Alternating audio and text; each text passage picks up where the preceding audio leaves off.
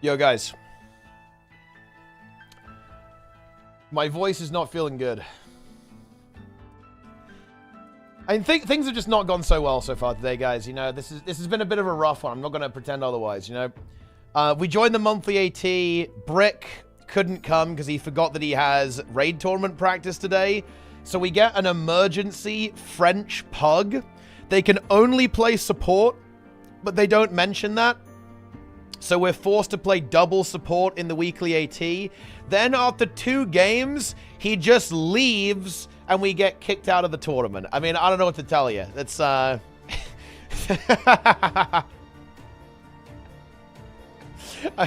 it's just a bit unfortunate, to be honest. But, you know, these things happen. You know, they really do. You know, they...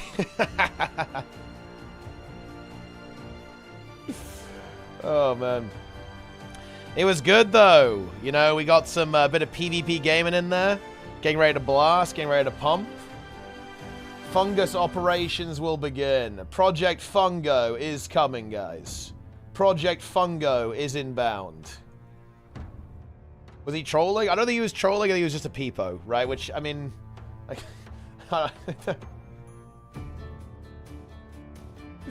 yeah.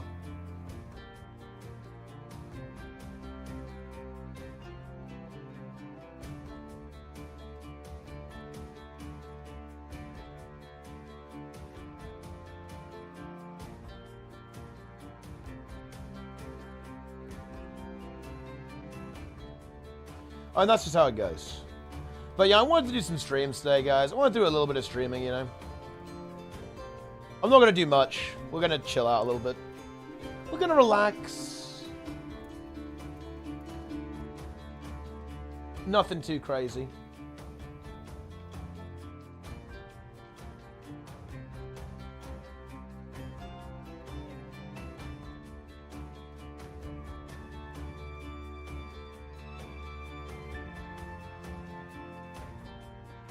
It's all good. Daily streams are back. Measure tuned? Yeah, that's big. I'd love to hear that. Yeah, I'll give it a try once I have some time. I think I'll send it this this week, I think. Once I got a spare day just to slam into it. Should be good.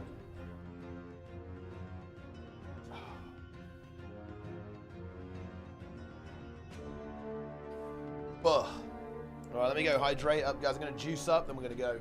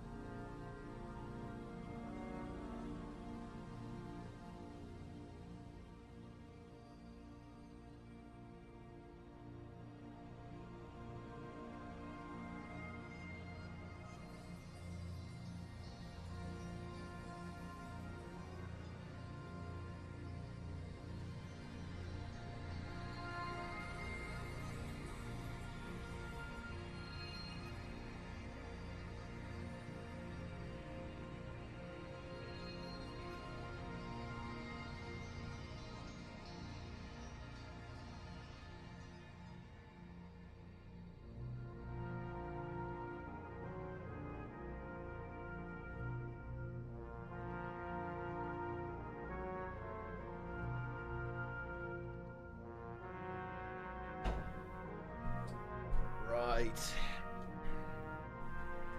Oh, thanks, awesome. Appreciate it. Oh, yeah, I got some Warcraft 3 music in there. It's good stuff. This is a great song, too, actually. Yeah, I love the meta train, guys. You guys didn't accept? Oh, we got trolls in Trex. So unfortunately, one of our players couldn't make it on our regular roster. And we got a pug, right?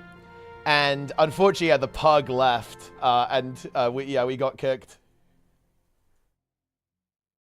Which is a bit unfortunate. But you know what? Unlucky, I guess.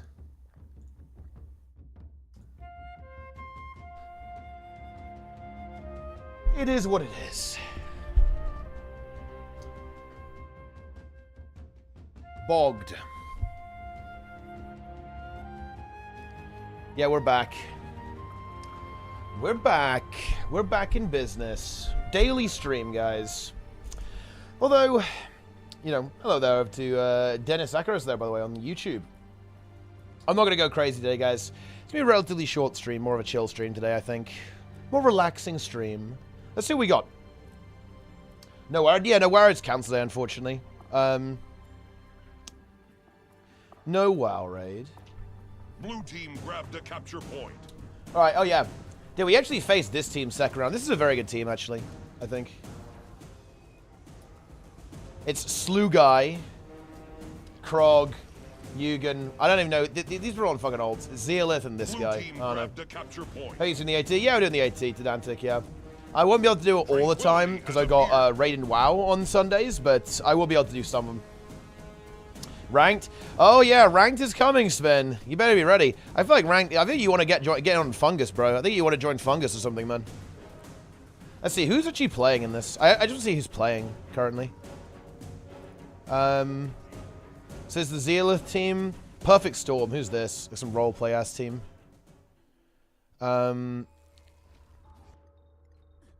No idea who this is. Who else have we got?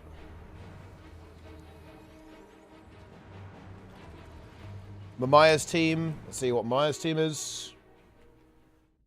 Mamaya's team is Enigma, Maya. This is Azaz, right, isn't it? And the big worm, Esprit. Yeah, this is a big one. Big one. A little bit of Reaper action going on there. Blue team takes a capture point. Bit of gaming. Love to see that. Actually, we have a... Oh, yeah, this is actually a pretty good team, actually, as well, isn't it? Like, people are just getting permabanned all the time, so I have no idea who's actually playing what. But we do have Sakaya, Waikiki. Oh, I haven't seen this guy for a while, actually. And then, why am I that good? Lol. On the support Chronomancer. We have this guy. It's Skullcolor and Guest in one. I mean, honestly, no idea who that is. And then this guy as well on the Reaper. Yeah, so you got a bunch of Reapers actually pop up this time. Demon Queen Relic this time. I think people are usually running Reaper Relic these days. Yeah, for a bit more damage, more chill, more DPS on this. But yeah, definitely Demon Queen also a solid option as well. Like more poison application. Obviously, like the healing reduction is really nice to counter revives and stuff like that. Pretty nifty. Same build though, yeah. Going for Scepter. I think Scepter actually really powerful. I was playing it in the AT as well. Really feels really strong. Actually feels really good in these team fights. You get a lot of life force from this. You get a lot of damage too. Not a surprise actually in this regard. Yeah. Are they DLLing or Wind Train to be banned so much? I think it's mostly. I think it's it's probably mostly like toxicity. I don't know. I think. To be honest,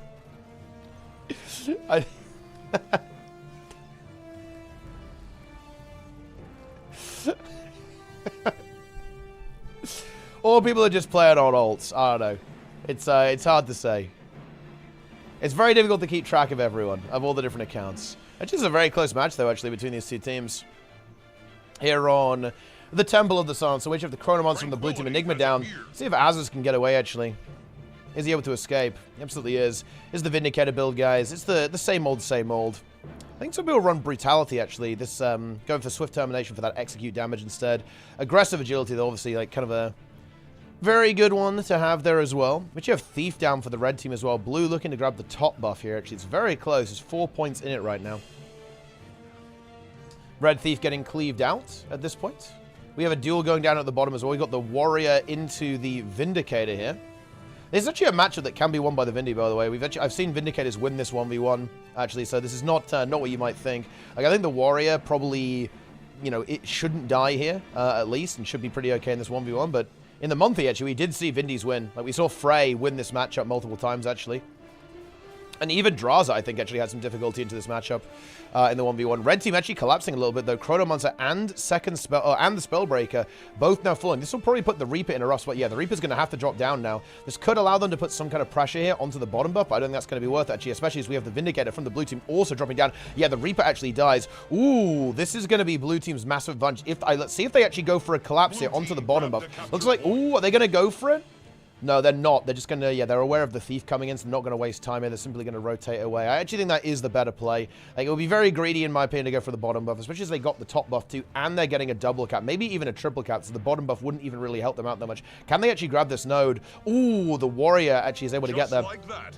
Just barely in time to deny that, but blue team is going to get a huge lead off this, actually, with the quadruple cap now going through. Oh, and they actually get, they get bottom buff, actually. They were able to force away the Warrior for long enough, and now they've got the sextuple cap here. That's probably game, realistically, I think, for this match. I don't really think that red team is going to have a very easy time coming back from this now, especially because everyone's here on middle. Like, the Thief is going to try to rotate. Are they going to get matched by the Spectre? They absolutely are. Maya is tracking down the Daredevil here. At the same time, that's might actually be a little bit slower, right? The Daredevil's a little bit faster, so not quite able to get there in time. Oh, does get the contestant. She's in very nice movement there by Maya, utilizing those teleportation abilities to get where they need to be. And yeah, this is basically just game. At this point, blue team is just stalling for time. Warrior defending the temple over here. And we have the Reaper, the Reaper, the Chronomancer, and the Vindicator holding mid, even winning middle, actually. Warrior goes down. Thief will be able to find a decap here, but with red team losing their players, this is going to be his game over. And that is how it is. And there you go. Oh, Mamaya's build. Oh, yeah, as Payne says. Looks like he's playing this bunker setup here, actually. Yeah, oh, yeah, he's playing the Heretic. Oh, yeah, he's playing this shit. Yeah. Yeah, he's playing the Heretic Amulet with Relic of the Defender. Right, with Rune of the Scrapper. So, yeah, this is one of these builds that has kind of emerged here as well, using this Heretic Amulet, the new amulet that got added, because it's kind of got all the stuff you need for a power build there. Power, Precision, Ferocity, a 4-stat, and then you've got Healing Power as well. So you attach that to your defense amulet, a defense trait line here as well. You've got that adrenal health coming through all over the place, and also Staff, the Banner of Defense there as well. Kind of all of the sustain that Warrior usually has. And all of a sudden, you've got a build that really does not die very much whatsoever. Like, very, very stally indeed. But yeah, very, very powerful. I think people started messing around with this kind of in 3v3, actually. In, like, the 3v3 meta. That's when people, I think, it started popping up, and now it's kind of made its way into Conquest as well. I think it was a bit more support-oriented, actually, in the 3v3 meta, but kind of a similar idea. Yeah, and that Defender Relic is really powerful too. Every time you block, you get a 5% of your health back. It does have diminishing returns on it, but it's still a lot, you know, a decent chunk of extra sustain on top of what already is a very sustainable build. How's your weekly? The pug abandoned us, okay, and we got kicked out of the AT. They just logged out, man. Unbelievable. Can you believe it? You hate to see that. You really do hate to see that. Yeah. But you know what? It was okay. Just a little warm-up there, getting the gang together. Wait, is this actually just a straight rematch, actually? Mamias versus No, it's not actually, is it? But yeah, we're actually already the way through it now. We have some pretty good teams, though, actually. This is pretty good. I think all of these teams are actually pretty solid. I don't know what this roster is. Actually, let's have a look.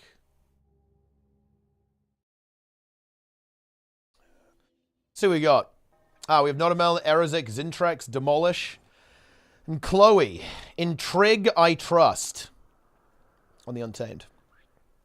We have Talek, Athena. Wait, is this Zeus? Wait, this is Son of Zeus. Okay, I think red team is gonna get crushed here. This should be very one-sided in favor of blue, I think. Hideous Demolish. He's ready to pump. He's ready to game. Chrono. Heal.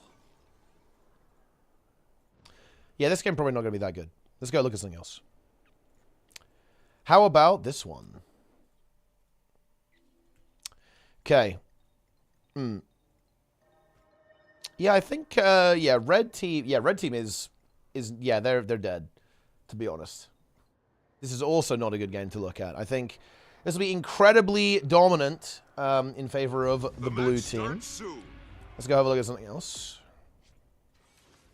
How about this one? Let's see. Oh yeah, I think this is actually this match could be competitive actually. We have the red team. We have Stranger. We have AAEA. We have this guy. We have also this guy. And we have this guy as well. Up against Slew Goat, Wannabe Casby, Dripped Out the Wazoo, Utwal, and Underdog's God. Nice. What are you playing in ATs? I'm playing Reaper right now, but I'll play anything really. I'm no main, guys, with a mercenary. Yeah. Digs through the stream, yes. I've surprised you. How does it feel? Ooh, already, actually, the Reaper from Red Team actually gets caught in the middle. A little bit isolated, was not there with the support. Support now moves in, but that's not going to be Reserble, actually. Yeah, a bit of a fumble at the start here, actually, for the Red Team. Not exactly what we like to see there, to be honest. Yeah, and Blue Team have got themselves into a really good position here, actually. They're stalling this fight over here. We've got the, again, it's this Bunker Warrior, right? Like, the Bunker Warrior is now in play. Slightly different setup, actually, I believe. I think it was a different rune. Not sure, though. Maybe it was the same rune, actually. I can't remember. But either way, here it is once again there with those same trait lines. As you can see, pretty capable of holding its own on this node there, like with a lot of damage coming in. Doing a pretty good job of that, at least for the time being. Thief also in play. And yeah, this is the other build that people are playing, right? This is the Bound build. Yeah, this is the Bound Acro Trickery build, actually. Coming through with the Berserker Amulet with Rune of the Warrior and Relic of the Dead as well. Getting those guaranteed critical strikes with these evades. It's going to be big damage on this ST build. Sword Dagger and the Short Bow as well. I mean, Blue Team is kind of farming right now. I think Red just got a little bit caught off guard at the start, and they haven't been able to really recover. Like, their Chronomancer is now massively pressured here at the same time. This Vindicator just going for the hunt here, looking for this kill. Gets big re-sustain there, actually, on the Chronomancers. They are okay for now, but... And Blue is just completely controlled this game. And yeah, Red Team is just a little bit spread out. They're a bit all over the place, right? Like, the Vindicator's on node, just dead. Thief now coming back, but they're going to be outnumbered again. Like, they're completely spread. Blue Team just completely dictating the pace of all of these fights. And Red really not really getting anything done here, to be honest. Yeah, there's a very, very bad start, actually, for Red. Let's see if they can kind of recombobulate themselves a little bit. But again, like, the Thief is just getting caught. Thief just gets caught and dies. Red needs to reset here. I think they just need to reset. They just keep going in with not much of a plan, I think, and it's not really working out for them, unfortunately. Yeah, now we just have this big outnumber here. Like, I mean, they can probably hold on for a little bit. They've got some position to kite, but they're not really going to be getting anything done. The Warrior, again, is just probably going to be okay to hold here. Is in Rampage right now. Probably has Defiant stance after this as well, at the very minimum. So I don't think this Warrior is really under a lot of threat. Yeah, the Thief has already come in for the reinforce. Oh, no Defiant stance, actually. Does have the full counter, but doesn't quite get it off in time. So we do see a Warrior death there. A little bit unexpected.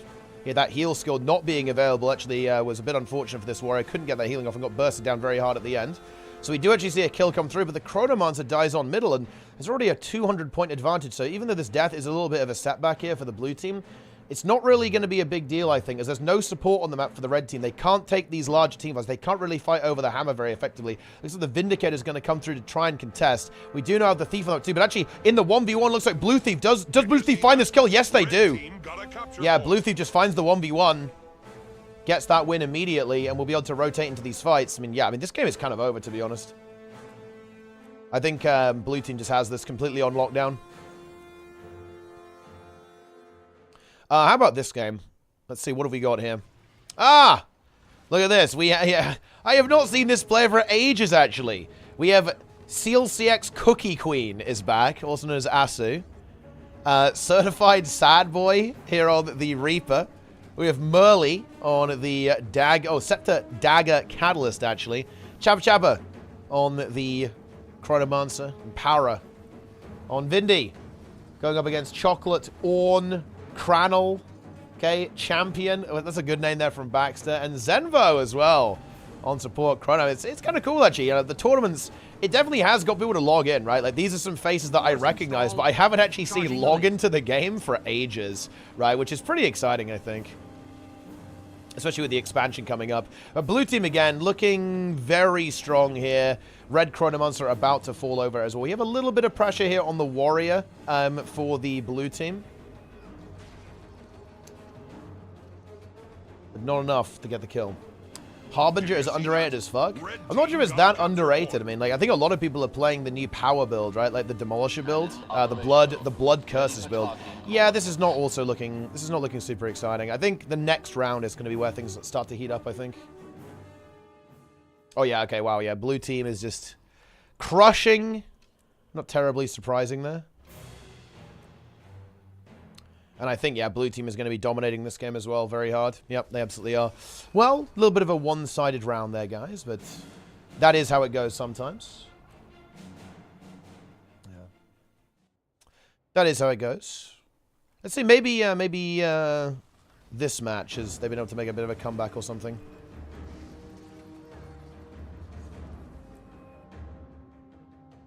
Yeah. They haven't. They have not made a comeback. It's getting worse. Unfortunate.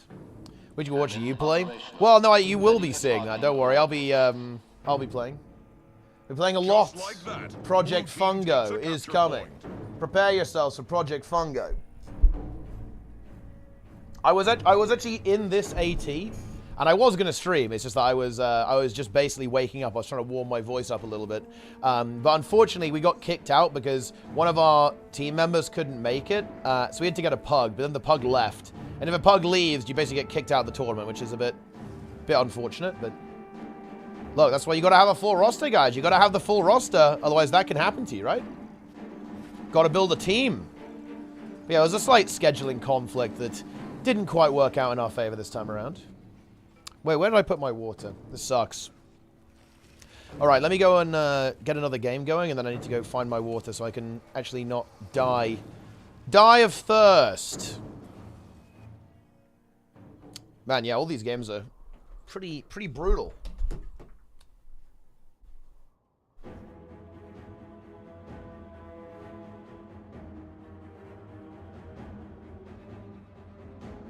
Blue team grabbed a capture point.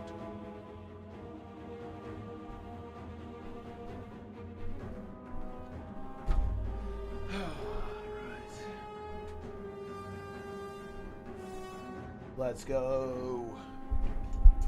I'm back. Buh. Cores installed. Charging the laser. This round is over. It is over. So let's see what these finals are going to look actually. Let's take a look at the semis. So semis, it's going to be, oh yeah, it's Mamayas versus Zeolith. That's going to be an interesting game for sure. And what's this going to be actually? It's going to be this chocolate team versus the winner of this match. Let's see who's winning this one. Oh yeah, that actually should be pretty good as well. Yeah, this should be pretty decent. Yeah, that actually, yeah, both of the semis are going to be good.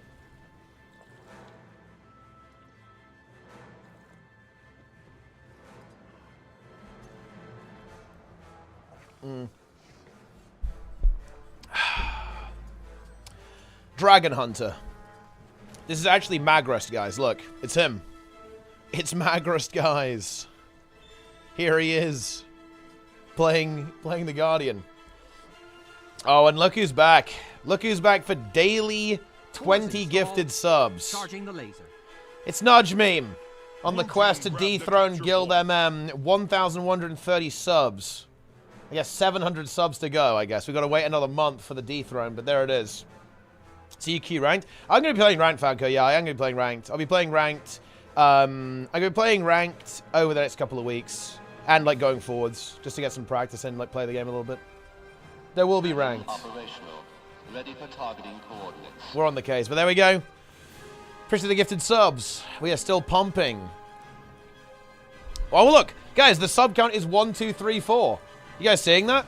Look, 1, 2, 3, 4. 1,234 subs. That is a special number right there. Love to see that. Yeah, this game's over. Aerozic just chilling out. enjoying himself. Demolish running around in circles. Demolish playing Axe main hand as well. Definitely a pretty interesting setup here. Is he playing like a Sage Amulet instead of Avatar? He actually isn't. He's going with Axe, I think, just because he simply prefers it. Has a similar functionality, obviously, like the Evade, kind of similar to Blurred Frenzy on the Axe 3 there as well. I think I did see Misha, I think, play a Sage Amulet build utilizing Axe Torch instead of the Axe Shield. Oh, sorry, the Sword Shield build that we usually have. You know, I think that was a bit of an experiment. I think Demolish simply goes for it as a bit of a personal preference, likes the axe, finds it more fun than the sword. I think the sword in general is going to be the more popular pick, though, especially with the shield, you know, like sword shield. It's a good weapon set, guys. What can I say? It definitely gets the job done. When do they remove 5v5 ranked? I don't think, wait, I don't think there wasn't really 5v5 ranked. There was tournament queue. It was basically like a weird version of ATs, to be honest. In the very original game. It's a real shame the game didn't launch with this system. Like, this system is much better than what it had on launch. Yo, Scarlet X there with the Prime. Thank you very much indeed. We're on a hype train, guys. If one more person subs, the hype train begins. We can go for a new record. Brand new record, guys. Level 13 hype train. All right, then. So I think now we're on to the real games here. On the red team, it's going to be Zealous team. We have Zealith, Nana, Yugen, Krog, and Slugai. Okay, that's what we got going on here. This time, he's the Slew Goat, I guess, here on... running extra Shout, too, actually, instead of the... Running the Shout Stun Break instead of the Spectral Walk. Kind of interesting choice there. Even kind of more damage output, though. Going with Relic of the Reaper, you get an extra Shout. That's more DPS. A little bit less mobility, of course, though. And some carding potential has been lost. Going with the Rabid Amulet as well. Sacrificing some Vitality and a bit of power damage in exchange for that toughness to help against some of the power DPS of the opponents. On the blue team, we've got a Spree. Rabid Amulet, again, with Relic of the Reaper, Relic of Lynx. Revocation Exposure, Cleansing Energy there on the staff. We have Zar, Relic of the Wayfinder here on the Vindicator with Scrapper and Berserker Amulet there. Normal setup for the Vindy. We've got Maya on the Spectre. Again, normal setup for the Spectre here as well. Ruin of the Necromancer, that Demon Queen Relic with the Carrion Amulet. We have Enigma on support Chronomancer. Normal support Chrono setup here with the Flock Guardian Avatar Amulet. With Inspiration, Chaos, and Chronomancer. And then it's Mamaya's bunkering down on the Warrior. Heretic Amulet, Rune of the Scrapper, Relic of the Defender. He's ready to go. He's ready to cause some problems here in this game. See how this one goes out, actually. Pretty similar approaches from the teams. Kind of like the biggest difference here is actually the Thief pick, right? Like the Spectre versus the Daredevil. I think this Daredevil build is very powerful at kind of shredding through some of the tankier classes in the meta right now. Like, you can really tear into that Chronomancer in particular, using that SD. You can get through that shield block, for example, with that unblockable stuff. Kind of similar on the Warrior, too. You can get through the unblockable on the Warrior. So you can do some pretty serious DPS there in this regard. But of course, you know, the Spectre is no slouch as well. It definitely has a lot of power when it's kind of like focusing down targets, like applying a huge amount of condition pressure in pretty quick times there as well. But here we go. The big fight has now started, and I think this is going to be a very team-fighted game. Team-fight-oriented game here on the Fofar. And it looks like the Vindicator on the blue team is the focus for red. They're really going for that. Cooldowns are starting to run out there. Where is the support from the Chronomancer? It is also activating, actually, and looks like the Vindy is maybe being able to just barely get away. Healing is really starting to run out, though, now, actually, from the Chrono. That's kind of basically everything being used there. Do still have Time Warp available. It does get used, and actually the red team's Chronomancer actually does end up falling there as well. So blue team taking this first team fight victory as well. We're going to see red team disengaging away from that. And also we have this Warrior just kind of bunkering down here as well. They are having a little bit of difficulty into that Thief. Again, look at the Thief, right? It's able to do so much DPS into the Warrior. Maybe not quite able to stand toe-to-toe, but the Thief, the Warrior obviously has like no kill potential, right? The Warrior cannot kill this Thief. So the Thief is just trying to break through and should be able to find a kill. There it is. Is able to do so and win this 1v1. Big win there for the red team. And yeah, Chrono not able to get there in time. Yo, Falco with the Fire Kid was there as well. It's good stuff. Meanwhile, actually, we have Maya very, very low. Down to just a couple of thousand health there with some barrier. Gets the heal off and blinks back in. Ooh, looks for that kill onto the Reaper. Right into the action. Lands the Gravwell as well. Gets the CC. The Reaper is able to just slide away out of that, but it's not enough. the kill comes through as the blue team converge on that. Red have got the map, though, again, in large part due to that thief kind of putting in that work on the other side of the map there. Warrior pushing it again, but this is not going to work, is it? Right, that's the issue. It's going to keep the thief locked here, but this warrior is not going to do anything versus this thief. And I guess one of the issues is that how does this warrior get away? They're going to be forced to kite it. They have to stand on this terrain, but this is very, very good for the red team because this matchup is simply not going to work, I think, for the blue team whatsoever. Rampage is available, but yeah, look, it's not enough. Right? There's too much damage, and the warrior is not able to connect onto this thief whatsoever. Support from the Spectre is now moving in. If they can turn this, that would be nice, actually. Maybe a bit of CC combined with the thief damage could be good. But there's a big rotation from blue team coming in here now with the red team's own warrior coming in. But actually, red team do end up losing the fight and losing their thief as well. The thief greeds a little bit, maybe. Gets caught and falls. So that's a little bit of an unfortunate situation. Vindicator as well goes downstate. I do want to kind of take a look at the other game as well, because I think both of these matches are actually going to be relatively interesting. I might hop into the other game as well if we have a little bit of period of downtime in this matchup. But so far, a very hard-fought match. Now with Blue really bringing the swing back, though, getting that Thief and getting the Vindicator, that's going to be massive. Thief looking for the decount. Vindicator is going to be able to intercept that and match that. And I think Blue doing well in this team fight over here as well. Actually, yeah, they absolutely are. They've got their 4 kind of core team fight players here to kind of get the job done there. I guess they don't have the Vindicator, they have the Thief instead, but the Thief now moving away, probably looking to actually match that as well. This does leave the blue team outnumbered. They want to be disengaged in this. Yeah, Esprit's already starting to move. The Chronomancer a little bit sluggish, though, gets caught a little bit, takes a lot of damage, does have the shield block, and of course does have Signet of Illusions to kind of follow that through, but the unblockable from the Reaper is actually really bringing the pain there onto this Chronomancer. Time Warp now is going to be used. Rifle abilities are going through there, getting that cleanse off. Esprit slowly getting the disengage as well. Looks like blue team has managed to get out without actually dying. They're getting out. And blue, I think, successfully disengaging that. Oh, and the Thief gets caught as well. Zeolith gets finished off over here on middle. And now they even are looking for a kill onto the Vindicator. A big Reaper shout landed there, I believe, getting that big stun. And blue looking really good, actually. Like, picking up that Thief kill again is going to give them a lot of momentum. They don't have to worry about the Thief backcapping. They don't have to worry about that. They can now basically push with impunity towards their opponents. And red team kind of scrambling here a little bit to try and, like, recover this fight, but I don't think it's really going to work out for them, actually. Blue team looking really good. Massive damage going through onto the Reaper. Is that going to be a kill? Banner of Defense there kind of saves the day from the Warrior, but I do not think that is going to be enough. There is no reviving that, and red team are going to have to run away. Thief gets the decap off respawn, but blue team will be able to replace that node with, of course, the far node. They're kind of securing now. Esprit just kind of holding the fort against the Warrior, at least for the time being, but yeah, I mean, blue team really starting to pull ahead now, actually, in this game. Did you see that? Red team got a capture point. Really starting to pull ahead. Does the CC land? It does not. Warrior gets the Defiance off as well. Of course, this does mean that the Necro can keep applying con these, I suppose. But that's not going to happen. Oh, this Thief actually kind of gets caught again. Loses all the health from red team. No support from red either. Let me go have a look at the other game. Let's see if that is also an exciting matchup. Oh, it's just started, actually, so we have no idea. We have absolutely no idea, but definitely is an interesting matchup. We have Chocolate, we have Ornn, we have Cranel. Of course, we have Baxter and Zenvo as well. But nothing's going on right now. Let's get back into the other game. A new record? I mean, look, you know, every day is a day to get a new record, right? That's how it's got to be. Meanwhile, we're back in this game. Oh, a massive Reaper stun. That's going to be an instant kill. That even might be 2 kills as well. This Chronomancer is not going to be having a good time into this right now. Big damage coming through. The Reaper really wants this. Lands the Shroud too. There it is. And secures the kill. I think blue team have kind of got this in the bag now. I think, like, at this stage in the game, winning a big fight like this is going to give them such an advantage over their opponents. And they've got 2 nodes. The Thief is kind of threatening the waterfall here as well. They could maybe send Maya over there potentially at some point.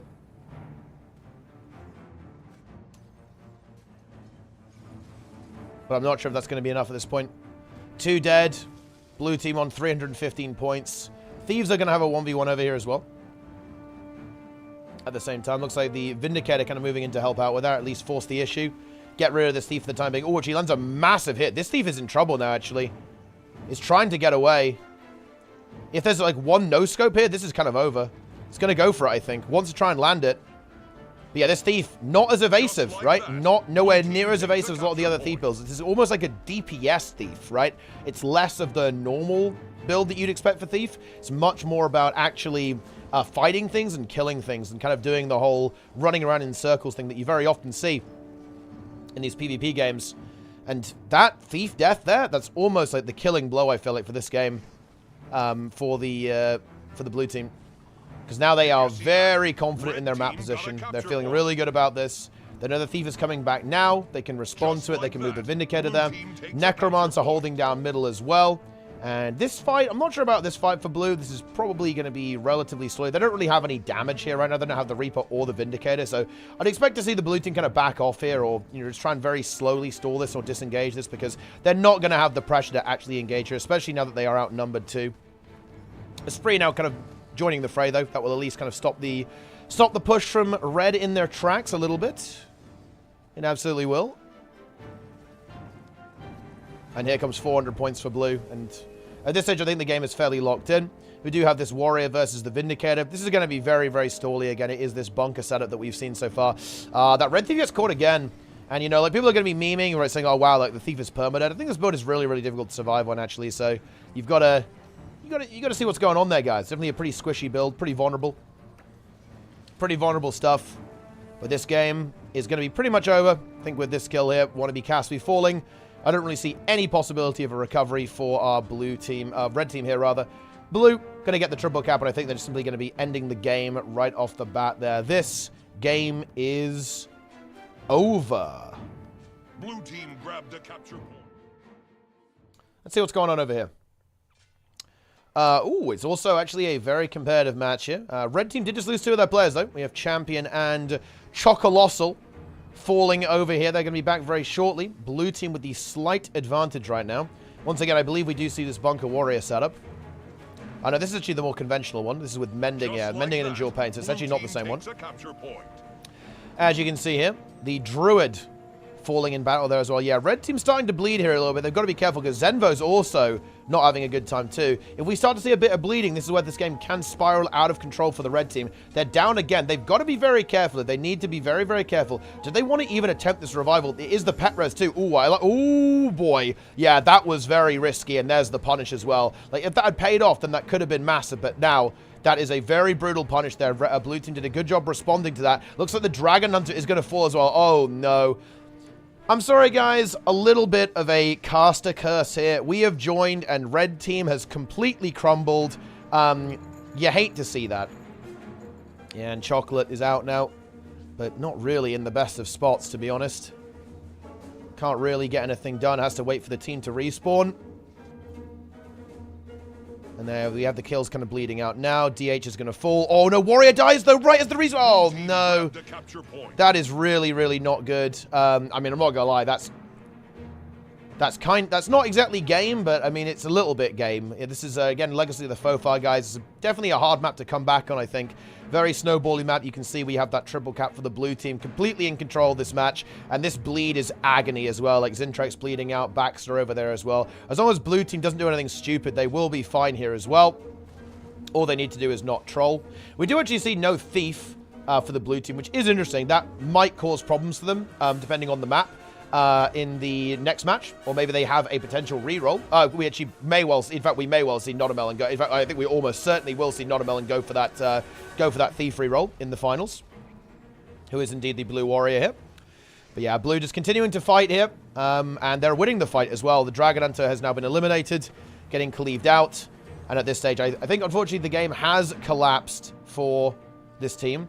The blue Untamed has actually broken in. They are doing the jumping puzzle to climb in without actually breaking the gate. Zintrex also doing the same. It's reminding me of World vs. World right now. They have broken the rules, guys. Zenvo getting cleaved out. Chocolate also in trouble. And wow, this game has turned into a bloodbath, guys. It's turned into an absolute bloodbath. It really has. Yeah, this is the Reaper build, of course. Utilizing the Scepter Sword, actually. Interesting setup, though. Very interesting. Instead of the torch that you're going to usually see. With the staff. But yeah, 400 points now. It's over. It's going to be Notamel and team. Yeah, they're going for the Lord, actually. Lord cap coming through here. They should have the stability. Yep, there's the balanced stance coming through. That should be the stomp onto the Lord. There it is. Blue team wins. It's going to be Notamelon's team against the other team in the finals. Mamaya's team, rather. Exciting matchup. Yo, Linka. Very nice. Very nice. Yeah, Nudge Meme gifting again, up to 651 gifted subs this week. Weekly top gifters resetting very soon, guys. You too can be a top gifter. But anyway, that is the end of that. I am quite tired, guys. I will admit that. I feel drained today after a 15-hour stream. It was rough. It was rough. Can I do 80 on non-degen days, please? I mean, Sunday's not a bad day for it, honestly. It's a little inconvenient for me, but, I mean, what other day would you have it on, right? Yeah, a bit of a 15-hour, guys. This is how it goes.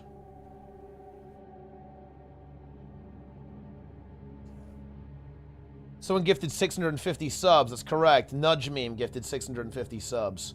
651 to be precise. A weekday like normal people? Well, I mean, look, again, I'd be all for that. I would love to have it on a weekday because it would work better for me. Because I won't be able to play. I won't be able to play weeklies when there's a WoW raid on, which it is what it is. Can't play everything, guys. Can't be here all the time, but it will be my preference. All right.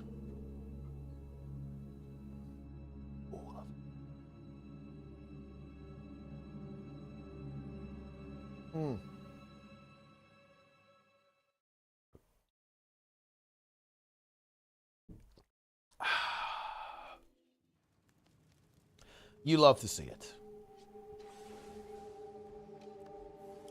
Okay. All right. Finals here on Kylo.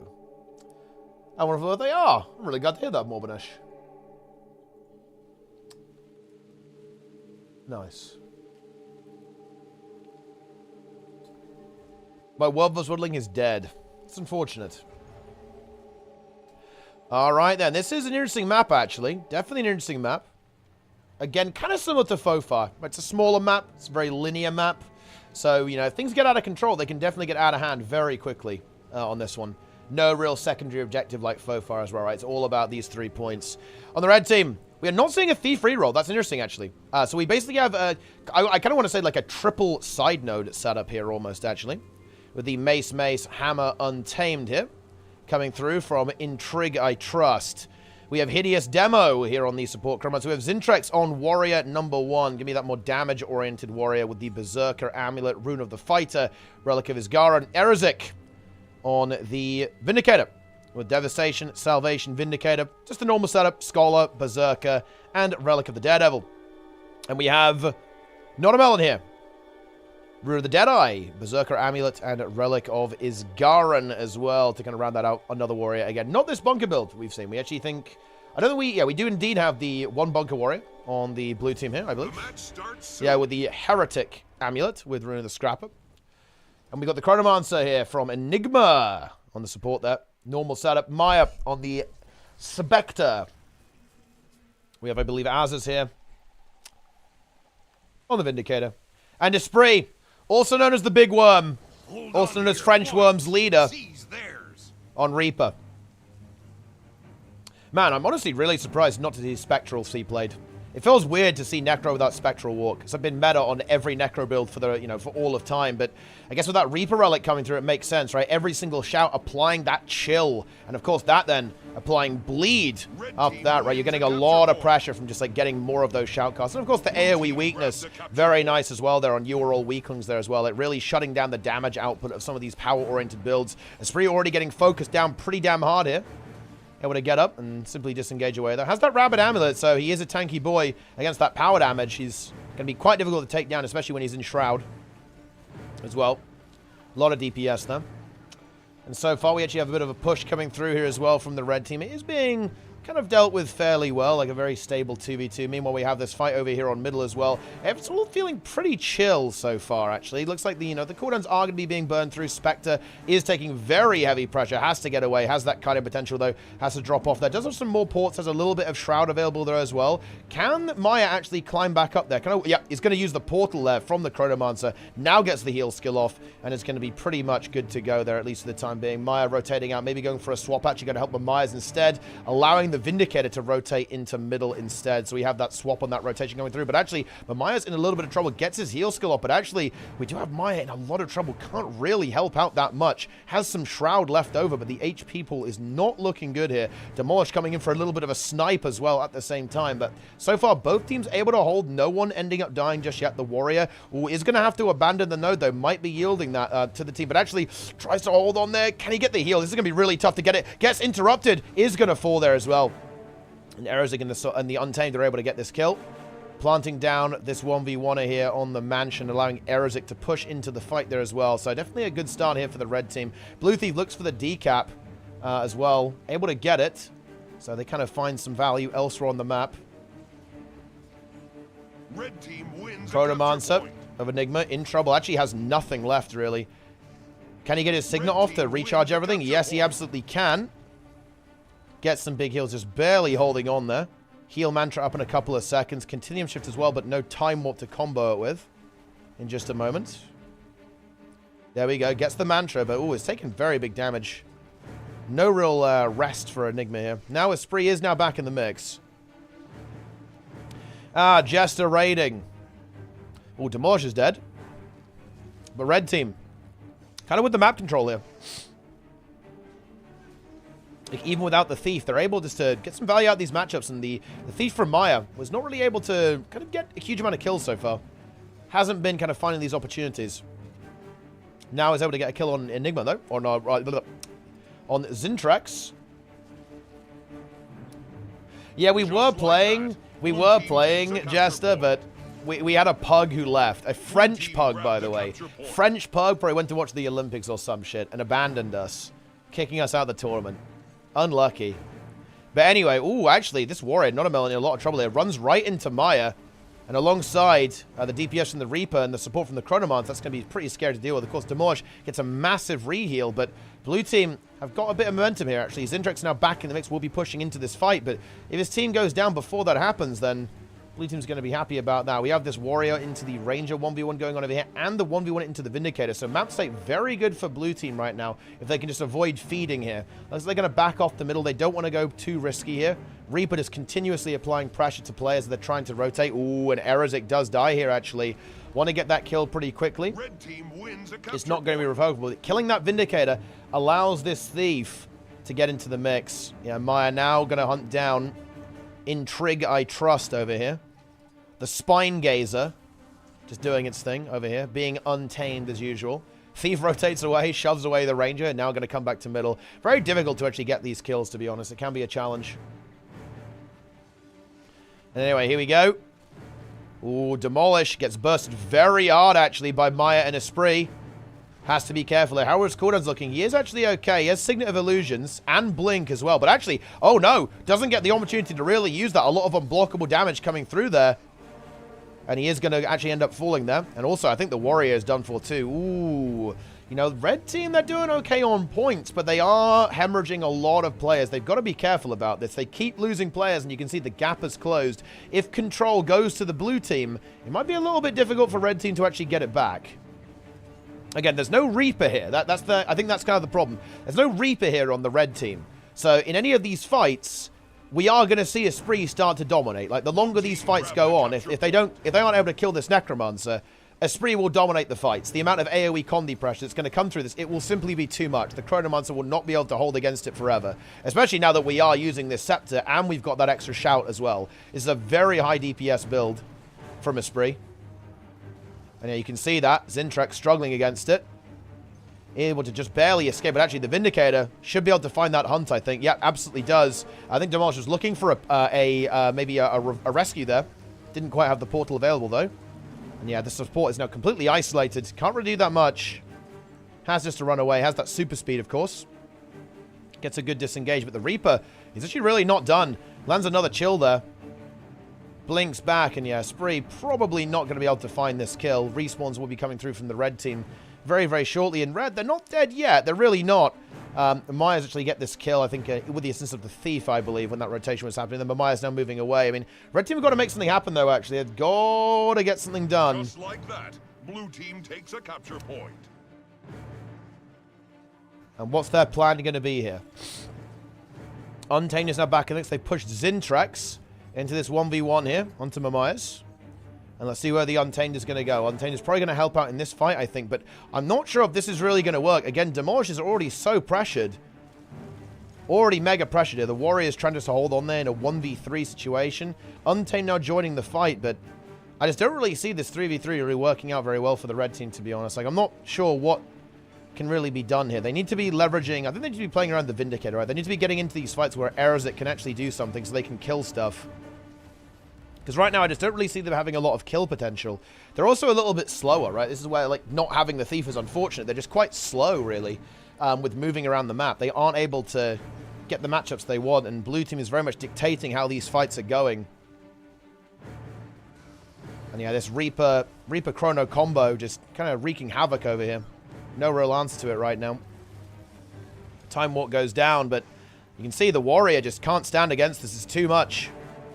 Untamed has to leave. Nearly dies to Condis, actually. The Condis keep ticking. They are ticking, guys. Tick, tick, tick. And this game is kind of over, to be honest. Because Spree is going to continue this 1v1. Chronomancer moving back to middle there as well. Mamias actually does end up dying. Is killed by Zintrax. The higher DPS Warrior build, able to kind of punch through the defenses of that kind of bunkery build. Aerosik falls on mid, though, in this team fight. And again, like, the point advantage is pretty massive. Intrig, I trust, falls. Did you see that? Red team got a And that's the end of that. Yeah, we can see that Spree was able to hold on in this encounter, in this 1v1. Now is actually getting attacked by Aerosik, but we do actually have the reinforcement from the blue Vindicator as well. A lot of damage going through here onto the Reaper, has to be a little bit careful. Is backing off temporarily, wants to get back to where the support is. Support is now there. You can see the portal, just gets away. Gets the re-heal, and now is completely okay to re-push while the Vindicator is just holding the line over here. And yeah, blue looking good here. Blue looking very, very good. Ooh, a big connection as well onto Notamelon from the Vindicator. That DPS coming through.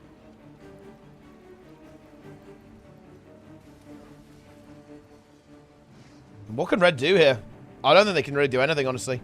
I think I would like to see a reroll. I think I'd like to see like a Deadeye from Notamelon here. I'm not sure if going with this... I'm not sure if going with this triple Warrior Untamed was the way to go. Or double Warrior Untamed was the way to go. I think they've got their damage, right? They just don't have enough DPS. Because they only have like one pure DPS build here, really, right? That's going to be like doing like big rotational damage. They got like one rotation class. Like everything else is like, these are duelists, right? And then you got the support, but you only have one class that rotates. And I don't think that's really enough to actually make something happen.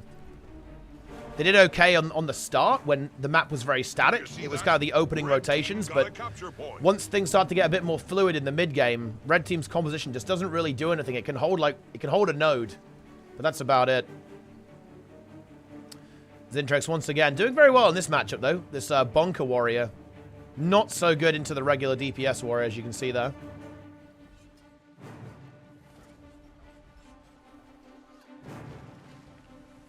Unlucky. But doesn't die. Vindicator moves in for the reinforcement. 400 points now as well for blue. So you're really starting to get to the end of the game. Getting very scary. If red want to come back, they've got to do it now. They do get the decaps. 5 minutes left on the clock. Actually, we do see a kill. We're trading kill for kill here. Did you see Vindicator that? force for blue. Red team got a capture point. Red team now the double cap. If we could get into this situation where red actually is locking down all three nodes with their duelist, it would be good, but it's going to be very hard to do that, right? Like, if there's any outnumbers anywhere, that Reaper gets the outnumber, immediately secures the kill onto Notamelon. Demolish moves in, but can't really revive that. They secure that, and Spree does have to be careful here. He doesn't really want to be in these situations. He is without support right now, so Has to be a little bit careful with the Untamed, but it is only a support plussing him, right? Like, it's not really the end of the world, to be honest. And he just backs off the middle, gets back with his Chrono, and now Erosic is going to be feeling the wrath of the Necromancer here. The Corrupt's coming through, the DPS coming through. And Erosic in trouble. Support from the red Chrono is here, Demolish moving in, but might actually be a little bit too late. Big pressure coming through there, Corrupts. Like Erosic, can he hold on? Gets interrupted. Massive healing from Demolish, actually, so not going to get this kill just yet. Did you see that? Esprit Red team got a capture point. continuing to pump, but blue now have this middle node, and those points are going up. And if those points are going up, then we're in trouble. Well, the red teams are in trouble anyway. Esprit trying to blast. But at this point, they're kind of just looking to hold on, right? Like, they're okay. They're fine with this map state. It's going to be a case of not dying. They know they're going to be good in this team fight as well. This team fight should not really be very good whatsoever for the red team. And you can see it really isn't. We have Demolish going down. And when the support dies, the entire fight will collapse. 5 points, incredibly relevant here as well. Esprit maybe even looking to kind of go for the chaser and finish the job. But all they got to do is hold on to this fight. They're doing a good job of it too. Esprit is still fine. He's got full Shroud. Not going to be easy to kill him right now. He's cutting away a little bit. Being chased down by the Vindicator. Actually, can even take that portal away. The Chrono went for that decap there as well. Portal's in. Will now be capping the windmill, while the Thief, the Chronomancer, and the Vindicator are holding onto middle. But Maya's not having the easiest time over here, to be honest, into Zintrax, but it doesn't matter. The rest of the red team is falling. Kiba with the tier 1 resub right at the end of the weekly AT. Weekly AT will be taken by the Big Worm, Esprit, one of the most powerful players in the game. French Worm's leader, of course. And gets it done. 490 points. And that's it. I hate this PvP. They never have Engineer playing. Buff Engineer. Yeah, I mean, Engie is definitely fine for ranked, but in competitive, it's definitely not the best. But look, the meta is constantly shifting, you know? Engie will be back. Interesting match there, but it ended up ending. Yeah, Reaper definitely putting in a lot of work there. Like, that massive team fight presence was very difficult, I think, for the red team to deal with there. And no Thief was, I think, a bit problematic as well. Definitely tough.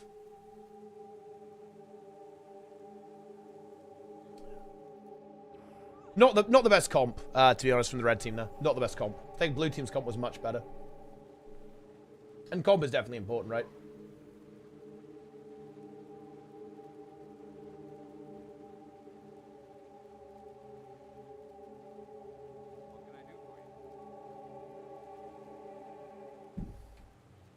How much healthy would PvP without Thief existing? I think it would be worse.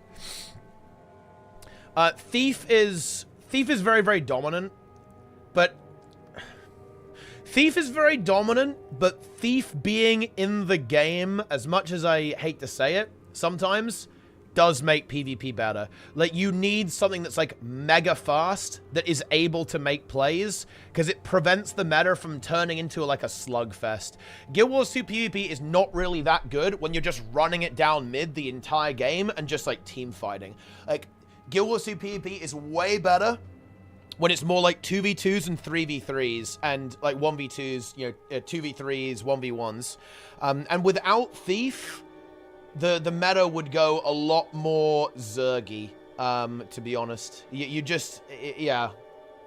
And that's not to say it's perfect, right? It's absolutely not to say it's perfect, right? Yeah, Thief has definitely made the game, it's been unbelievably obnoxious sometimes, right? Like, some of the shadow art stuff was just like the absolute least interactive, most cancerous build to ever have existed. But yeah, I don't know. Other classes were to do the same job as Thief, give Ranger and Mesmers the means to do the same job. I think that, yeah, adding like a Thief alternative would be good. But, you know, for example, if like Willbender kind of ended up in that direction. Yeah, Engel's right here. Necro is actually the anti-Thief. This is a good point, actually. Nobody... well, I think people do complain about Necro, actually, because Necro has also ruined the game sometimes with Scourge and stuff. But yeah, Necro is also really important because, like, Necromancer is like the opposite of Thief. Like, Thief is all about moving around and Necro is about just like fighting, right? And like, fuck you, right? It's like a roadblock. Both of those things are really important, actually, in the game. You need to have, you need to have like some good juice, PB isn't good when Flavor of the Month classes exist. All other specs are useless. I mean, I don't know what to tell you. Like, there's going to be best classes. I mean, I do agree that, like, some specs are kind of trash. But, again, I want to be clear here. This was the weekly AT. Some of the best players on the EU played here. Like, yeah, there's going to be a metagame. If you play ranked, basically every spec is good. So it depends on the context here. You're looking at that AT, and you're pretending that's how ranked goes. But that's not true. Okay, because what you're trying to do there is you're comparing very high-level play, like, some of the best players in Europe, to ranked. And that's silly, right? You can't do that. The meta, for a start, the meta in ranked is not the same as the meta in competitive. That's one interesting thing. Like, you'll actually find different builds doing really well in ranked compared to, like, high-level competitive play in Conquest. But also, in ranked, pretty much everything is good. There are a couple of examples. I mean, I'm not gonna lie, if I see Scourge, I go, okay, this is gonna be a rough one, because Scourge is not good. At all. And yeah, there's a couple of specs that are pretty bad. But I'm not gonna lie, there aren't that many of them that are unplayable. Like, there aren't many specs that are like, oh yeah, they're actually useless. Or, like, very, very weak. All I see is Necro and Warrior. I wonder why. You know what? I'm actually gonna call this out. I've been playing ranked a fair bit. I've seen quite a lot of variety, honestly. I've seen some, like, goofy-ass shit, okay? I don't know. I'm not sure about that. It is. Yeah. I don't know. Ah, very good, Luard. Very good. Very good. But yeah, there's always a meta, right, guys? There's always going to be a meta game. I honestly don't know what to tell you, right?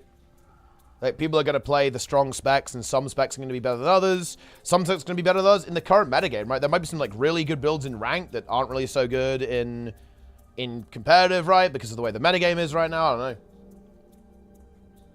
Yeah. You have to do meta in ranked. Do you, though? Right? Do you, though? I mean, if you want to, like, be optimal, yeah. But, I mean, if you want to be optimal, you're always going to play the best build.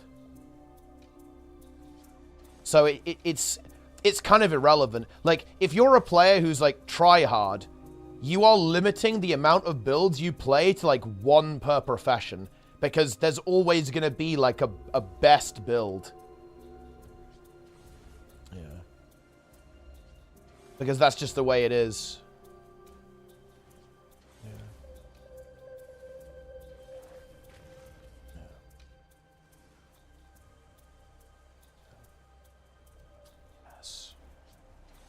If you aren't playing meta, it's a lot more difficult. I'm not even sure how entirely true that is, actually. I mean, I don't know. Distant PvP matches? Yeah, I will. I might, if I'm feeling fresh, I'll do the NA monthly, NA weekly as well. When is the NA weekly, guys? I might do that one too, so hop over to NA. I'm not gonna lie, in ranked, I actually think the most important thing is, like, how well you play right now. I don't think you have to be playing, like, the sickest build ever to do really well. Oh, it's in 40 minutes? Oh, okay, then, yeah, I'll actually watch that. I'm a little bit tired, I'm a little bit drained, but, yeah, I'll watch. I'll just, like, leech some World versus World on the Zero to Hero account for a while. Oh, you can't do it today? Ah, okay, it's fine. Don't worry, we can take turns. Most of the games are 50 to 500. We couldn't leave the spawning out to 500. Is this due to imbalance in rankings?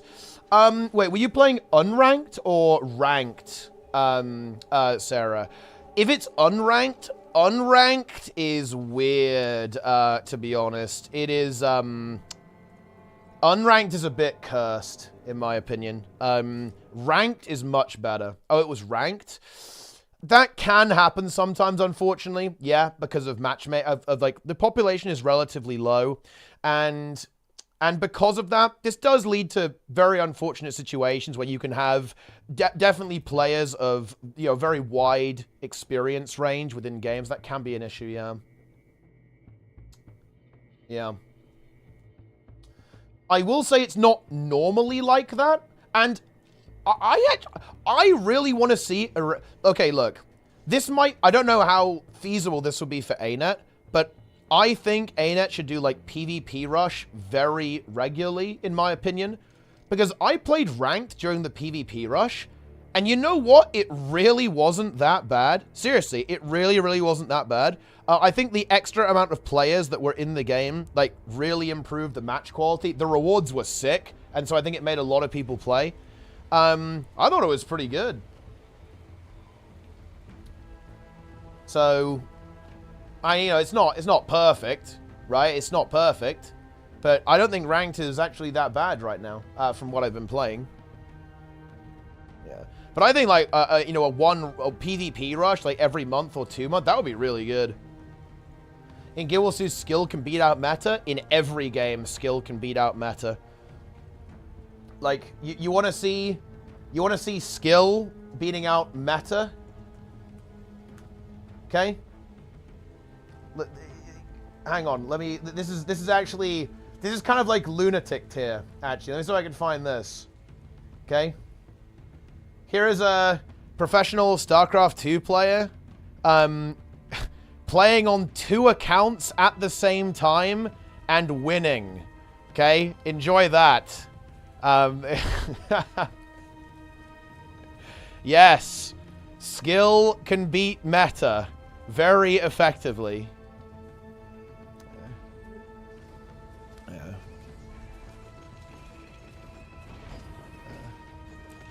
What are the excuses for the guys who lost to this? So this is mana, right? Yeah.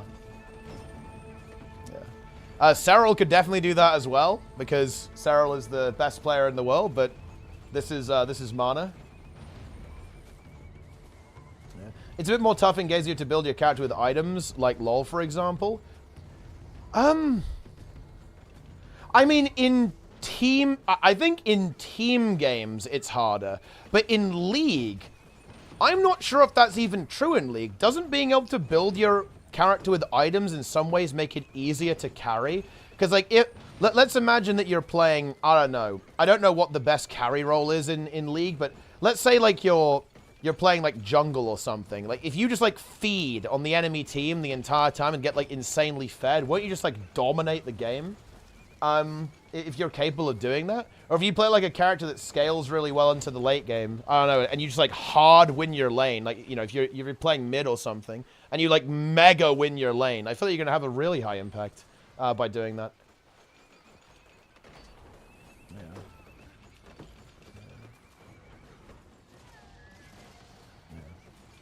Because I don't think people realize how good people are at these video games. Because, like, hang on. League players, give me a guess here. This would be my read on this. If you put, like, Faker into a gold game, or, like, whatever, you know, like, whatever gold is in League of Legends, wouldn't he just, like, dominate every single match and, like, hard carry every single match every single time? Like, that's what I would expect to happen in a League game. It would just be, like, fucking brutality. Right? They'd be, like, completely fucking unstoppable, right? Like, hard solo carrying every single time. I think it's actually harder to carry in Guild Wars 2 because you don't scale this way. Like, you don't get items. Yeah.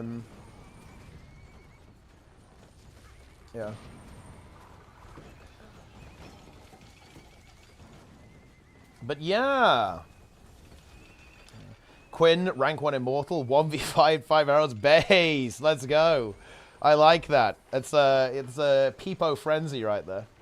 But yeah, Guild Wars 2, I think another thing that's happened with Guild Wars 2 is that you have really short cooldowns and so much sustain. I think it's kind of hard to carry, actually, in Guild Wars 2 PvP right now, I think. it's harder than previously, because everyone is so fucking tanky these days. Like, everyone is so, like, passively tanky.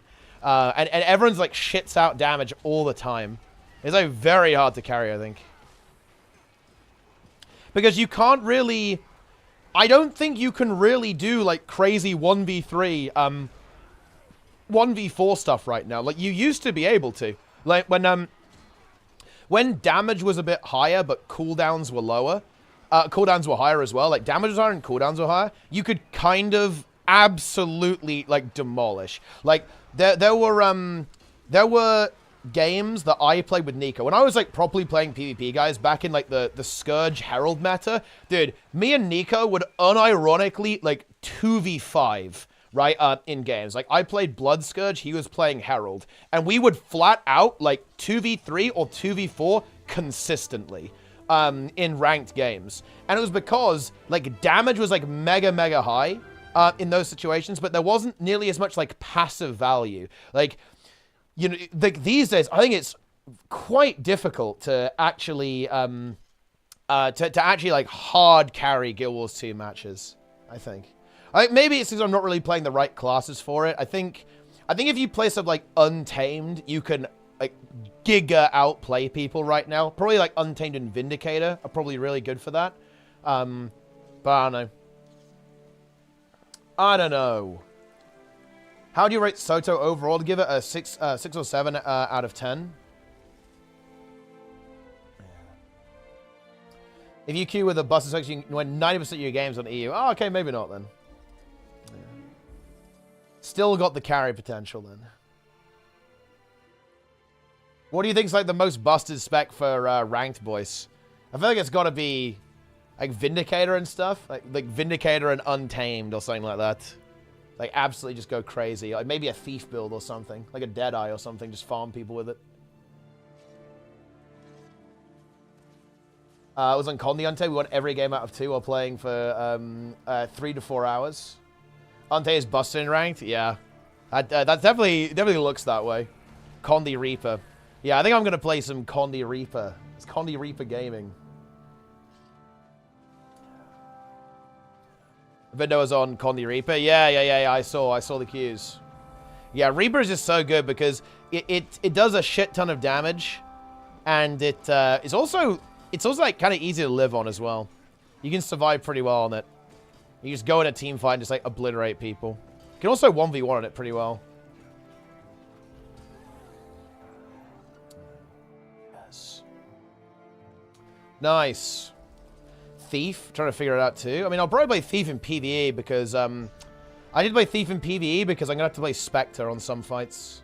Because I'm the boon man.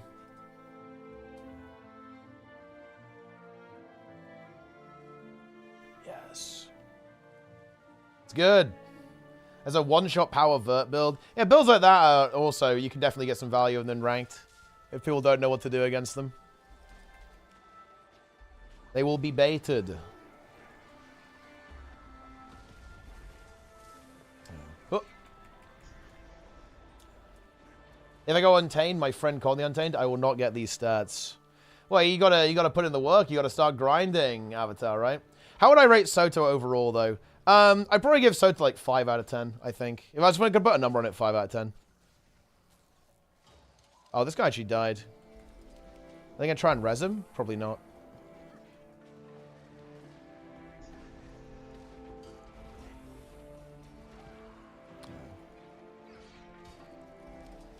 Boom. Worst Xbox so far? I would say it's the weakest expansion Guild Wars 2's ever released, Joe. Definitely.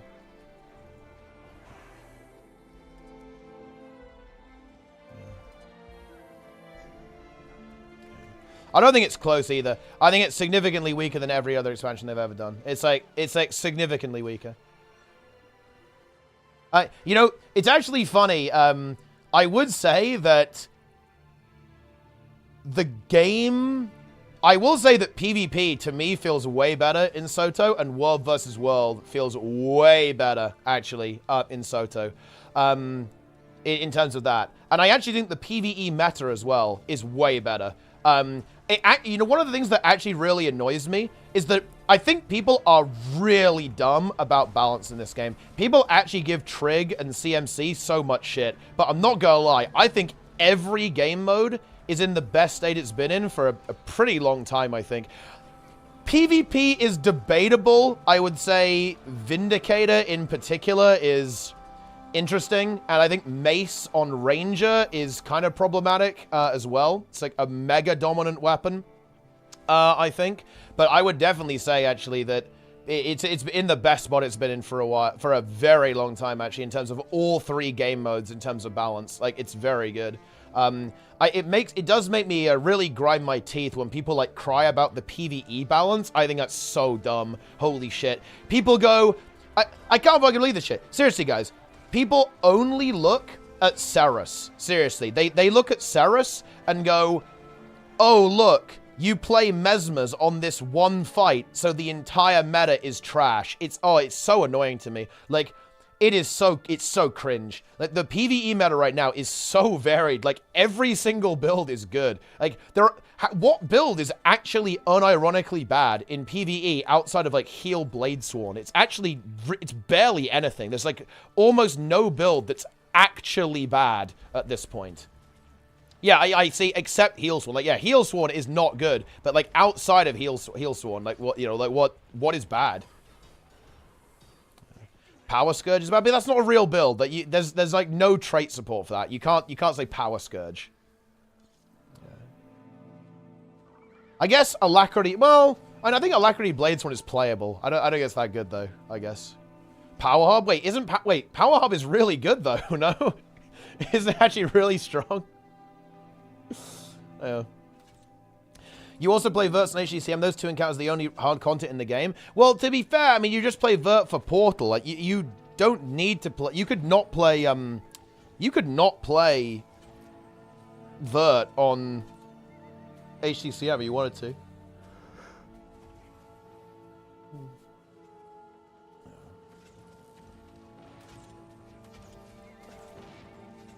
Which of the heavy armor classes are the most useful across the board? I wonder if Revenant and Guardian are close. Oh, I'd say so, yeah. Rev and Guardian are definitely, like, the mega high value everywhere. I would disagree with World War a bit more than a year ago was far better.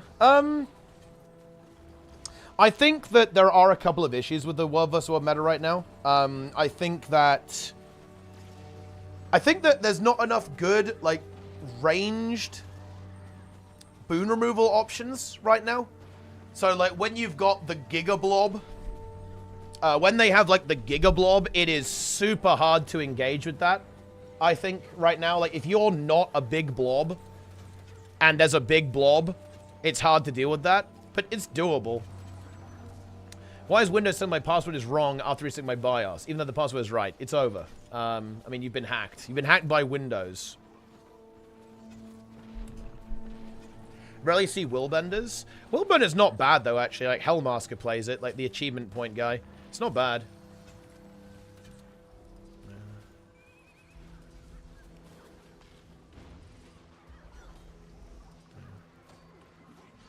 Yeah, this is probably not going to work. Wait, okay, yeah. Yeah. Well, I mean, that's not good. You hate to see it. We got boonballed, guys. I'm going to blame the balance of the game for this. The reason we died there was because of the boonball meta. Enjoy.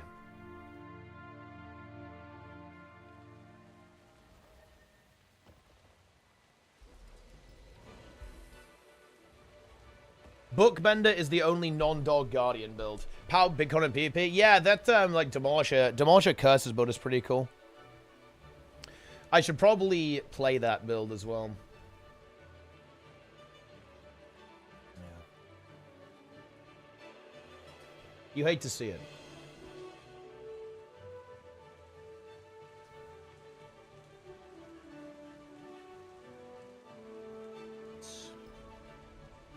But yeah, straight up, like, Soto had pretty bad content, but the actual a lot of like the core game stuff was really good, for sure. If you think about the actual features that got added, like the balance team stuff, is very high tier. Trig the Breaker. these clashes going on in the UK right now? I mean, I have no idea. People fighting over the Olympics or something, or are people like stabbing each other? That does happen sometimes, unfortunately. We don't have guns, so we have to stab each other. 420 viewers? Oh yeah, it's appropriate. Weapon mastery? Yeah, I'm a bit torn about weapon mastery, to be honest. I'm not sure if that was good. I'm not sure if freeing the elite spec weapons was the way to go. And yeah, Guardian Spear is high tier.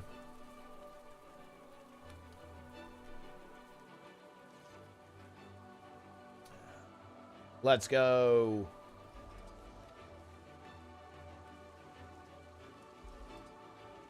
Not sure about it.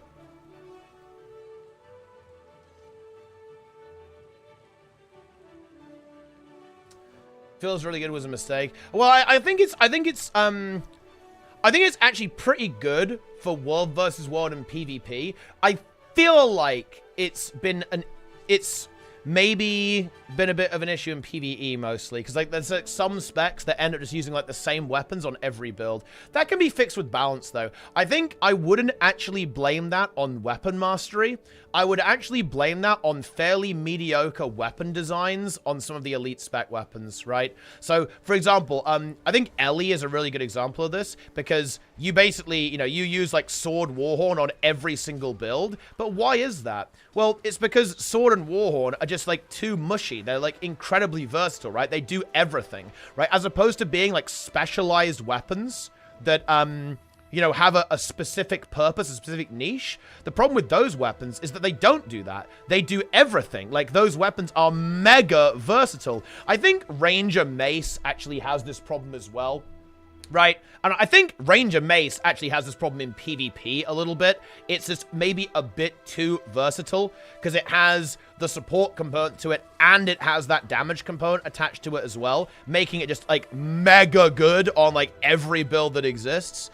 You know, for all of these setups there, and that's maybe not what you want. But yeah, like Ellie Warhorn definitely has this as well, I think. Because you just play it on every build. Although I think that's not true. I think they kind of fixed Warhorn. I don't think you play it on every build now. It all makes sense now. But we'll see. You can fix that with trades. I mean, I think you can fix it with just like changing the weapons, like reworking them a little bit. But it will take some time, right? Like making them a bit more specialized. Yeah. You had to play one core spec for the rest of Guild Wars 2. Which would it be? Secondary question: if you play only one elite spec, what would it be? One core spec. Core Guard. Core Guard is like honestly fucking peak Guild Wars 2. Or Core Necro actually. Both of those are fucking giga good core specs, I think. And only one elite spec. Probably Reaper. Reaper is insanely high tier. Oh, it's you know what? Dude, it's Reaper or Tempest. Like, those are just, classics. Absolute classics. Literally every single LA build uses Warhorn. It's over. Okay, never mind then. Well, yeah. I mean, again, I think that's kind of a design thing, though. Like, Warhorn is just a bit too versatile, right? They need to, I think it needs to be more specialized. I think I'd really push Warhorn in the support direction. So it's kind of like a more defensive style weapon that has some team support on it. Like, Focus can be kind of like the... Focus is like the solo weapon, right? It's like the weapon that's a bit selfish in the offhand, right? It's all about, like, healing your, you know, going invulnerable. You can... Got a bit of utility on it with the projectile block and all that kind of stuff. Like, more of like a, you know, a selfish weapon. And then Dagger can be kind of like the damage weapon, right? Like, the damage and output weapon for PvE. Because, look, am I wrong on this, guys? I think it feels super good to run, like, Dagger offhand on Ellie in PvE. Like, Dagger offhand is a big feels good, man, if you ask me. Feels good.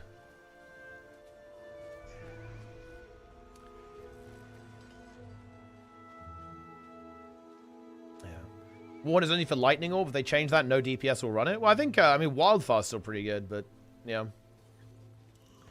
Yeah, Dagger offhand is very base. I mean, I think Warhorn's good on support Tempest. It's like Sand Squall. I mean, look, you'll never escape from Heatsink now. Like, Heatsink is so good that like you're 100% running that for the rest of time in PvE. You will run it. You will enjoy it. Get that resistance going. This is bad. I'm actually going to go in the water. Because they're just going to run us down. Go to the side. Easy.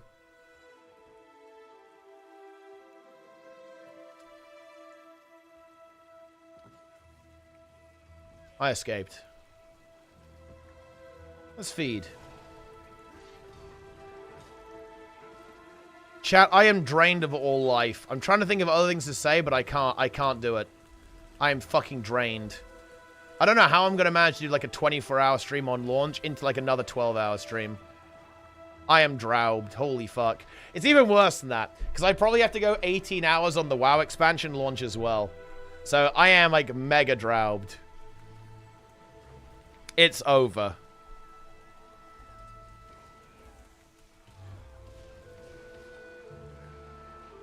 Drowned. 4 hours a day, so you get used to it. Just 4 hours a day, like I crave death, right? That's unlivable. That's like actual brain damage. If you're doing like 4 hours a day, like your brain is festering. It's like covered in its own juice.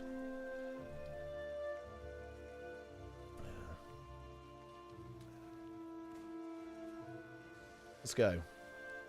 Take breaks. There's no rest for the wicked. That's why, Hoth. We're here to grind.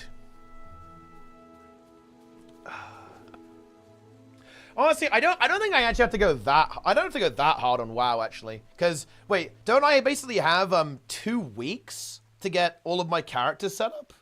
Isn't that's actually so free? Holy shit, that's insanely free. So maybe I don't have to do anything crazy for WoW. I think. Well, I have to go crazy on. Yeah, I have to go hard when M+ releases. Yes. So yeah, it's M. Yeah, when M+ drops. That's when we have to go hard and, like, pull the 18-hourer to get all the hero gear. Hard on Heroic Week. Daily M0 run on all characters. Oh, yeah, I guess it's a bit of a grind. Yeah, that's like a small grind.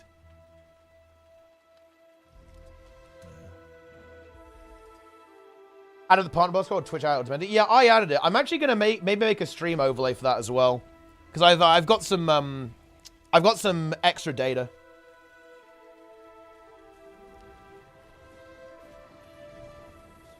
M0 tour, all characters. Yeah, it's gonna be some Guild Wars 2 stuff there, right? Like doing the dungeon tour. But bear in mind, that's with no affixes, right? So it's actually very free, I think. I played all the dungeons too, so I'm pretty familiar with them. I'm gonna try to put some routes together if people need them. I don't know if people have like dungeon routes, but I've got some that I can share with people.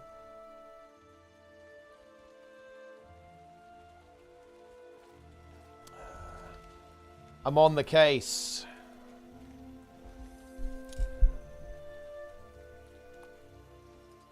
I'm in high school. I was getting 3 to 4 hours a night for 3 years. Permanent decline in cognitive function. Lamau. Yeah, it's actual brain rot. Like if you don't sleep, your brain is just worthless. I'm attempting hard reset. Wait, you're going hard reset. How'd the weekly go? Well, the weekly 2 was actually pretty good, I think. Unfortunately, we only played 2 games because our French pug left and just abandoned us. And our games were a bit scuffed as well because we were playing 2 supports because the French guy could only play support, which is not ideal. Small boss trash guys, a lot of them could be extremely troll. Yeah, I'm going to put some notes on the... I'm going to put, you know, like the little notes you can put? I'm going to put notes on what you should kick and stop. Yeah, I'll stream NA, looks like. Yeah, I will. Yeah, I will. I'm going to hop over in a minute. Actually, I can transfer now. Let me transfer real quick. Got your buy route 3? Yeah, we got fucking owned, unfortunately.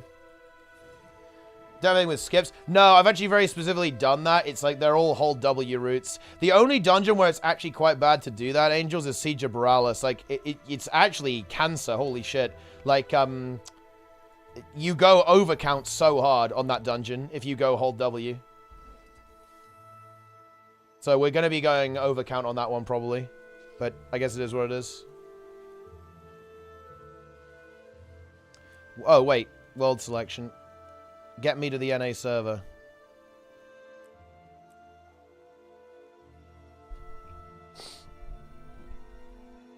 Siege of Borealis. The Breaker. Yeah, that dungeon is unbelievably cursed.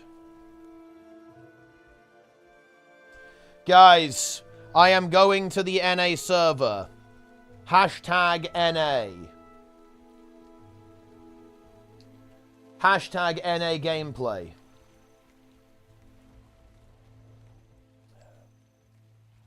Hashtag delete NA. We actually have a fight over here. Oh, yeah, okay. We are not getting anything done here, are we? Uh-oh. What is this? Sleep Foundation. What is revenge bedtime procrastination? Revenge bedtime procrastination occurs when individuals sacrifice sleep for personal time. Later bedtimes can result in sleep deprivation, affecting mental and physical well-being. Develop a relaxing nightly routine to use every night to prepare for bed and avoid stimulants that encourage bedtime procrastination like smartphones. Honestly, this is good advice, actually. You don't want to do that. Like, you know, look, guys, if you want to perform well in video games, if you want to perform well in life, you need to sleep. If you don't sleep, you will literally become worthless in everything that you do. Like, you will just not do well. You will barely function.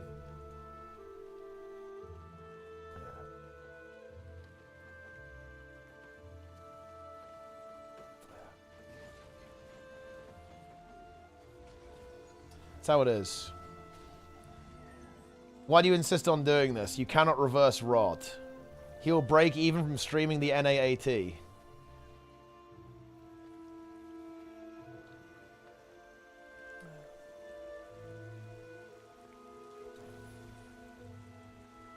It's difficult being insomniac. Well, yeah, I guess that's not ideal.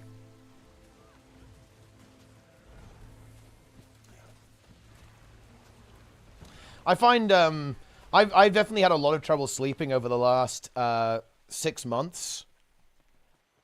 That, honestly, is where exercise comes in, guys. Okay? Be tired. Be tired. There you go. This is now a bee-themed stream.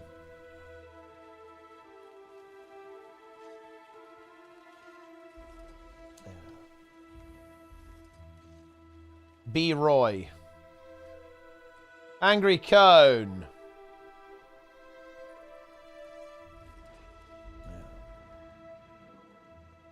Oh, never embrace being a wage slave.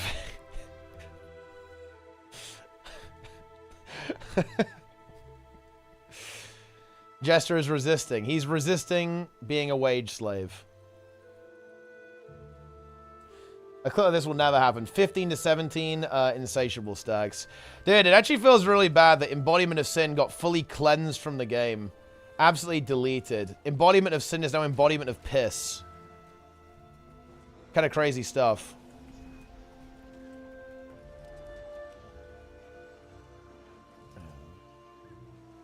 Boom. Embodiment of Breaking. Do they nerf it? Yeah, they nuked it from orbit, actually.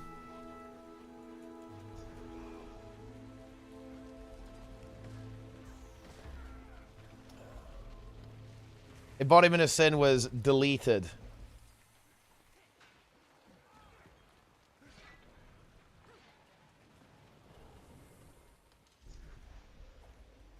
Buying Embodiment of Sin carry is still expensive, though. And it's still harder than Legendary mode, I think. That's why.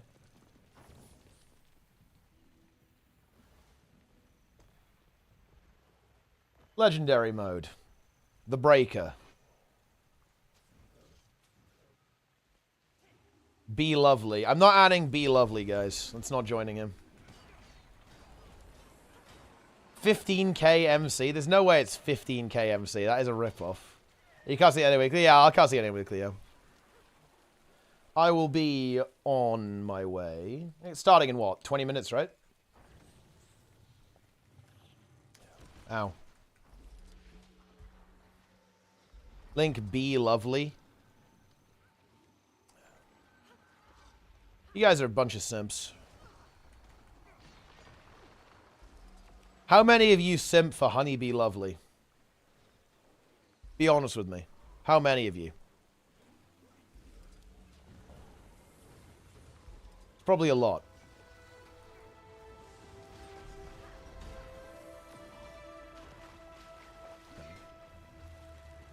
Yeah. Ah, Chomp in the chat. Are Team Champions playing Chomp? If not, why not?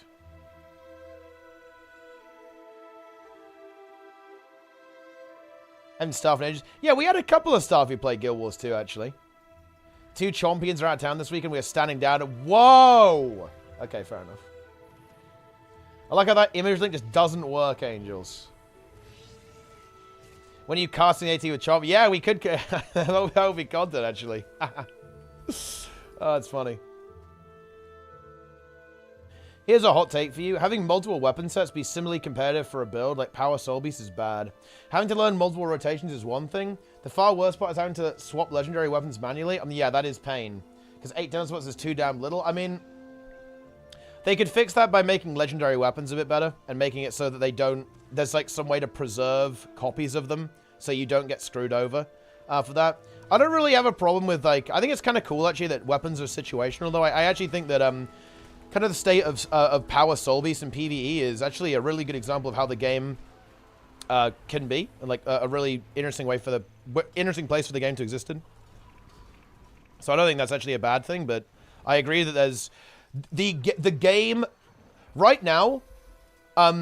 There's the legendary system is fundamentally opposed to the way they want the game to be. I agree with that. Yes. So let me try and put that in a more succinct way. The game wants you to swap weapons, and it wants you to use different builds, but build templates just don't support that very well. They're just not very good at letting you do that, especially when it comes to swapping weapons on the same build. Like, that's what Guild Wars 2 is supposed to be, but the systems do not support that. Yes, it sucks, and I really wish they would fix it. It's one of the things that I find the most frustrating about it. Like, I'm sorry, I have full legendary gear. Playing multiple builds should not be a chore. It should not be annoying for me to do that, and it is. Yeah, this is a really big problem, I think. I want them to fix it. Yo, Grim, with the raid. Yeah, we're about to hop on over to NA. Are you playing in the NA Weekly, Grim, actually? He's going off-stream, going undercover to blast the Weekly.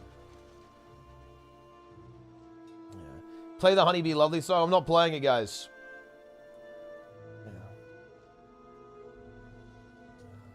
I got a perfect world. They have regular scheduled weekend war where guilds defend their own land, capture killing the crystal. Oh, no, of comms. Oh, yeah, okay. Oh, if you want some help, I can help you set that up if you want, by the way, Grim. It's not that bad to set up. But yeah, that makes sense. That makes sense.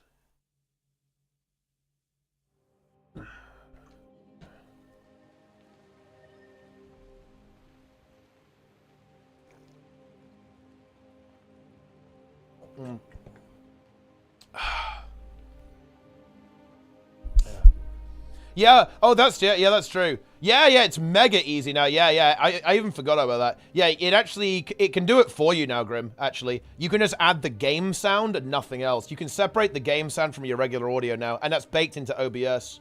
I actually even forgot about that. You used to have to do some like audio cable stuff, but you don't anymore.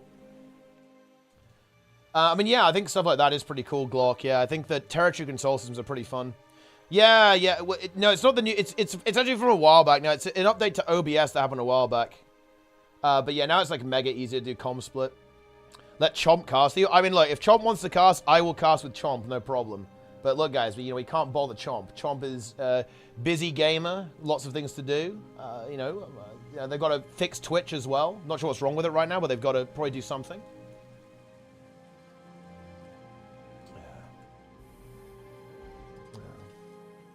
Yeah. Hey, Dad, AV1. Yeah, AV1 would be really nice, actually, because I could stream in 1440p. Although I'm not sure my PC could handle that. I have to get a new PC. Road Empire in the chat as well.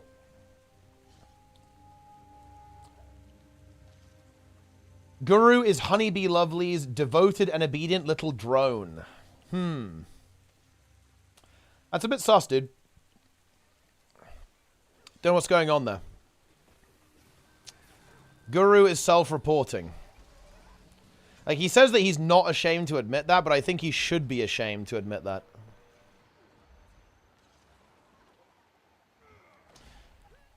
Sweet cookies. I thought this was a potential cute gamer girls member, but it's not.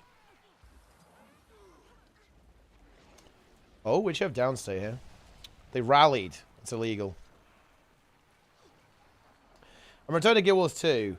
I did move from EU to NA. Can I switch servers easier or just not to pay a charge? You are going to pay a charge to go from EU to NA, I think. I think you do anyway.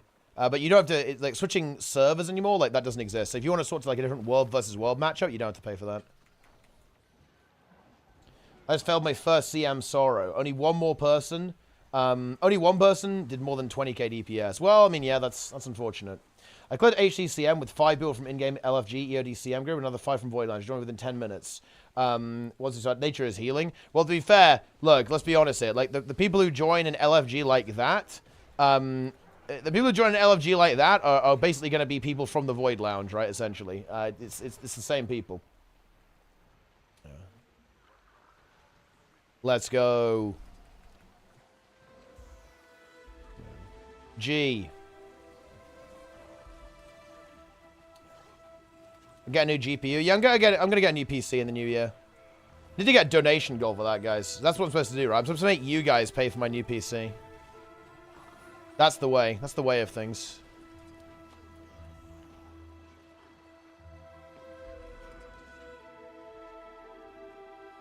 There's a builder on stream too, then.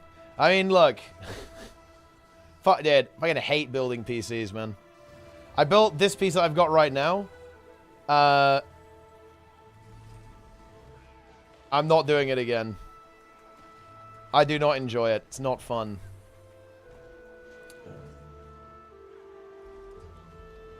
AMD 3D V-Cache. I mean, yeah, I'm going to wait for the 9800X 3D from AMD to get a new machine.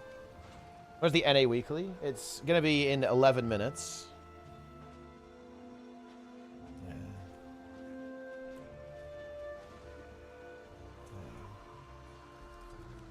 Yeah, dude, Intel CPUs are absolute dog shit right now. I don't know what's up with that.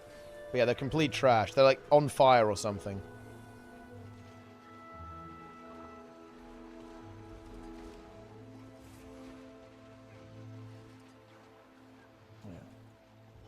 Checkpoints at the start of all phases, HM will actually be puggable. Yeah, I mean, that would just make it insanely easy, yes. that would make the fight a complete joke. Like, yeah. Screwing entities is going to be the best strategy. Yeah, I actually agree with that. Yeah, I will try and do that. Like, it's not going to be a crazy investment because I'm not able to play most of the. I'm not going to be able to play most of the weeklies, but yeah, I'll definitely see if we can get that going for when I actually can play. Are you running old Selly Zergard or running some new version? It's basically the new version. Yeah, it's this is the current. Like, meta guard build. It's like the Shattered Aegis. It's the Shattered Aegis setup. My Relic of Feber didn't activate. I go off to the side, though. Yeah. Very nice.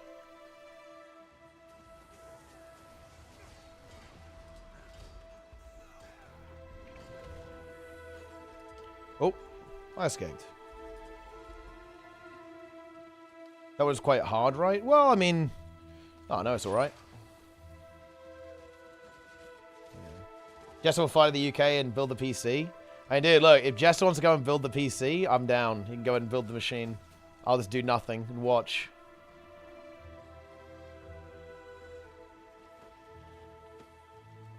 Check out the NA Weekly too. I am, yeah, I'm going to go to NA and we'll take a look.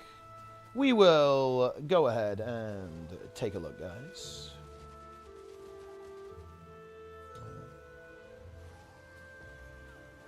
No, I'm not into watching like that, Angels. No, some people do like that stuff. Some people like to watch. Wait, did that guy die to the guards? What happened to him? He's got sniped. NA Dragon's End? No, guys, I'm just gonna watch the NA weekly. Then I'm gonna cut the stream. Then I did want to stream today. I'm basically gonna try and stream every day, even if it's only for like 2 hours or so. Just to, you know, keep it going. I want to just get some habits going. But I am fucking drained, dude. I am absolutely drained after that 15-hour. I do want to really build up the stamina, though. I'm going to try and stream like 8 hours a day, I think, until basically the gw2 expansion comes out. Just like go mega hard. Because I need to just, I need to get the stamina going again. Get used to actually streaming for long periods of time. Yeah. All the good relics are Soto. Well, yeah, I mean, they're going to make mega busted ones in Janto Wild. It's going to be good.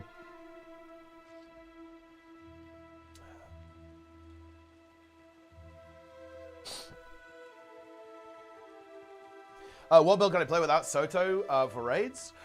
I mean, Thief. I mean, just use Thief Relic now instead of Fireworks. Just like any power build, right? Any power build is good, I think. Yeah, you don't need weapon mastery for everything. I'm gonna pog on ult tomorrow since Fungi is Wednesday. Yeah. Thief and Fireworks are both core. Yeah. I guess you can't get Fractal Relic. I think this is actually this has to be intentional, right? Why do they do this? I feel like Condi builds are way more annoying to gear than power builds. Like, you need to get, like, Viper gear is way more annoying to get than Berserker gear. And the relics are way more cancerous. And the rune, too. Like, there's no good core Condi rune. Not really. I guess there's Aristocracy Relic, which is pretty okay as a core relic. But, you know, you can't really get, like, the really good ones. It's kind of annoying.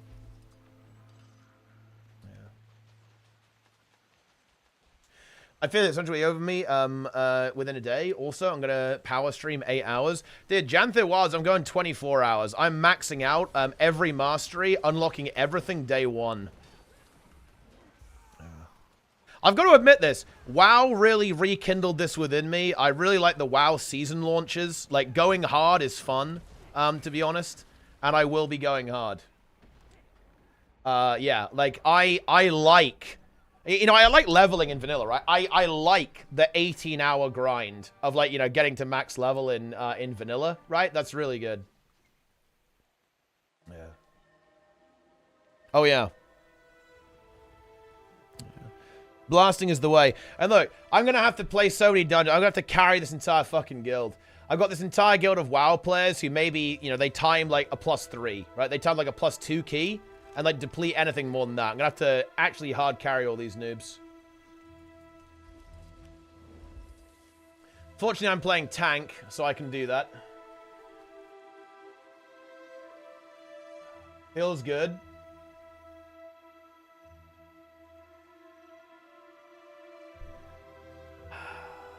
$16 days. Yeah, Janthir is out in 16 days. Janthir Wilds, the Breaker. All right, I better log into NA.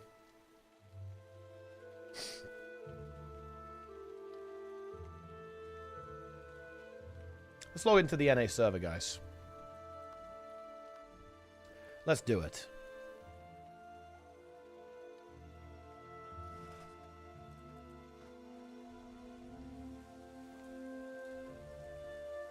Thoughts on this clip? What do we got?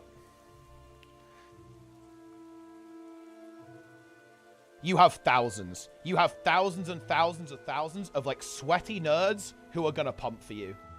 Yep, pretty much. That's streaming in a nutshell. Take a +2 in the war within. Listen, okay, Rate. Oh my god, Rated thinks he can talk shit, dude. Wait, let's get the VOD. Let's actually measure the average time between Rated begging for an external. Okay, like, please, oh, I don't want to press dispersion. Oh, I would never press that button. Ward me, bro. Rescue me, bro. Oh, I'm dead unless you hard carry me. Seriously, this guy thinks he can talk shit. He's like actually like passenger. He's like a literal passenger. Like Guru carries him around literally throughout the key. He's like, oh, I'm void torrenting. Ah, I'm void torrenting. Ah, that was him. Yeah, bark me, please, bro. Dude, you know what's funny, though? Dude, I was gonna say it, boys. The dungeons are fucked up, okay? Get ready for some depletion, dude. Oh, my God. Like, the War Within ones, they are fucked up.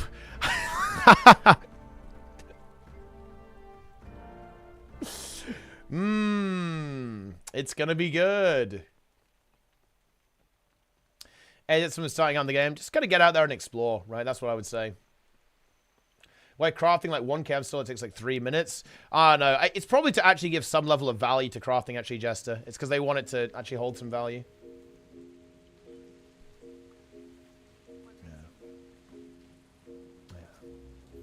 Reminder that Mythic Plus is a joke tier game mode until they put in some effort into balance. Reminder that Mythic Plus is trash.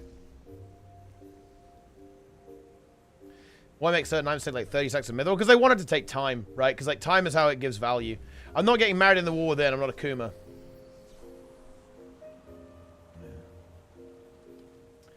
Binding of binding.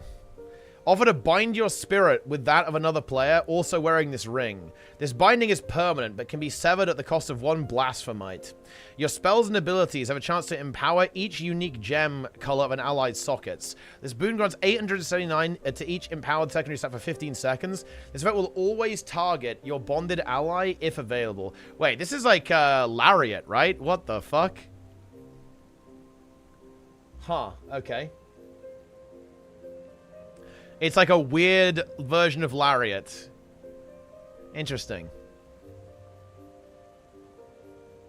I don't feel much value there crafting mithril ingots. Well, it's to make it like it's to make increase the gold value, right? Yeah, Mr. Mental there with the raid rather actually.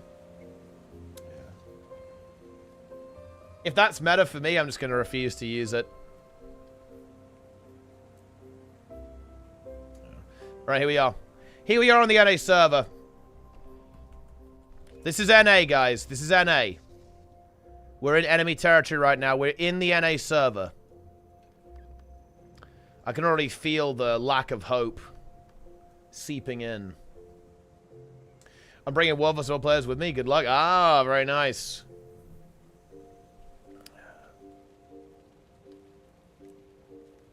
How many of these players in the mist slot, guys, would do more than 3k DPS?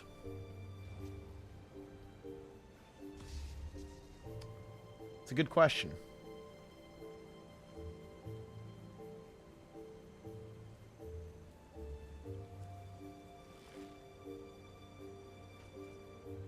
None.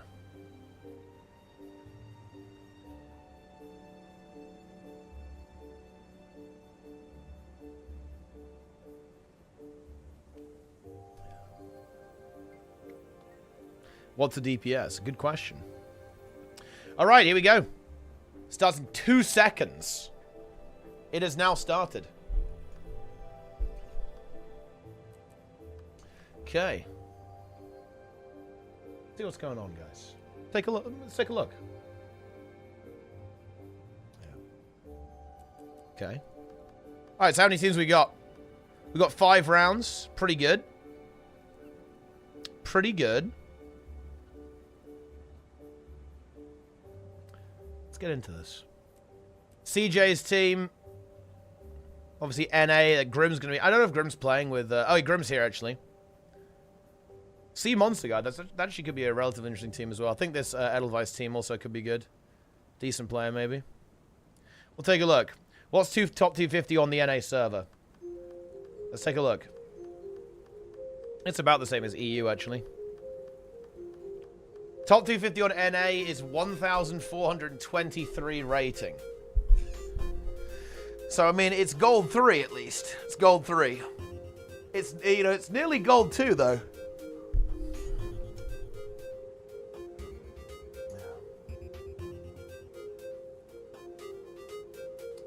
Cinema.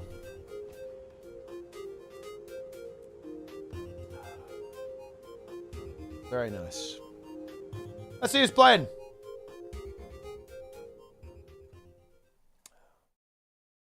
See what's going on. Okay. Nurse CJ. Role player. NA gamer. Ready to go. Autumn Torrance. Why can't I... What even is this? We should have a double thief set up here as well. Zero Missing Helio is here. Interesting. Overlord, this is Naru. We're playing the Harbinger. Is he playing the Power Build? He actually is, yeah. Demolisher Amulet, Rune of the Dolyak. Relic of the Wayfinder here. There's been a bit of experimentation, actually, on what to play here. I think there's been some Centaur Relic usage. Wayfinder also now popping up here as well. And the blue flame. Wait, oh, I think, wait, why can't I see anyone's... I can't see anyone's character name. Dude, we need, like, the /reload command, actually, in this game. I wish I could reload the UI. Because, like, my UI is bugged, but I can't fix it unless I, relog, right? I actually just can't fix it. It's just broken. I can't fix it. Yeah, this is going to be a bit of a rough one. Not going to lie. Blue team, obviously going to dominate pretty hard here, to be honest. Seize theirs. Not looking good.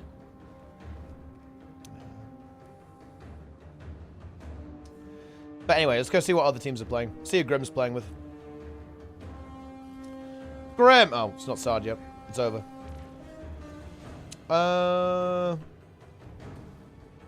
X-Demon X. What a name, guys.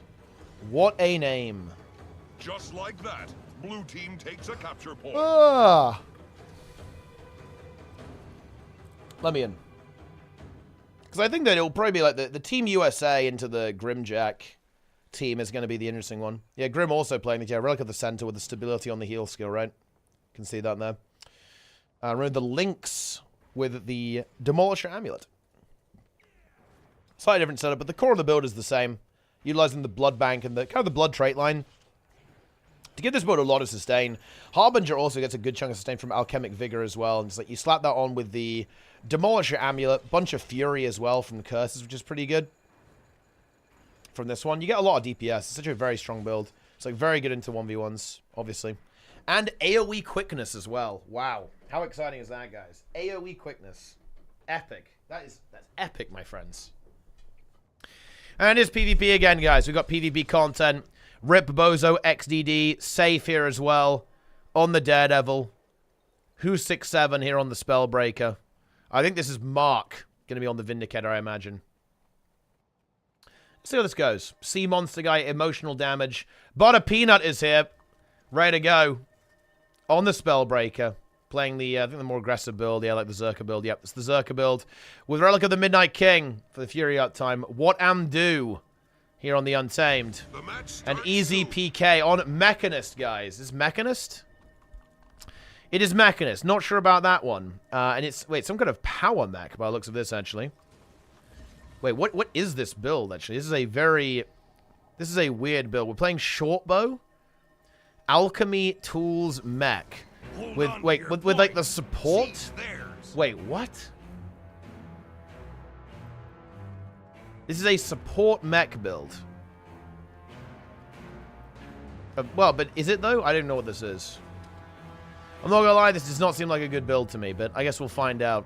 Either way, red team gonna be very, very strong. Grim defending the side node here. Rip Bozo XED. Pushing on into middle here with that Spectre safe. Actually already hunting down this warrior. It is actually the SD build, so this build is actually pretty scary. Can rip through those blocks, no problem. Coming back to middle now. Did you see that?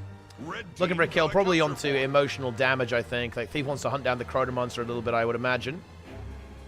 Team fight now begins. Of course, red team has already secured both nodes, and this is kind of where blue team's in a bit of an awkward spot, right? They're trying to find this kill into Rip Bozo XDDD, and they actually do find it. There's no escape there. The mech. Dude, the mech actually gets the killing blow with the shift signet into the kill. So first blood goes to the blue team. But of course, red is playing all of these nodes at the same time. Grim disengaging. Does have his elite. Actually not able to get it off, though. The Untamed able to eliminate him. Actually, blue team end up winning this team fight at the start here. Sea Monster Guy, of course, playing the similar setup there to Grim with that Demolisher Amulet. Safe being chased away.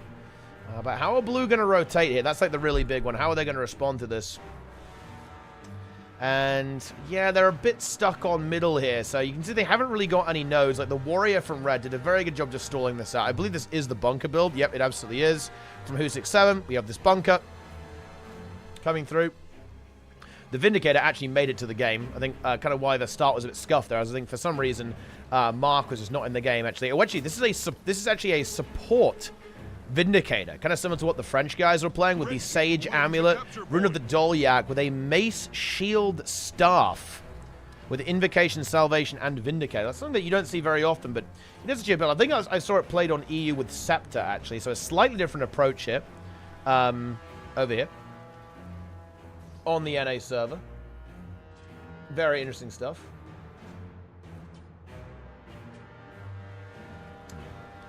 And meanwhile, see Monster Guy actually nearly finds a kill on the Thief. Actually, may just straight up kill this Thief. Lands that Elite Signet. Elite Elixir. Yeah, turns around, gets the kill. Safe has now been eliminated. That is the end. This is Anya, right? Yeah, I can see the account names properly now. Nice. Meanwhile, Grim just shoving away Butter Peanut. Very powerful 1v1 build, this Harbinger, actually. Very, very tanky. You can see the amount of barrier it has constantly. Right? All the lifesteal, all the self-healing from the swords, and just the passive sustain that you actually just get being on Harbinger, having that regeneration up the entire time. All of that converting into barrier is a lot of defensive potential for this build.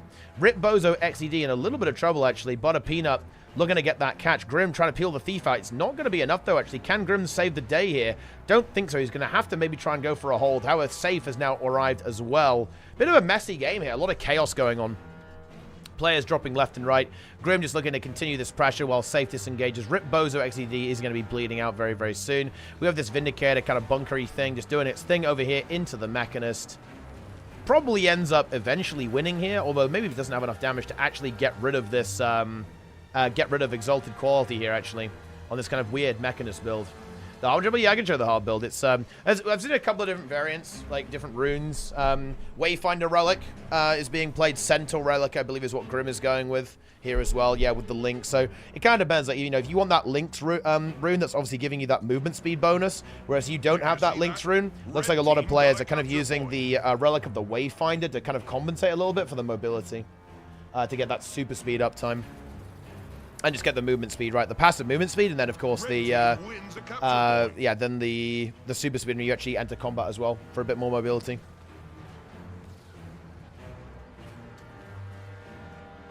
But yeah, red team just dominating this. Let's see if we can find some other teams. Let's see if there are any other big, juicy teams about the way. Looks like X-Demon X dominated really, really hard. I think, is that an EU team, actually? Might be, actually. I don't know everyone's account name right now. Yeah, the Revenant rune. The Revenant rune does strike me as a slightly interesting choice. I guess they're kind of going for that vitality. Bit of tankiness there as well, and just some kind of general damage with the all stats. You're obviously getting some power, precision, frosty in there as well. So you've got a bit of variety in there as well. I think Naru was playing with the. I think he was playing with the. What rune was he playing with? Actually, I think it was like just a damage rune. I believe. The Frenchies in the mix for sure. Yes, French gameplay. Wait, Jester, what is this? How do you explain this, dude? Jester is looking for a cute WoW girl to marry. Ooh woo. Interesting. Regardless of this game is basically over. Let's move on. Let's see. Are there any other games I can invade to see what's going on? Not really. Maybe this one.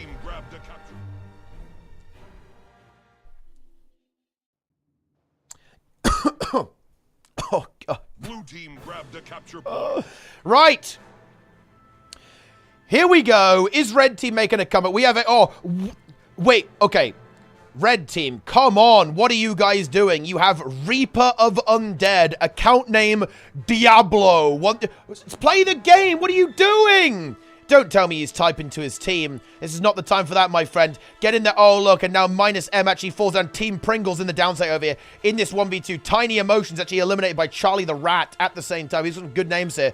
Okay, red team loses. Red team is mega dead at this point, unless they can somehow do some crazy 1vx scenarios, which is pretty unlikely, I think, at this point. The Reaper trying to go crazy, pumping away with those shouts, but oh my god, the Scrapper just connects. Annihilates, and they clean up. Blue team win. Blue team just dominate the game. Let's see this match, if this is like a tryhard team or something. The name is, I see the account name of Gone. That could easily be some D-gens. And yes, it absolutely is. We have another very strong team on NA here. We have Gone, we have Car, we have Doze, Seacod, and XNX. Sombrio over here on the Spectre. Seacod in the downstate being revived up on the Harbinger build. Rune of the Lynx, Relic of the Centaur, the other setup that we see here. Blood Magic Curses, of course, Harbinger. Seacod, nearly dead, but actually gets the kill in downstate over there as well. Onto the Mirage, able to get revived up, no problem. We'll push back into the fight. On NA, indeed, yeah, that is a bit of a Goose Jam moment. On the NA server, guys, we have some gaming going on. And Theron going there with a Prime. Thank you very much indeed. Just started playing Berserker PP. The APM is really making it difficult to get big DPS, but it's hella fun. What do you think of Q heal and Q DPS Berserker?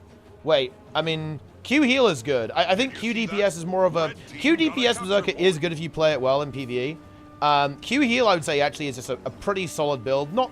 It's like a mid-tier healer, I would say, overall. QDPS. QDPS, I would probably not recommend playing QDPS Berserker in Pugs. I think it's more of a build that works really well in more organized gameplay.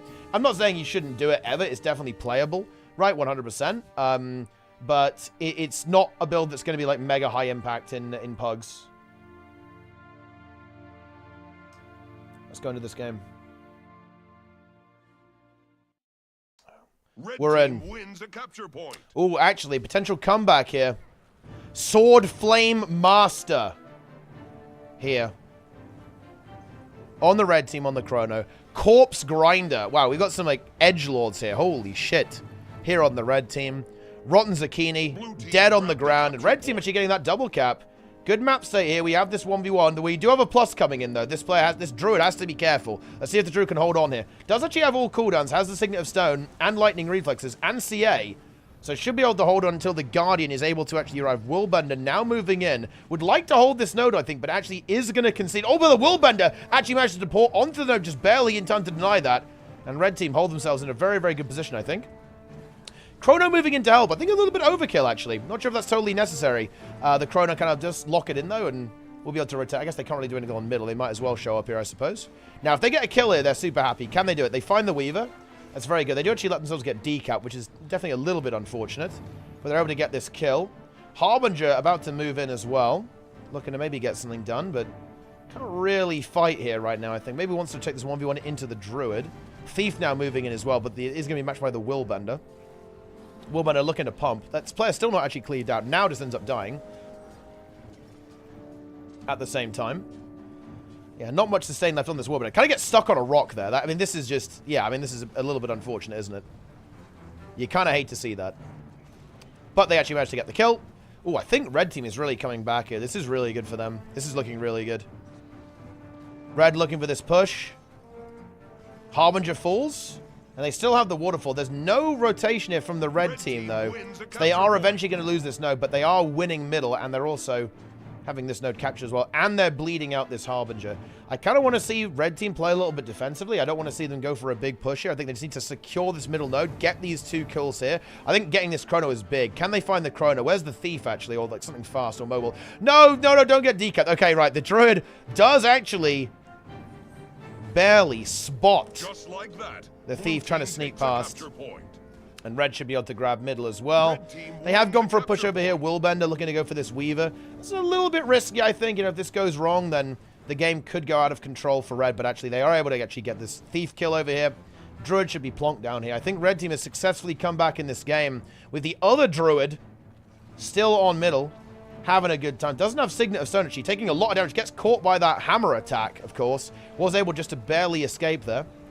Get the Glyph of Stars up there as well for like some more boons and stuff, more healing. And red team now creeping into the lead. 450 points to 450.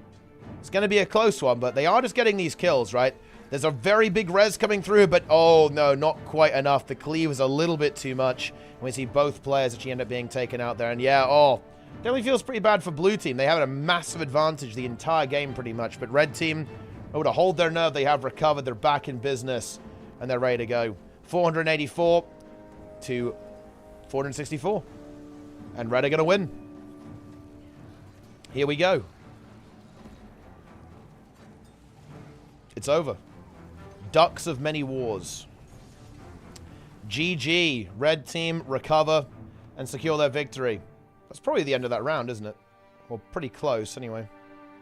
Is that the end? Yes, it is. Okay, let's see if we've got some exciting matches here.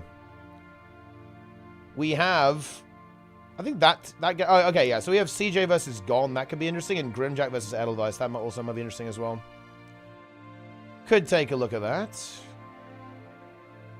Could be some games.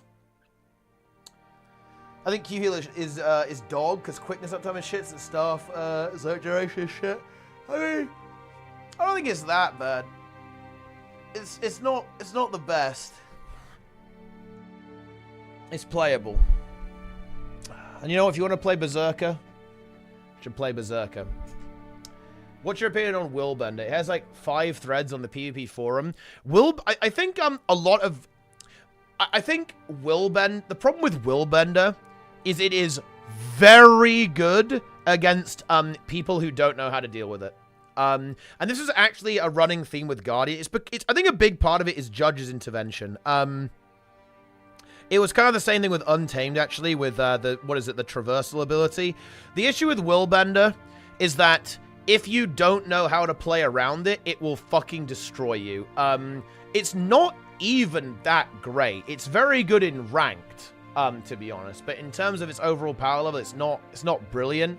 It's quite squishy.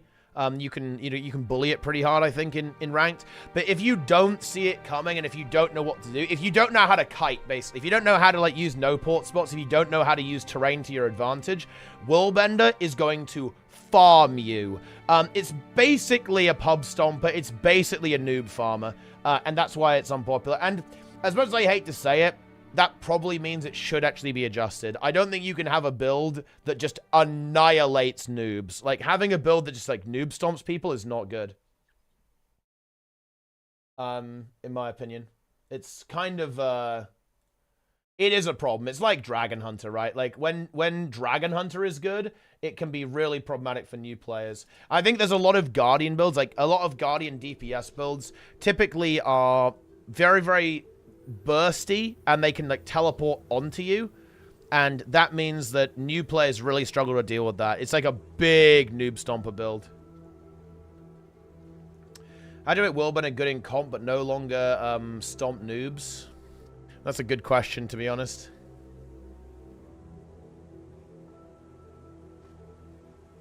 I mean, it's probably, you probably have to push it like, I mean, there's 2 directions you could go. You could like try and make it a bit like Thief and make it like mega mobile instead. Or you could kind of make it a bit more like Vindicator and make it tankier and more sustainy.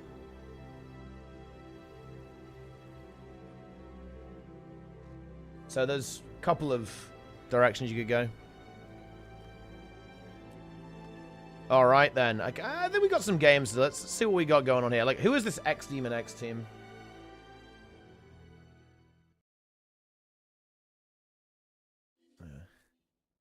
Okay. Okay, what is this? Washed Up Rat. Undurantian. Yeah, this is a decent team, I think. We have X-Demon. Oh, this is Carolyn's team. Okay. Actually, some decent rosters there. Okay, let's see what's going on in the other games, though. There's quite a lot to take a look at, actually, yeah, in this round. Let's see CJ versus Gon.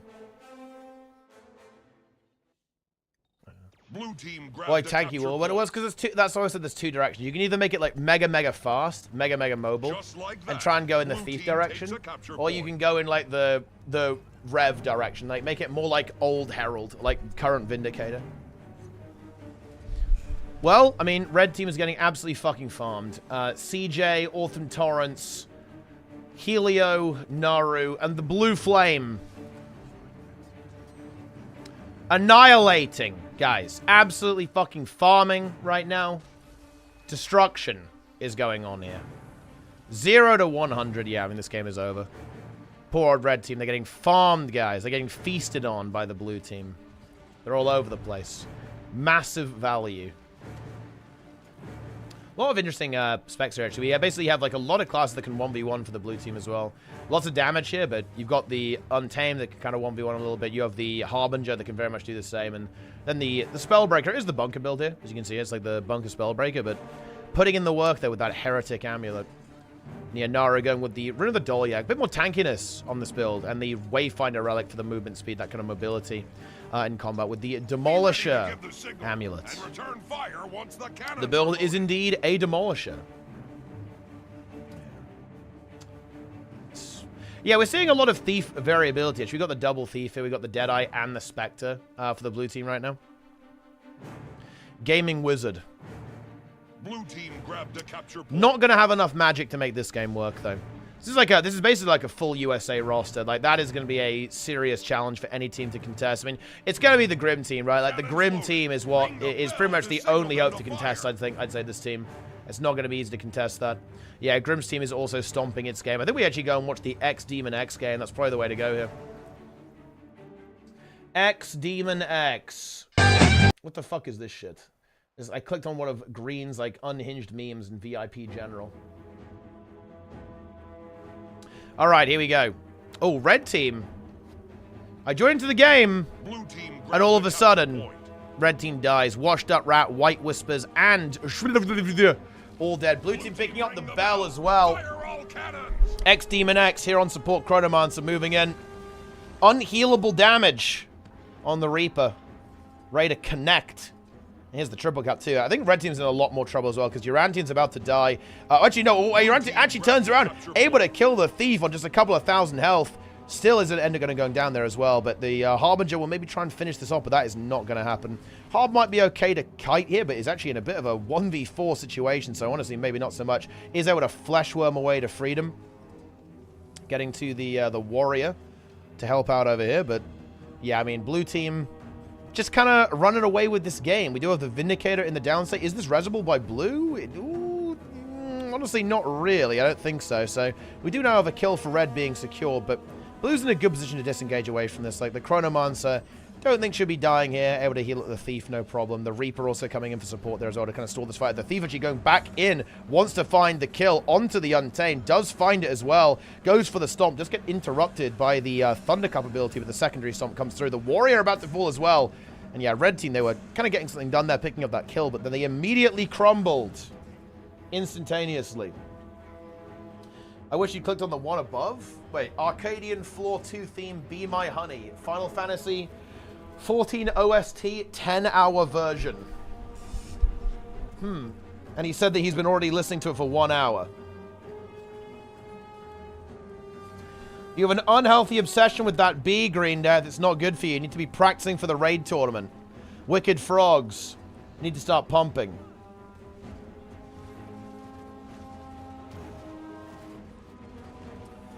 Just like that, blue team takes a capture point. Blue team feasting, though. Absolute domination. Chronomancer in a little bit of trouble. Has the Distort. Maybe hold on. Has Continuum Shift still available.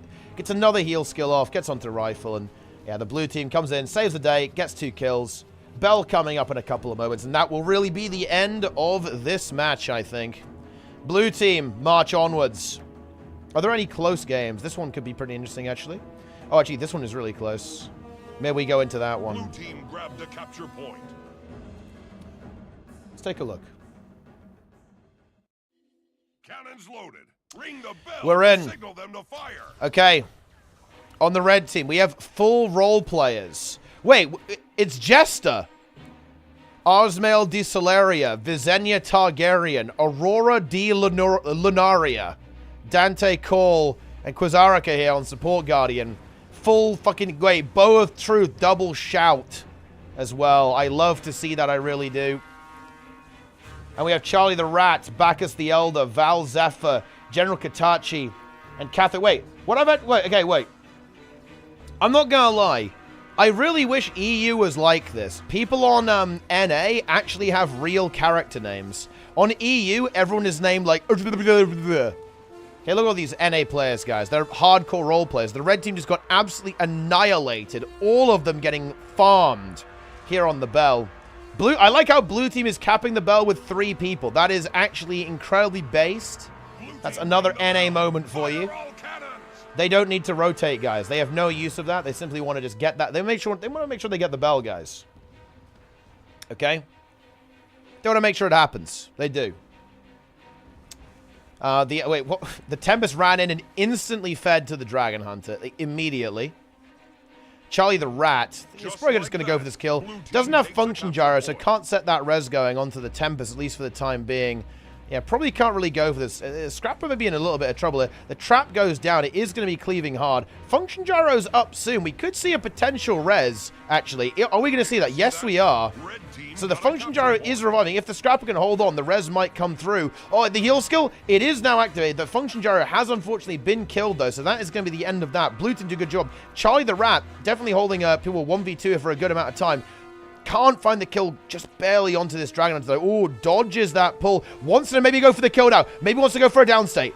Nah, not with the Reaper. I think there's too much pressure here. The Scrapper is not going to have the tankiness required to do this.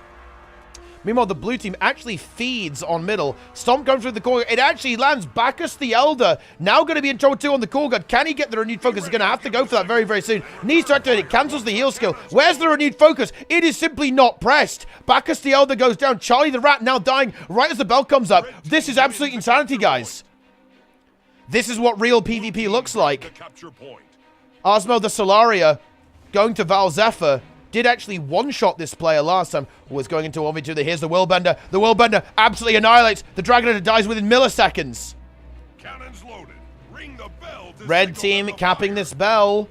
Blue, they can't intercept it, I don't think. They don't have enough time. General Katachi trying to get over here, but he's a little bit too slow. Doesn't have a blink. It's a scrapper. Can't get up there, really. 50-point bell for Red. Red now actually creeping back into lead. This is getting crazy. ring the bell. Fire all cannons. This is now getting wild. This is getting a little bit goofy. Oh, this Reaper connects too, actually. This is big damage. This Scrapper's in trouble. Go. Oh, go. Spins. Wants to find that kill. Gets the stun. Downstate. They've got to cleave this now. Here comes the cleave. Firing pistol attacks into the projectile block. Gets the kill anyway. The cleave was very good there from the Vindicator.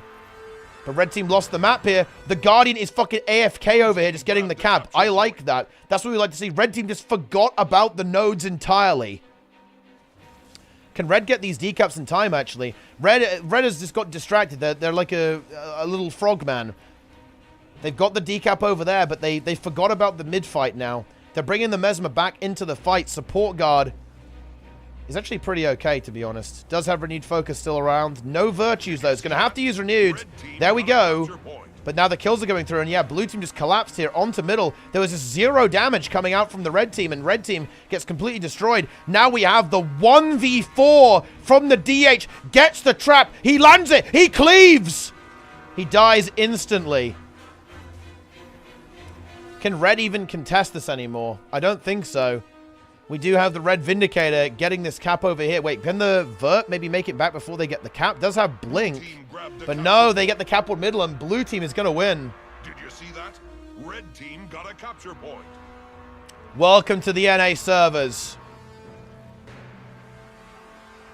Boom.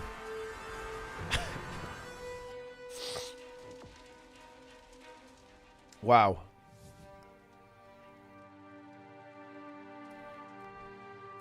Epic feed. Is that the end of the round? It actually might be. Looks like it is.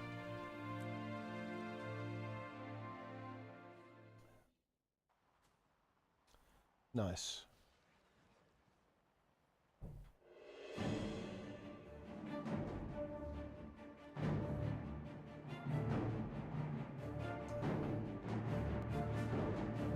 We're in. And actually, red team, dude, the ex-Joker here is here. RX rated in trouble. Phospholuminescent gets the stomp. Red team now needs to push this bell, actually. They got a lot of kills. They've got to convert this. The Scourge in trouble. Has nothing left. Scourge now falls in this outnumbered fight. Dragon Lee moving on in the hub. Wants to try and hold, but I think it's just going to die instantly. Oh. Heal skill. Oh, doesn't quite get it. Hang on. We actually have a downstate. Could this be cleaved? No. Surely not. There's no way this could be cleaved. RX rated rallies. All 5 red team members are now on this bell. They're wanting it. They find it. They get another kill into Cyan. They should be getting this bell. Is this a 50-point bell? It actually might well be. Maybe, I think it's a 25-point bell for them. They lost the first 2. Then they are actually recovering. Is this the recovery? Big comeback.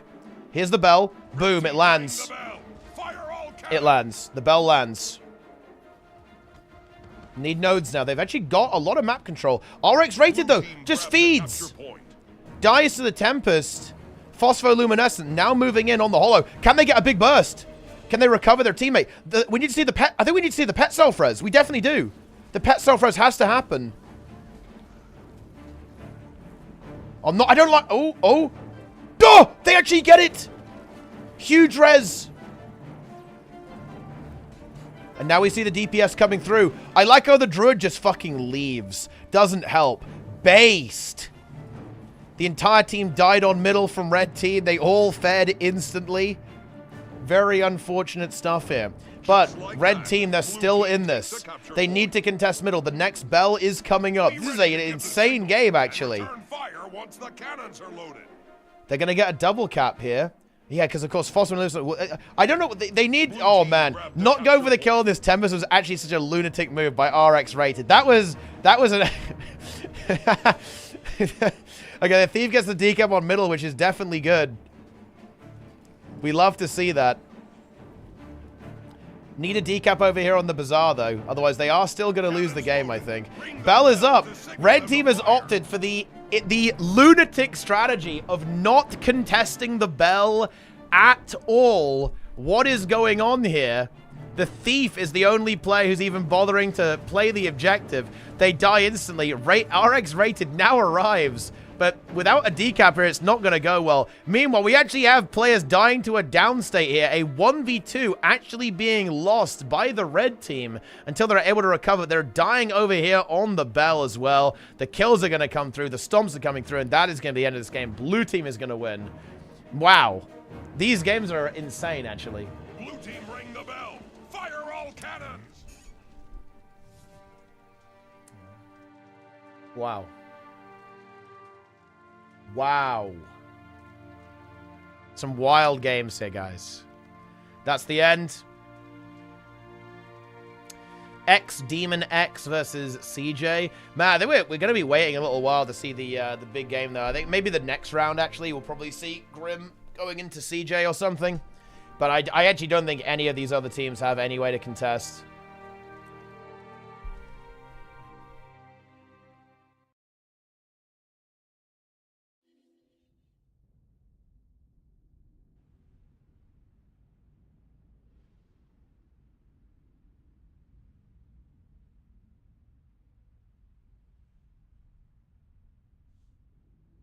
Well, Grim went over an Aura. I mean, it's full Team USA. It's not going to be easy. But, I mean, yeah, Grim's team is definitely the team that can compete, for sure. Yeah, Reaper of Undead is here.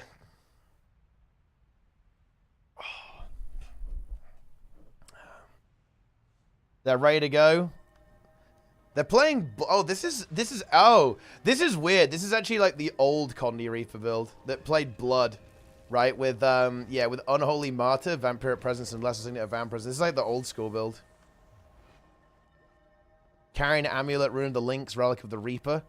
I like how he's running Relic of the Reaper with only one short cooldown shout. That is, yeah. I mean, that's unfortunate. Yeah. CJ game is good, really? Oh, yeah, actually, the X-Demon team is pretty good, actually, isn't it? Let's have a look. Is Drizzlewood dead content? Oh, yeah, for sure. Yeah, Drizzlewood's fine. Okay, let's see what we got here. Yeah, we have X-Demon, we have Carolyn, we have Plush Griffin, we have 2, and Sui C. Yeah. I mean, is this game good? I mean, like, Blue Team, I recognize these players. They're obviously competent. They're good players, but this is like full Team USA. I think this is going to be... yeah. I think this is going to be rough, to be honest. CJ on the Untamed. Signet of Stoner should be picked up. Protect Me and Quickening Zephyr there as well. Autumn Torrents. It's Double Thief, actually. Double Thief being played right now by Team USA. Interesting stuff. Spectre and also that Deadeye. Overlord Naru on this, the Harbinger build. This time he's gone for the Centaur Relic. That's stability with the Rune of the Lynx. We're taking the 1v1 here. 1v2 actually has to hold. I think it should be fine though, actually. A lot of mobility here. Has the Elite Elixir. Fleshworm's already set up. Don't think Nara's in too much trouble. He might even take this port back. I think he will actually, yep. Helio moving in for that reinforce, and this 2v2 will now begin. Here's a 2v3 though, actually, as we see the Blue Thief also moving in. But yeah, Red's push just worked out really well here. They immediately picked up those 2 nodes. There was no answer to that Untamed whatsoever. Naru in trouble. Does get taken out there. There was no reinforce coming through. And bear in mind, there's no support here. I think that's kind of like something that is notably absent from this composition here. I mean, I guess you could say that the Spectre is arguably kind of a little bit of a support, but not really. Right, has some of that support potential, but not really the same way as the Chrono. So, yeah, Naru gets caught, was not able to be supported by any other team, and then he dies. He dies! That's the end of that. Helio now in a little bit of trouble as well. Is running away in terror. Has that Shadow set up. Gets the stealth and disengages. Naru now back in the mix. Will be kind of resetting. Probably wants to take this 1v1. Gonna go for this 1v1 over here. Into the Temple, into the Spellbreaker. Again, this mode is actually very, very good in the 1v1s. Very powerful indeed, actually. And yeah, red team actually ended up winning this fight as well, taking out that Daredevil from the blue team. Still no real answer to the ult. It looks like the Necromancer is maybe going that direction. No, wants to push across the map instead. We have this 1v1. Probably needs like something to shove this warrior away. Here comes the Untamed. Now we're getting the decap. Is able to do that. Gets it done. I think we might just see red team leave this after Naru has the cap. Like, even more players coming in. Actually, a 3v1 onto this warrior. Very harsh. Bit of a bully. They really want to kill that warrior, actually. And it is the bunker, so it is going to be difficult to actually finish off that Defiance. Starts healing up a lot there. They decide to commit to that kill. They want to find it. Are they going to get it, though, actually? I think maybe just barely. Yep, they do. There it is. Couldn't quite escape there to the safety of the blue team. Red Thief over here from Alton Torrance getting the cap on that altar. And we're getting up to a triple cap right now very, very soon here for the red team. And again, like, how does blue team actually break out of this? It's not going to be easy, right? We've got the Bunker Warrior here on middle from the blue flame. We have the Temple being guarded here by Helio. Going to be a Thief 1v1 over here. And the other Thief over there on the altar, the Untamed, also kind of posturing around middle. And the altar potentially able to take those fights. Warrior going to go for the decap there on the altar and recapture that node. But, I mean, red team is just dominating it, to be honest. They're absolutely dominating. Unhealable damage is going to be taken out. We have Grant together as well, also in trouble. I mean, yeah, this fight is not going well. And this is a fight that blue team should be winning. Like, they've got the support here at the end of the day. And they also have the Reaper, right? They should not be losing team fights, and they absolutely are in this situation. Like, red team is kind of blasting, you know, they're just winning, they're just playing better. And in general, playing better is pretty high value, massive value, you could say, as well. Banner comes down there from, of course, the Warrior there, putting that little bit of barrier there from the Blue Bunker Warrior. This is not finals, guys, this is the Swiss round. I believe it's the third round of Swiss. Buffs now coming up there as well, and there's a little bit of posturing going on here as well. We've got this Thief 1v1. Helio actually winning it very convincingly. Will force the Red Thief to leave. Deadeye doing very well over here. Blue Thief tries to get away. Actually in a little bit of danger. Yeah, I mean, yeah, just runs right in and dies instantly. Couldn't quite get to the Chronomancer to get re-healed up there as well. That actually frees up Helio to move in as well if he wants to. We actually do have a lot of damage coming there onto CJ, though, actually. Massive value in a little bit of trouble. The barrier is good from the Spectre. The support is not enough. Do they want to go for that res? I'm not sure if they do. The Reaper is here, and, of course, we also have the Vindicator, so that's not going to happen there as well. But, again, Warrior snuck off during all of that, grabs the altar. 2 cap up now for the red team, and I think this game is basically over.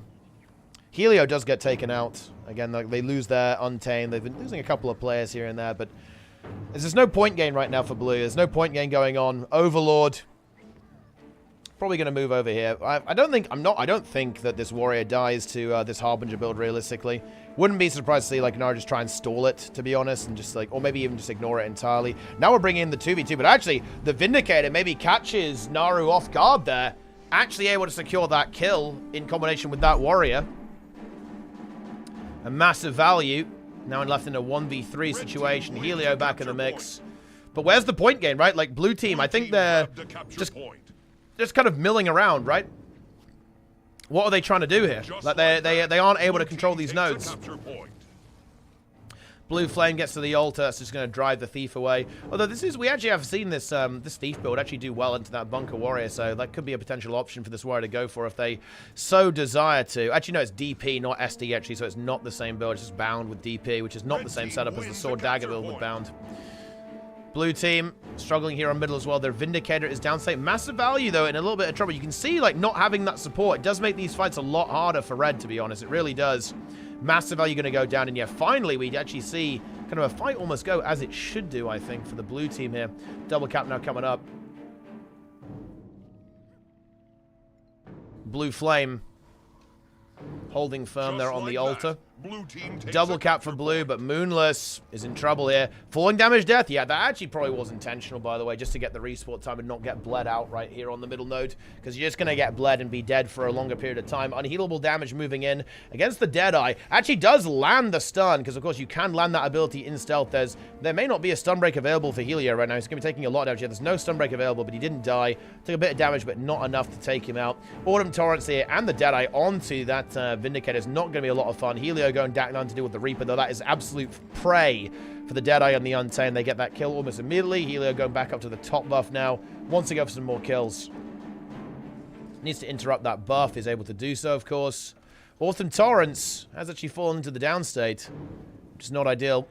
Tranquility has appeared. You can see that, you don't have a support. The game can destabilize. Red team wins a capture point. I wonder if this is actually resable somehow. I feel like this Spectre is weirdly revivable.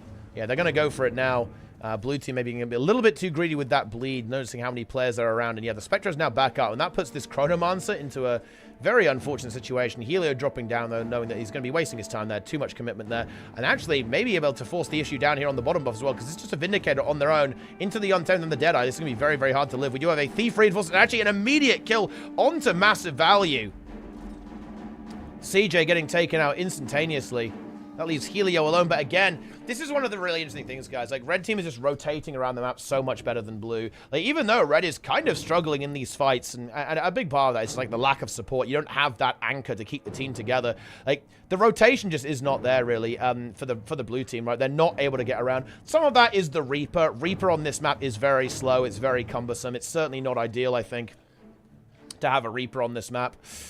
Because it's just too big. There's too many objectives to rotate around. But you can see that even though the fights are not really going the way of red team all the time, they're just simply being in the right place at the right time, and that's winning them the games. Helio and Autumn Torrents are now in the downside, but there's 2 kills against blue as well. Moonless and unhealable damage. Top buff, I believe, is being secured by red team as well. It's getting interrupted by the Chrono and downside a couple of times, but that is just not going to... not anymore, because they're fully dead. Harbinger into this Warrior 1v1. It will probably end up staying pretty neutral here as well. Like, maybe the damage output from the Necromancer will eventually be enough to actually force the issue and control the node. Get, like, a big CC combo, maybe. Get that Elite Elixir. That might be enough to kind of get something done. But as you can see, like, both of these builds very, very tanky. The Warrior in particular, not really taking a lot of damage. They're just healing up significantly. And yeah, the Necromancer struggling to get enough pressure to actually deal with that. Red team got a capture But yeah, double cap now. That's the quadruple cap. Warrior on middle. No one to contest the altar right now. And red team are going to win a very decisive victory here. I'm actually curious if we're going to see Team USA here actually kind of swap up a little bit, going up against Grimm's team, because I think Grimm's team is playing like a pretty try-hard comp, unsurprisingly, right? That, it's a good team. And they might have some difficulty into this, right? Like, if they're not going to re-roll. But obviously, all these players are more than capable of re-rolling if they see fit, and if they go up against like very strong opponents, especially when we get to eliminations. I think we might see a couple of adjustments here, actually, with the composition to kind of get something that works a little bit better. Because I'm not sure if this is really the optimal comp here. Oh wait, you think this is USA main compulsory? Really? That's interesting, actually. That's actually very interesting. We'll have to see if they switch it up. I mean, honestly, what do I know? I'm fucking washed, man. I'm clueless. Wait, we have a really close game here. Where are Worms, Esprit? Are you guys playing in this one as well? Or what? Actually, very close game here between these two teams, actually. It's going to be just barely...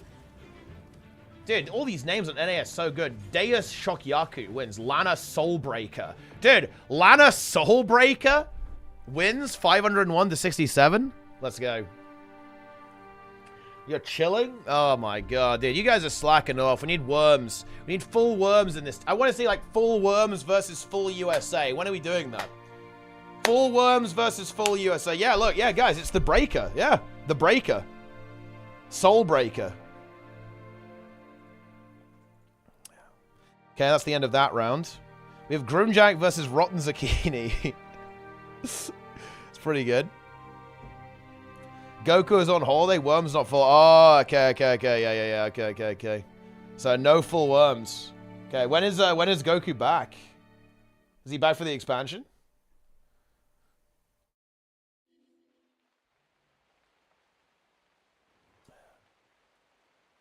Worms. 2 weeks. Okay. Yeah, I guess back in time for the expansion then. Worms. Okay. Wait, how are these teams? I feel like these teams going up against each other is kind of weird. Like, this doesn't feel like a very balanced match. You see Grim team playing the same comp. Yeah, they are playing the same comp. They are, yeah. Grim on this Harbinger setup here. We have the Double Thief. It's going to be the Daredevil as opposed to the Deadeye, though, actually. And we have this Bunker Warrior going on here. I think it is a bit different, though. Like, because they have Mark, right? I think Mark is playing Vindy.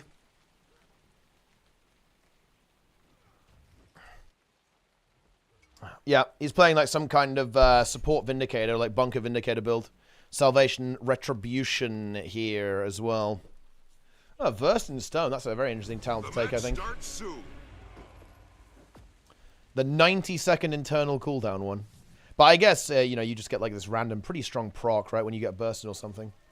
Mark doesn't have Soto. Wait, really? So that's why he's not using Scepter then, right, I guess. Hold on to your points. Seize theirs. You're going with the Mace instead. Yeah. Unlucky.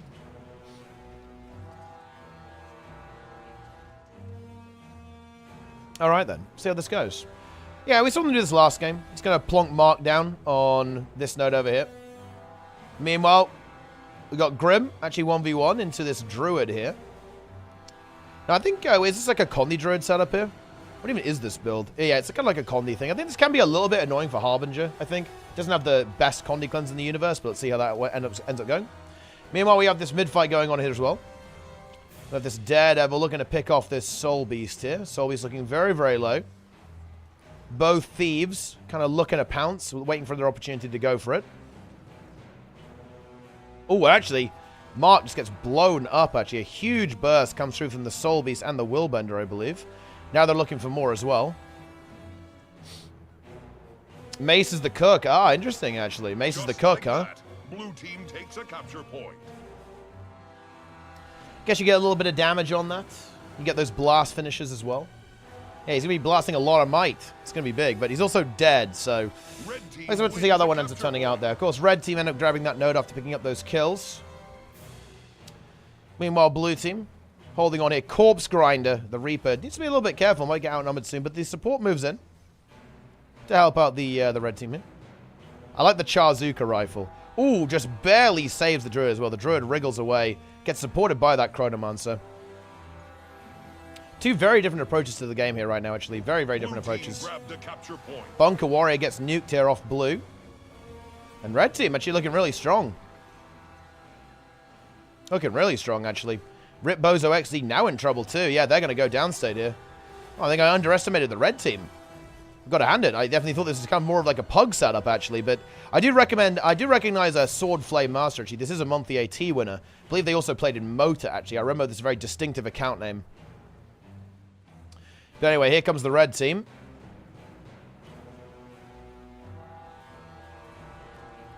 And now Mark in a little bit of trouble here as well. Red team pushing in.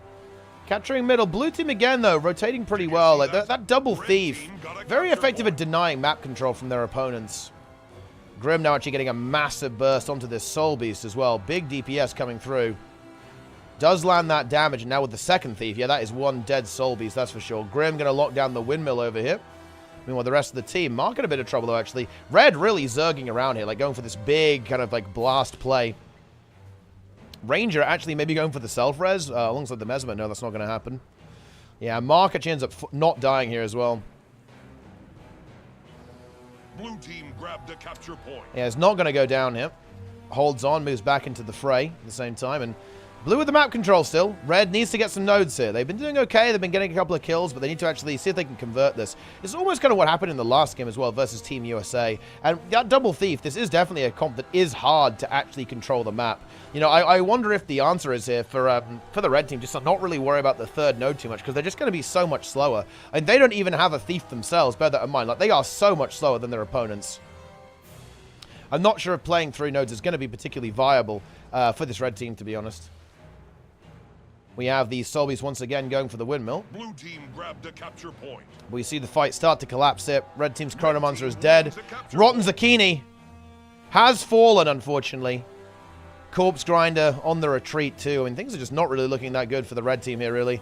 They don't have much they can do. This is a very weird game to watch, actually, because it just seems that red team is not really able to do that much, or they're trying to make things happen, but they're kind of swinging at air, right? They're trying to attack a team that is just so mobile. They can't really do that much, and that's going to be the end of that. Corpse Grind is going to fall. Soul Beast now left in a very unfortunate situation.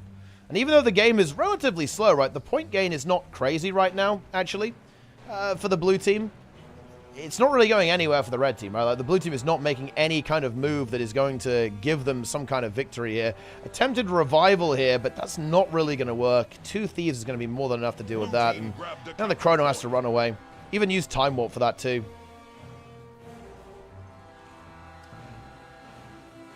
Blue just slowly winning the game, to be honest. Some good kiting here by the red Chrono.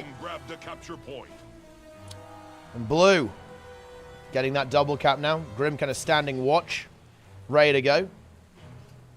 Pushing now in towards middle. And this is a game. I'm not gonna lie, I have no idea what's happening. I'm not sure that much is happening, to be honest.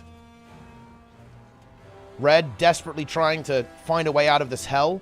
And to be honest, not really succeeding. They're trying to attack, but everything they do is just being immediately deflected. Trying to looking for a fight to get into, and this definitely is a rough one to play that Reaper and Chrono in, because like the Reaper and Chrono are really struggling to find value in this matchup, right? Because they need to be together. Like, as soon as they're not together, they get immediately bullied by the 2 Thieves. Like, the Chrono is desperately trying to move around the map and find places, like find looks, find skirmishes, find fights, but it's just not really happening. To be honest, like they're just being completely neutralized, right, by this composition that the blue team is operating here.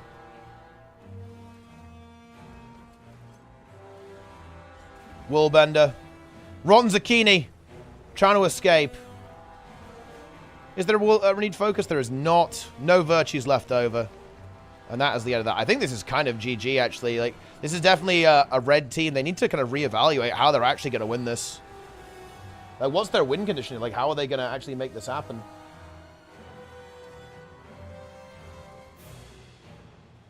I don't know. I don't know, guys. But this certainly ain't it. Let's go have a look at another game. This is Beyond Over. Not a particularly entertaining game to watch, I'm not going to lie. Kind of a weird, slow, painful destruction of the enemy team, though.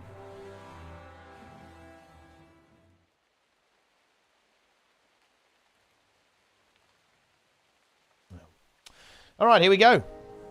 And here on the red team, we have this team again. It is the Carolyn team. Moonless, Unhealable Dam, Grautiger, Cold Waterfall, and Sui C. Ready to go. And I mean, they're winning this game pretty hard. I'm not gonna lie. This is, they're crushing. Not a super interesting game. Are there any good games, guys? Are there any fire games going on right now? They kind of aren't. What about X Demon X? No, I am in that game. Never mind. What about this game? That game's not even existing. But yeah, all these games, pretty straightforward. What about this one? Oh, actually, hang on. We have a big blue team comeback in this matchup, actually. And once again, we encounter... Whoa, what the hell is going on here, guys? We have a double Tempest, Mirage, Harbinger, Scourge setup here. Versus Reaper, Lana Soulbreaker on the Renegade, Deus Shokyaku, Unsinkable Dano on support Firebrand, and Blizzcar Indeed on the Holo. They just got triple capped, the Holo going across the map.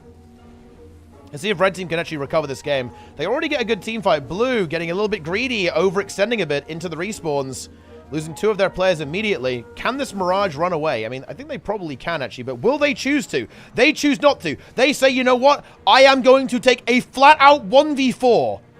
Holy shit. Wait, also, the blue team have a full AFK. What?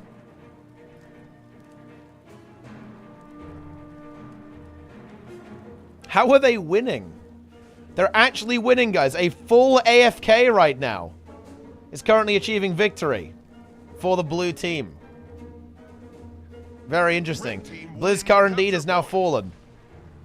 Dragon Lee about to get this cap over here, of course. Both Tempest from blue team moving towards middle, but red, of course, after winning that fight, they're back in business. I like how the Scourge is not coming back. Okay, I mean, this is theoretically winnable. Like, you can win a 4v5 if you're able to continuously stagger the opponent, but, you know, you can't be taking bad fights or you will lose control of the game entirely. These Tempers are taking 2v4! What is this? Look, this is not how you win a 4v5, guys. Why is he going in 1v4? Flat out. And now we have this Harbinger who's also going to push a 1v4 at the same time. They're almost winning the 1v4. Wait, surely we don't get a kill in a 1v4. We get a kill in a 1v4 from the Harbinger. Is going to end up dying, though. Surely this is not survivable here for the Harb. Wait, actually uses the swords because, oh no, gets sniped at the very last second. The blue team is still winning somehow. The Mirage looking for a target, looking for a kill here. Can we get a big burst onto this Reaper? Okay, here we go. Actually, we do get a big burst. Oh, don't get the dodge on the Elite Shout, though, which is unfortunate. This Reaper's still in a lot of trouble, I think. Gets that dodge, starts unleashing the dagger attacks here. The ambush coming through from this rush. There's the great sword. Here comes the burst. Boom! Reaper goes down. And red team, they're just AFK on middle. They're not rotating whatsoever. They're actually giving away a free cap to their opponents. On respawn here, no contest into Dragon Lee. Now, they are looking for this Mirage, and they do find it. But actually still has the shield ability. Does have the heal too. Use another distort. Doesn't use it, though. Slightly questionable ability usage here from the blue team. Both Tempest also now back in the mix. Renegade AFKing on middle. Blue team with the double cap in the 4v5. They are flat out winning a 4v5, guys. I can't... What is going on here? Tempest moving in. Can we see a victory in this fight for blue team? I think we can. That Holosmith's in trouble. Blue team, though. The other Tempest just stands on the node and dies, but they get a kill. Can they convert? I think they can, actually. They should be able to get this cleave, because the Ellie can just Vapor Form if needed. The Ellie needs to Vapor Form. The Ellie must Vapor. Okay, they do at the last second, but they've got to get this cleave now. They do not have the damage for it. The res is coming through. The Renegade just pumping as well. Massive damage coming out, but it is not enough. More kills coming through, but I think we are going to see a rally. We do not see a rally onto the Hollow. It's not over just yet. The Harbinger trying to make this work. Goes for a big CC. The Dragon Hunter trap is blasting. The Harbinger falls. Stands in the trap the entire time. AFKs. Just not responding anyway. Mirage picks up a kill over here. We'll be getting that cap. Oh, I kind of like... Oh, I like this from the Tempest. This is huge, actually.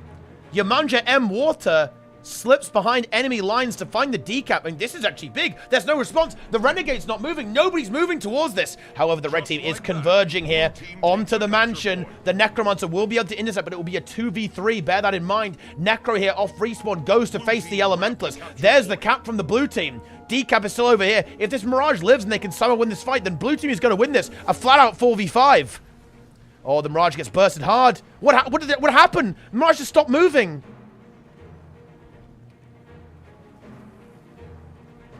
This is a big 1v1, actually. Oh, a big 1v1 in middle, too, actually. Lana Soulbreaker. Intro versus Tempest. Lands a big 7-shot, though, actually. The Soulbreaker. Can the Soulbreaker find this win? Gets a CC. Gets the burst. Has 7-shot, but is so low on HP. Goes down, say here. Soulbreaker has fallen to Fernigan. Oh, I don't like this stomp. No, that's never going to work. Has to try and cleave here with the Tempest, but actually just feeds. But dude, they didn't guard the node. Oh my god. I think blue team is still going to win because they're just not, they're not doing the objective. They're just running around as 5. The Tempest, I think, will win the 1v1 into this Hollow. And the Mirage is getting this cap over here at the same time as this. There is a player full AFK. The Scourge is completely AFK, guys. Team grabbed a capture point. And right now, I think if this Tempest can just bunker a little bit, we're okay. Of course, they are taking a lot of damage. Gets the dodge. Can they get the heal? They cannot. but blue team wins on one node. All blue team has got to do is just hold on as long as they possibly can. I want to see them defend over here. They've got to defend the mansion. They can't allow their opponents to get over to it. They have another push come through. Fernigan directly crossing over, wants to deny this cap instantaneously. Red team, though, they're not realizing they've got a decap. They need to get a player over here. They're all AFK mid. The Soul Breaker is still AFK on middle. The Soul Breaker will never leave the middle node. And we have Yamanja and Water going for the defense over here. And blue team on the NA server are going to win a full 4v5. One player completely AFK. The Soul Breaker has been the broken.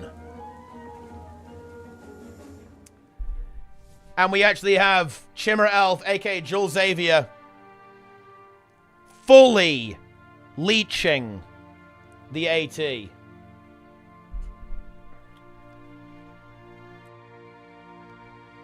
And there you have it.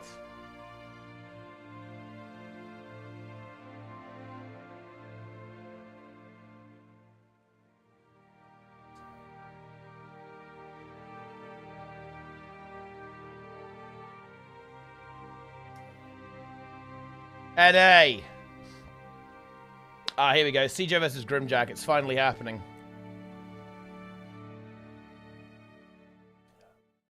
Very nice.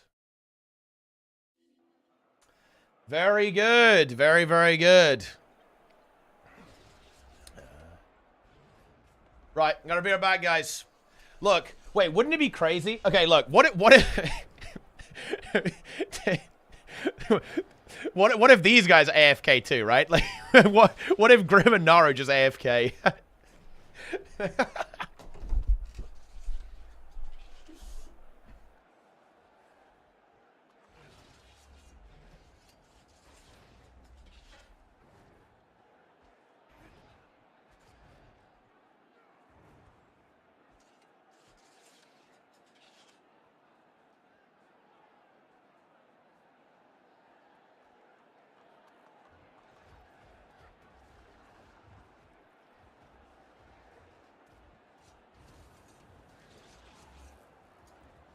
The match starts soon.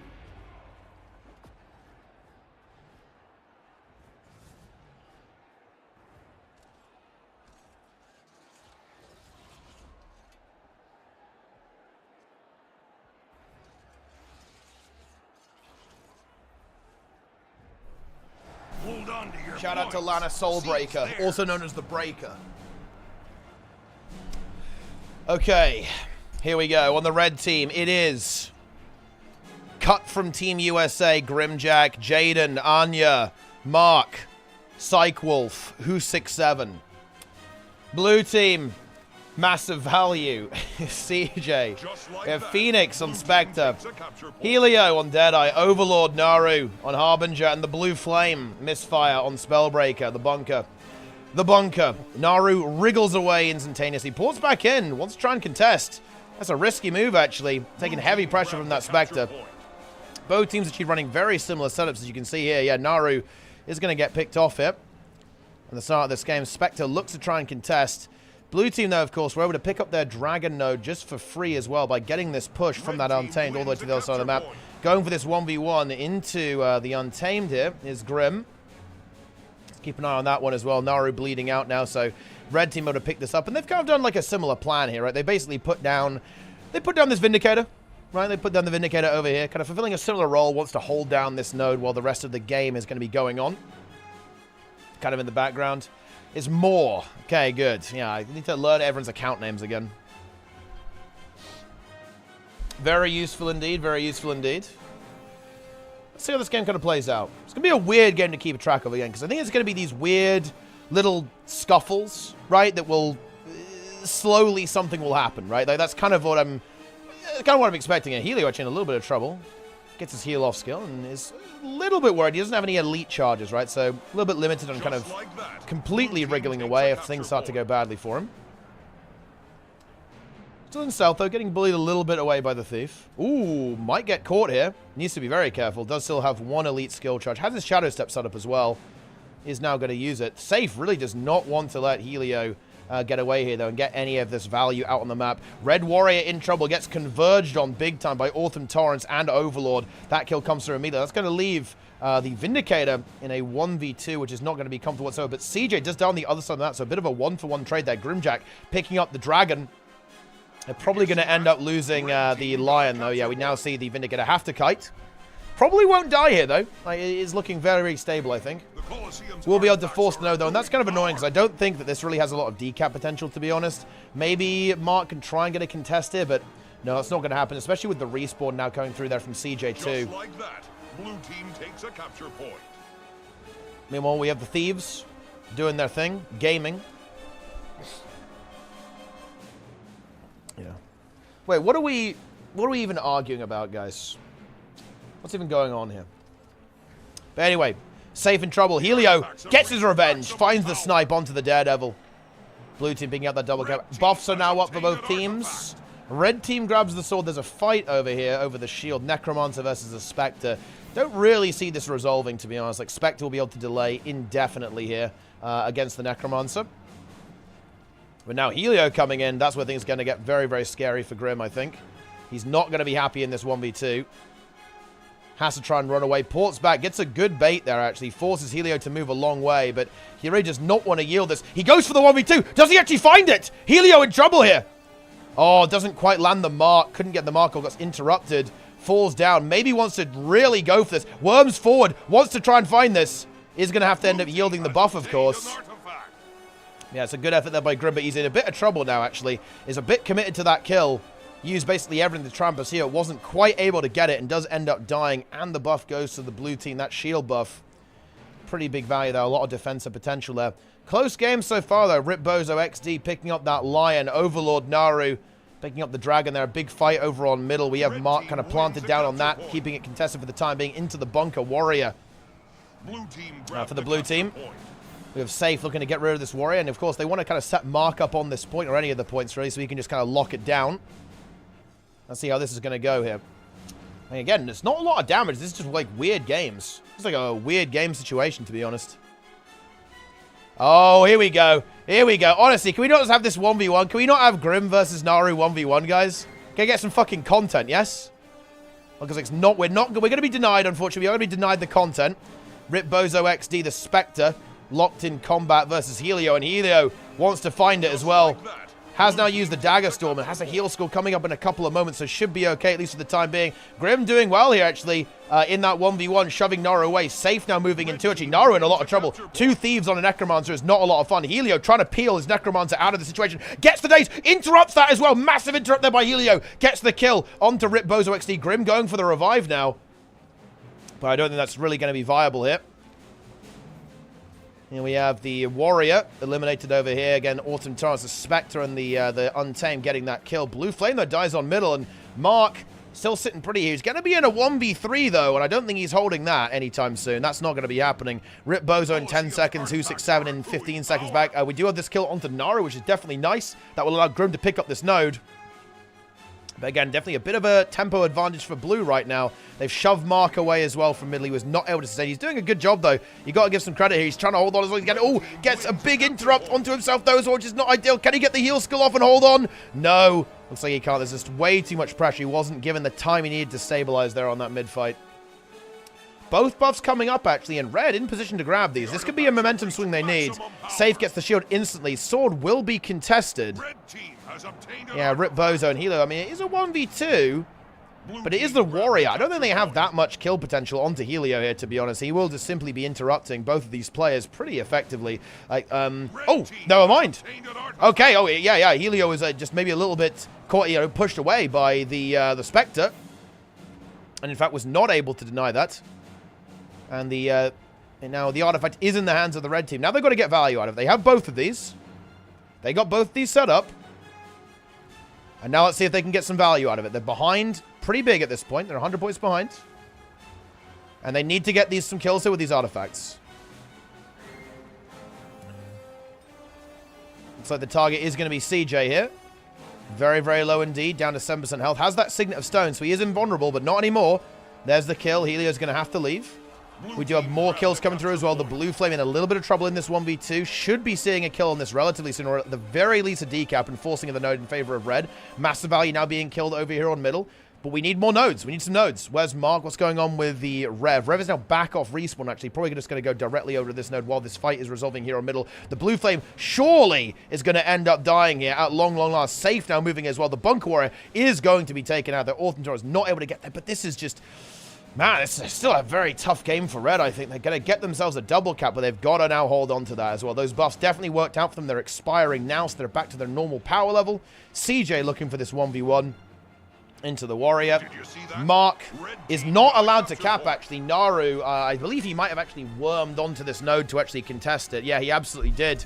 Got there just barely in time to save the day here to prevent this from going on. That could have been a little bit... It's a little bit... If red gets this, that's a bit scary. I do think so. Ooh, but Helio's on the hunt here as well. Wants to find a kill onto safe. Ooh, they might end up conceding the node here as well. Just a couple of ticks up though. Yeah, they're very worried about that. You can see them trying to push for that. But yeah, it's a little bit too much. Naru too pressured to really actually stand firm there. And all of a sudden, we've got a bit of a game on our hands. So we have the Warrior here slowly losing the capture on this node. It's a bit of a weird 2v2 there. The Untamed...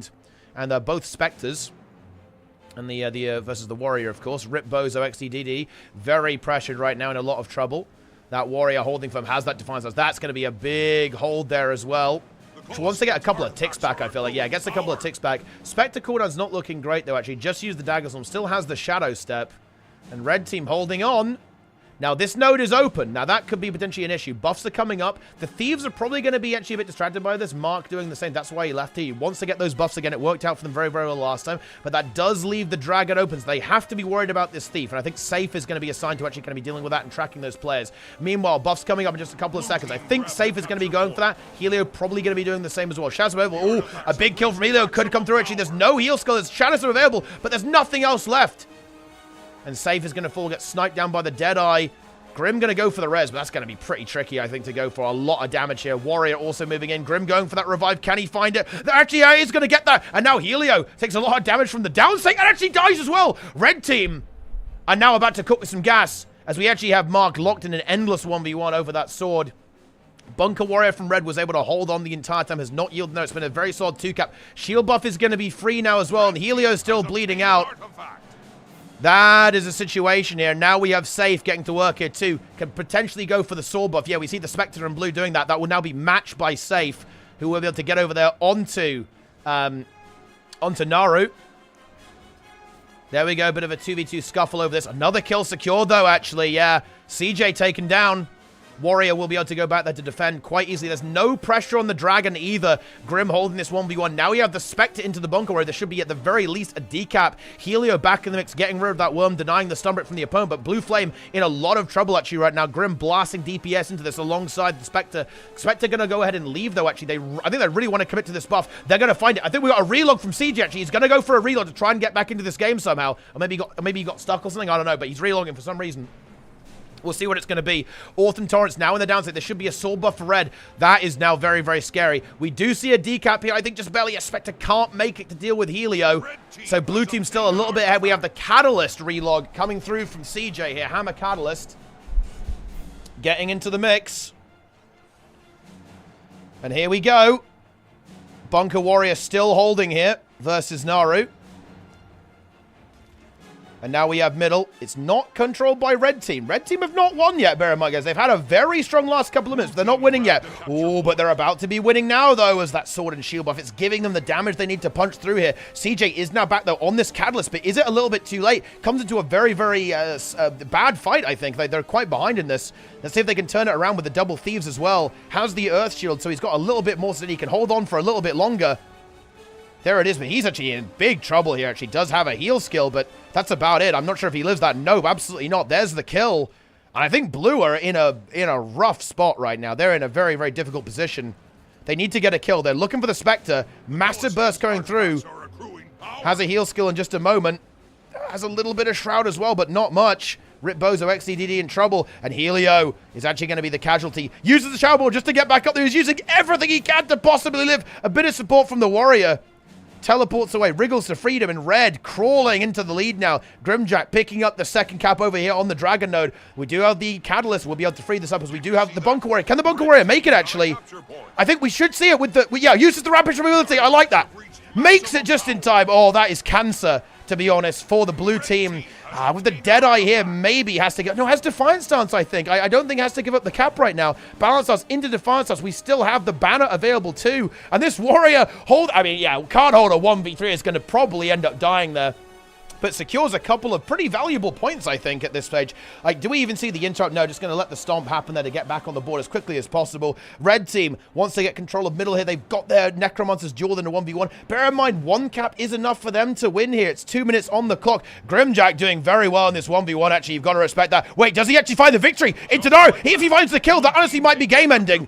Oh, he just... No, Naru barely lives on just a couple of points of health, actually, and holds on. Now has to face Helio as well, and is going to go down. And there it is.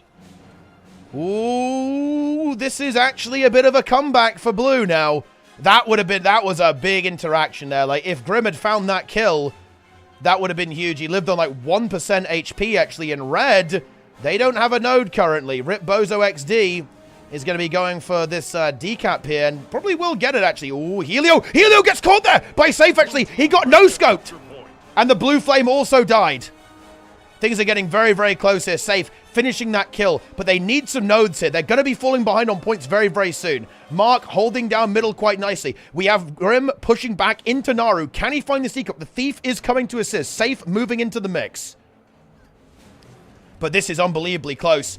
Red need to make something happen now. Bunker Warrior, I think Red ignores that node. We need to see a decap and full cap here from Red immediately, though. Naru going back in. We have the Catalyst down on mid. Stomp coming through instantaneously. 5 points is relevant here. All these kills matter. Naru holding on as best as he possibly can. He's probably already... Yeah, he's already used the Elite. He goes out another 5 points, but they need to get this. They've fallen behind at this stage. Helio might just suicide to contest it just to get some more points to get them ahead in this game. That's exactly what he's going to go for.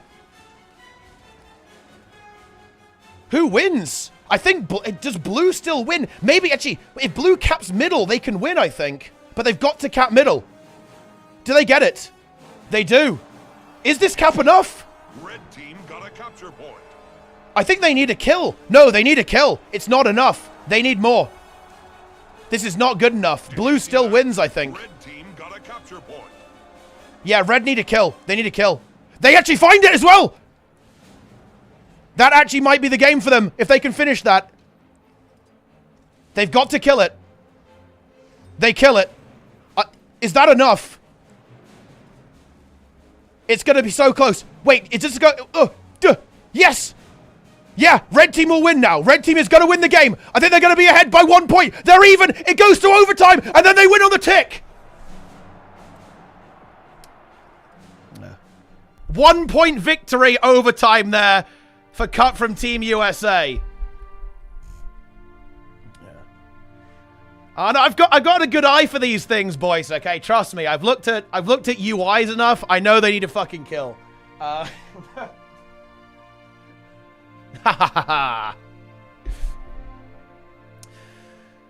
there it is. Grimjack dominates. There it is. Insane match there between cut from Team USA and Team USA. They'll obviously, they're going to face each other in the finals again. It's not over. But a very back and forth match leading to a 1 point victory. Grim jacked. Yeah, Grim activates there. Dominating with this Harbinger. Going crazy.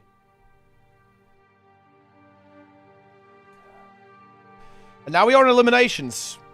They're on the opposite side of the bracket, so they're going to meet in finals again. As you can see here, CJ, Team USA in this lower part of the bracket. And then we have cut from Team USA in the upper part of the bracket. Also, Sneb with the raid. Appreciate that, bro.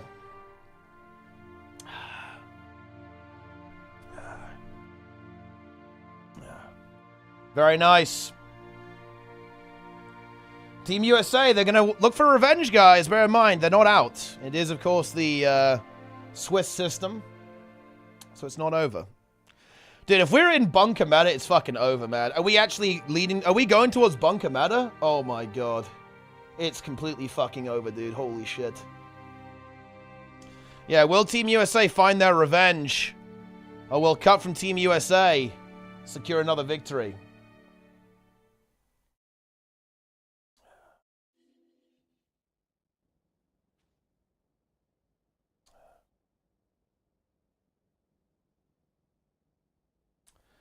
There you have it.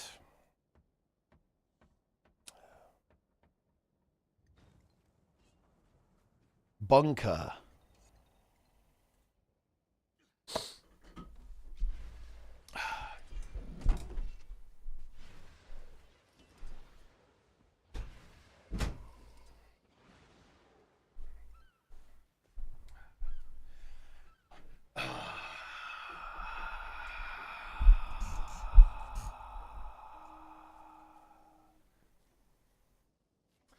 Very nice. All right. Now we have to wait for the finals again. Surely some of these games will be hype. Should we have some hype matches in here, guys? I think maybe... Wait, do we want to watch this game? I think maybe these ones might be the ones to look at.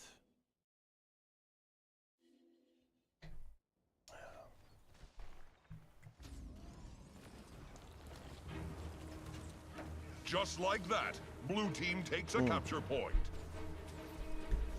Red team wins a capture point. Well, you know what they say, guys. Bunker meta is worm meta.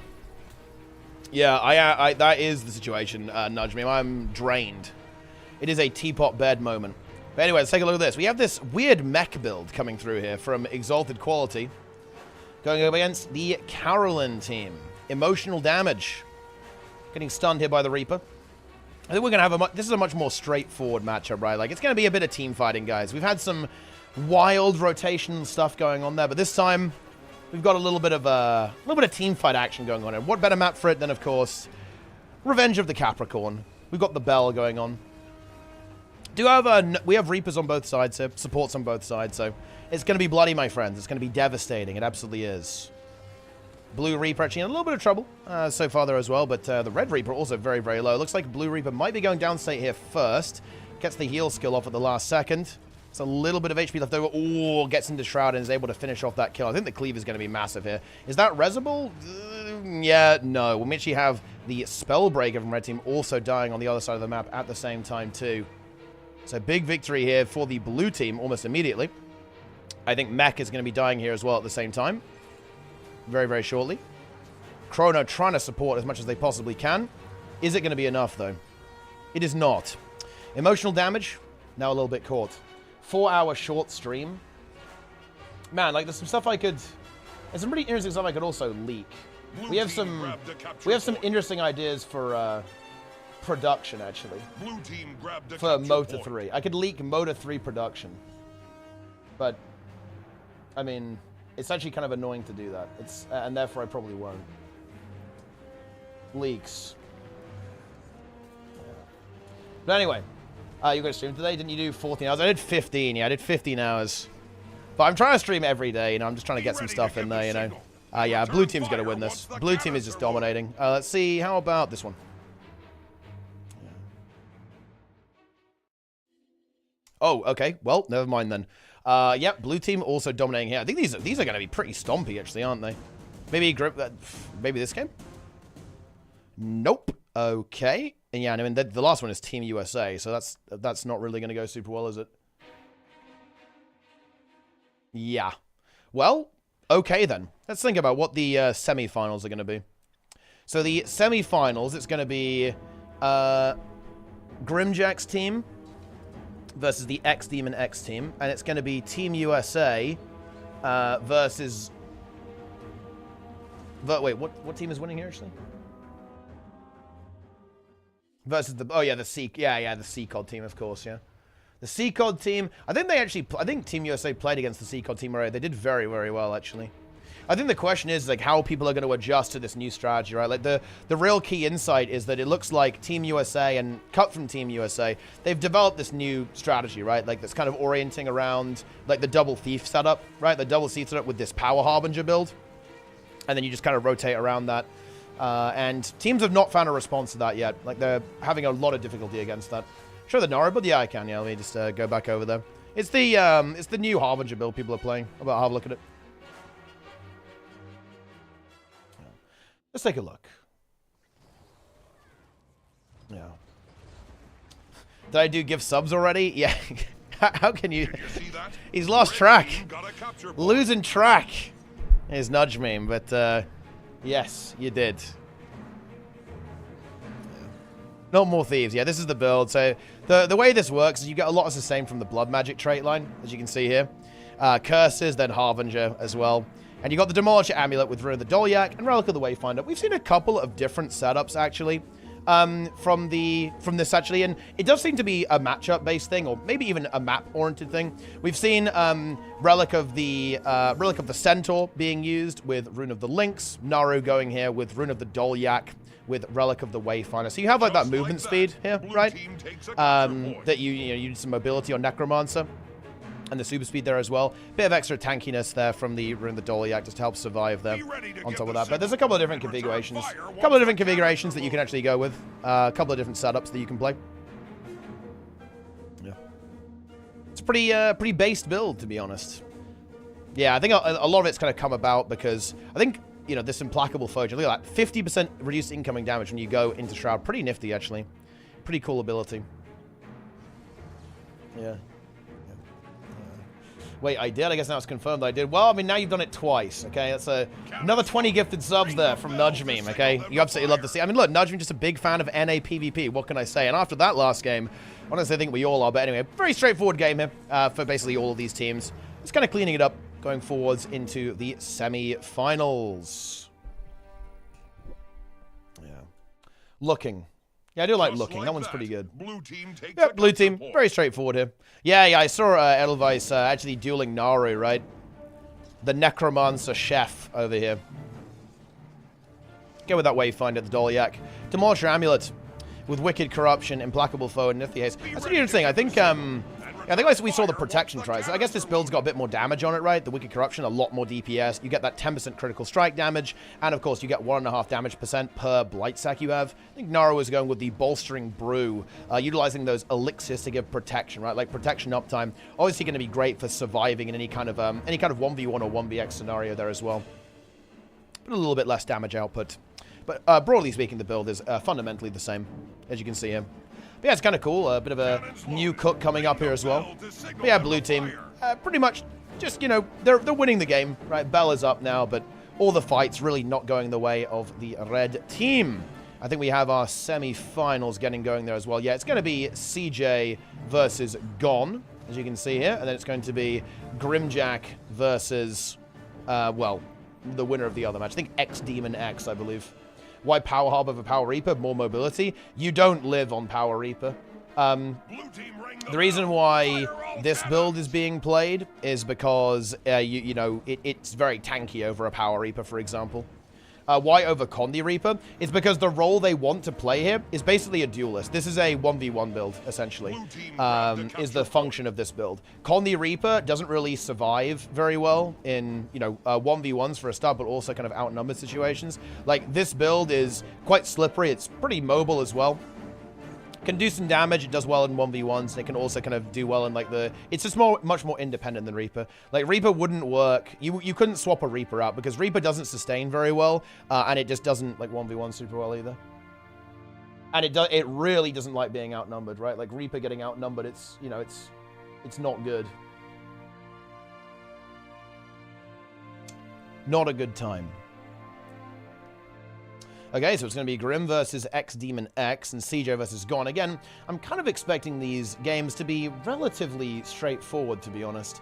Because, again, I think it's fairly apparent by now that, you know, I do think that, you know, the Grim team and, you know, the Team USA and Cut from Team USA teams are definitely a bit of a cut above the rest. Of course, you know, X-Demon X and the Gon team, obviously highly competent teams, highly skilled players, but, you know, this is, you know, we're dealing with some of the best here, right? Like, it's going to be very hard matches for the teams that are not the USA and Cut from Team USA. Don't ask who got the... Yeah, I think I saw people arguing about it in Naru's chat, but, I mean, honestly, who the fuck knows, right? Like, it is what it is, okay? It kind of reminds me of the HP day, guys. HP days, you know?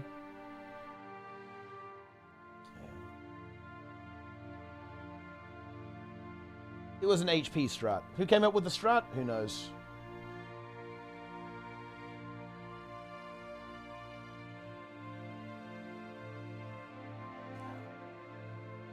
there you have it. We have to wait for the game now. Is the game up? It's not. It's over. We will never be able to watch the game.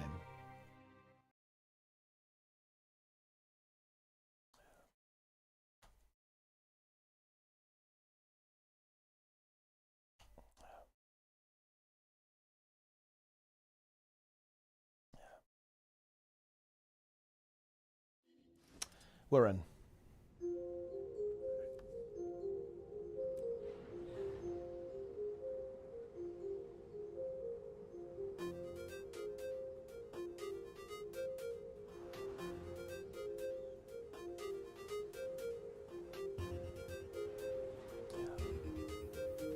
Yes. What do you guys think? Who do you think will win? Who's winning this weekly, guys? Is it cut from Team USA or Team USA? Ooh, faux fire. Well, I mean, this game is probably going to be pretty fast then. I mean, you know, I think these teams have some potential. But again, I think the problem here is that, in a way, what we're looking at here with the red team is the old meta, right? We've got the old meta on the red team, and we've got the new meta on the blue team. Was there an AFK team? There is not currently, but there was. I didn't play Connie Spectre and PB. I'm picking the one with the Spectre. Well, I mean, I think both of them are going to have Spectres, actually. So, you're going to have to do better than that, I'm afraid.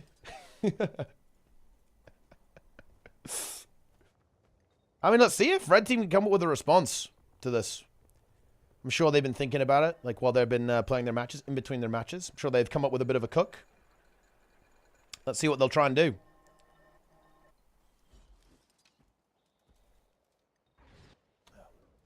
Yeah, well, there's no Spectre.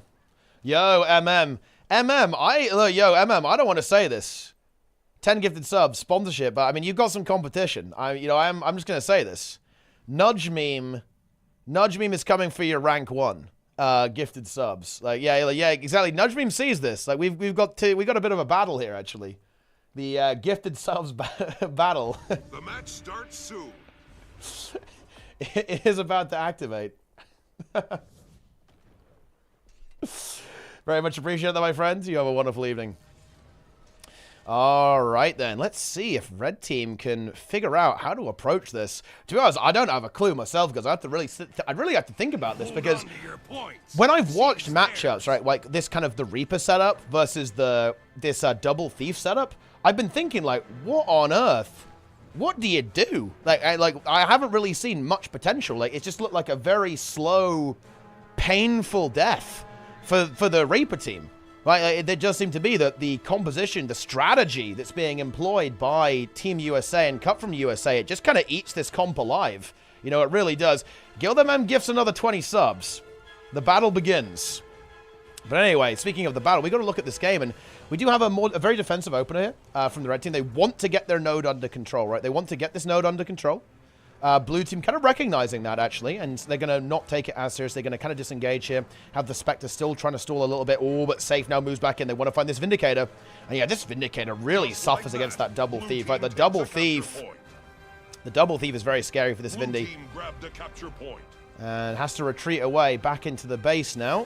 And blue team, they've just got it. They've just got it on lock, right? They've got middle. Bunker Warriors on middle. They do end up losing this cap over here as the Necromancer. Grim had to back off a little bit. We have that Daredevil, and the Reaper has to back off a bit. But again, if the Reaper's left alone here, I don't think this is going to be very nice for the Reaper, to be honest. I think Grim is he's gonna be loving life right now. He's just going to be, you know, completely destroying this Reaper. Let's see how this one goes. And meanwhile, we just have Mark just doing his thing here, like the Thief maybe looking for a bit of an opening here. And yeah, you can see the Reaper can't contend with this, especially now with the Daredevil coming back in there for the plus. And this Reaper's in a lot of trouble now. Gets a very nice fear, actually, to be fair. Some good kiting here from Unkillable Dam. Grim really pursuing this, trying to find that kill. Vindicated from the red team moves in. But, I mean, we're in this, like, weird situation. This is a very, very weird spot, guys. Like, I feel like red team isn't really doing anything, right? Oh, actually, well, speaking of that, Safe did die. The Vindicator caught the Deado. Oh, never mind. Okay, never mind. I lied. Well, this didn't really go very well, did it? Okay, Path of Corruption, Grimjack does fall alongside the Daredevil. So a bit of a mishap here for the blue team, but it's like, I'm just not sure if red can really do that much here. Like, they're doing their best. They're trying to blast. Red team got a capture point. They've got to deal with this Bunker Warrior now. This Bunker Warrior has to be dealt with. 2 Thieves from blue looking over here. Like, you know, Mark was able to hold this node. It's not neutral. Well, it is neutral, rather. It's just being held completely. Grim is going to re-push into the Reaper as well. And the Reaper is Condi. I think it brings up a good point, right? Like, you know, this is a Condi Reaper. And at the end of the day, like, you know, the matchup is not going to be that good for the, for the Harbinger. But I guess I feel like the really big problem with this 1v1, I feel like the really big issue with this setup is that the Reaper won't live the plus, whereas I feel like the Harbinger does. So even if the Reaper kind of wins this matchup, I feel like it doesn't matter because it doesn't live the Thief like this, right? Boom. Done. So yeah, sure. Like maybe in a full, clean, fair 1v1, the Reaper could do okay. It's honestly not a bad spec in a 1v1. Necromancer rarely is. Necro is often relatively okay in a 1v1. The problem is, this is PvP. In PvP, you don't get a clean 1v1, right? Like you don't have... That's very uncommon for that to end up happening. Like, you're always going to get plus, especially with a double Thief, right? There's always going to be a Thief available to kind of get in there. And secure that. And, yeah, we see that happen exactly here. And again, what does Red do here? Like, what's the rotation? What do they do? Do they try and play 2? That's the only thing I can think of. Like, maybe you just try and bunker down 2 nodes here. Because I don't think you can play 3 versus this. It's not going to work. Like, your Reaper's just going to get isolated. You're not going to find kills. The bunkers are going to take way too long to die. Realistically. Oh, nice. That was a big pick, actually. Massive CC from that Torch 5 there from Carolyn. Finds the kill onto safe. Very nice. But I don't know. I mean, I just don't see how Red Team gets anything done. Really. Like, yeah, they're going to get a couple of kills, but it's just they're just going to bleed out. The other game might be... Let's have a look at the other game. Let's see what's going on. Tough match, very tough match for Red there. I mean, I think Red, they're really going for it. I think they've clearly thought about it. They've tried to come up with some, you know, moving the Reaper around, right? Like, trying to deal with the Harbinger, but it's very tough. I mean, like, they should be okay in this 5v5, but let's see what's going on in this other match. Oh, actually, yeah, we actually got a little bit of spice here. 141 to 71, so kind of in a similar position in these games, right? With the... Definitely... Wait, actually, hang on a minute. Whoa, whoa, whoa. Wait, no. I misread that. I assumed Team USA... was actually the Red Team. They are not. Team USA is actually losing this matchup currently. Oh, boy. Okay, hang on. We've got ourselves into a situation. We actually have the Dragon Hunter being brought in here by Gon as well. Is this a bunker as well? Oh, God, no. Is this bunker DH? Valkyrie, Rune of the Traveler, Relic of the Defender. Interesting setup here. With, like, 4 traps as well. Okay, interesting. Gaming Wizard getting revived on middle. Ooh, they get the res too. Very low on corners. Needs that mantra to live here. He's able to connect. He gets a good heal off there as well at the same time. Shield block up in a couple of seconds. Chrono should be fine. And actually, Red Team getting that cap there. Dragon Hunter now moving towards middle at the same time. And we actually have Team USA kind of getting driven away here. We do have this Catalyst pick from TJ. Interesting. So they're a big fan of the Catalyst, trying to make that work. C-Cod. I think the thing is, though, like, I mean, and there's a lot of corrupt pressure there from that Harbinger. That's going to be a bit dangerous for the Catalyst to deal with there. C-Cod is going to go down, though, as well. Is that revivable? Ooh, they're going for it. Surely not, though. Yeah, the Catalyst cleave there is very, very nice. Eliminating that Harbinger with absolutely no problemo. When we have this Guardian into the Harbinger over here.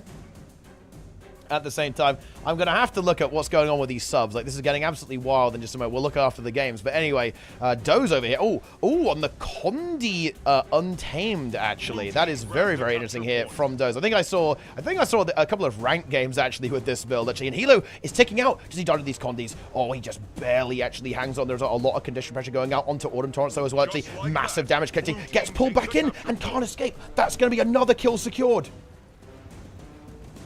But Blue Team, they've got themselves some nodes here. Do end up losing it. But they lose one of their thieves.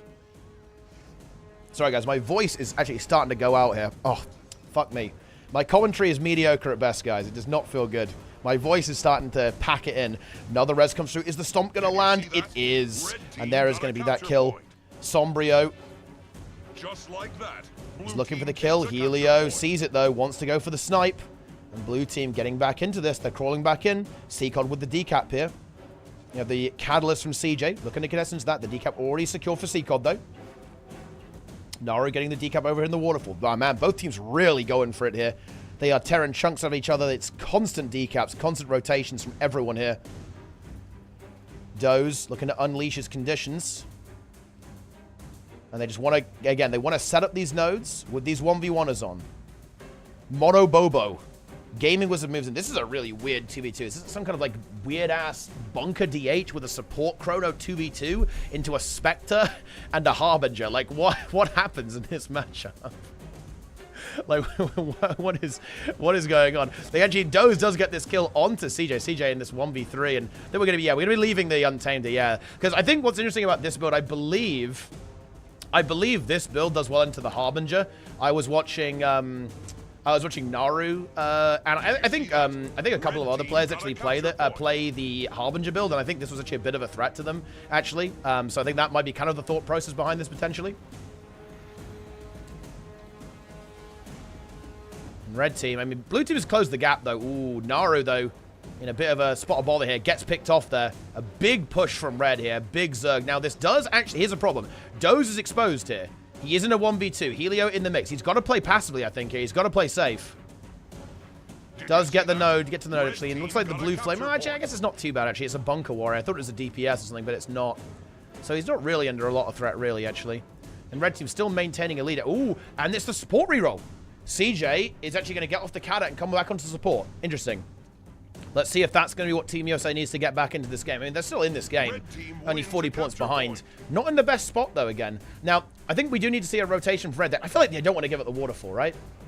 But they kind of are, though. Oh, no, he's going to try. Yeah, he's going to try to get back there. I don't think he makes it, though. Yeah, I'm not sure if this really worked out well, did it? The DH going for middle, but now is just going to end up conceding this node immediately. And in a game like this, like, you do not want to be giving up caps because it takes so long to actually cap a node, right? In a game like this, where it is a slower one. It is a kind of bunkery, a very rotational heavy map. Or not map, rather, but match. Now we have the Thief coming in here as well. Sombrio looking to reclaim the waterfall. 60 points is kind of a big deal, actually.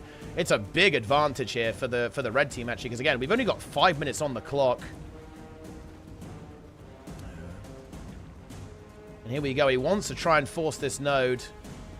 Sombrio actually in a little bit of trouble. There's maybe some support from the DH. Could drop down some of those traps to kind of peel for the ally. Seacod now moving in. Orton Taurus very, very low, actually. If anyone dies from blue, I'm pretty sure they just lose the game, right? Like, I think it's just game over if anyone from blue dies. However, if someone from red dies, that's going to be good news for Team USA. Overlord looking to eliminate Sombrio. Orton Taurus following that up as well. But where are the nodes going to come from? I do like this on mid. This is nice. We actually have the blue flame locked in here. Now, I think what the plan might be for blue is force this node and maybe play 2 at this point. But I'm not sure that would actually work, would it, actually? No, I feel like that wouldn't work. That can't be their plan. Helio falls here.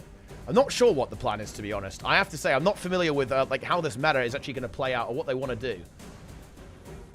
But big wins for Team USA, though, actually. Killing that support. They did lose their Thief, but killing the support could potentially collapse this fight in their favor. That res is not going to happen. Absolutely no way. But the thing is, can they get kills quick enough here? I'm not sure if they have time. We have Elite Elixir, maybe, from Naru to get some, like, really big burst. But can they actually force this node quick enough to win this game? I think it's actually getting a little bit scary if they can do that. Dragon Hunter is still around. Seacod is available here as well. Like, Doze is now moving back in at the same time. They don't want to give up this node, I think. Yeah, and they don't. We actually have Seacod contesting. Respawn from Gaming Wizard is already back in the mix. So, ooh, this is nice from Helio. Helio getting this decap is massive, and he's going to get it as well, actually. Here we go. Yep, there it is. Okay, this is really big. Doze will be able to get it back, though, actually. That is the good news for him. I think he can probably just, you know, force Helio to leave at this point.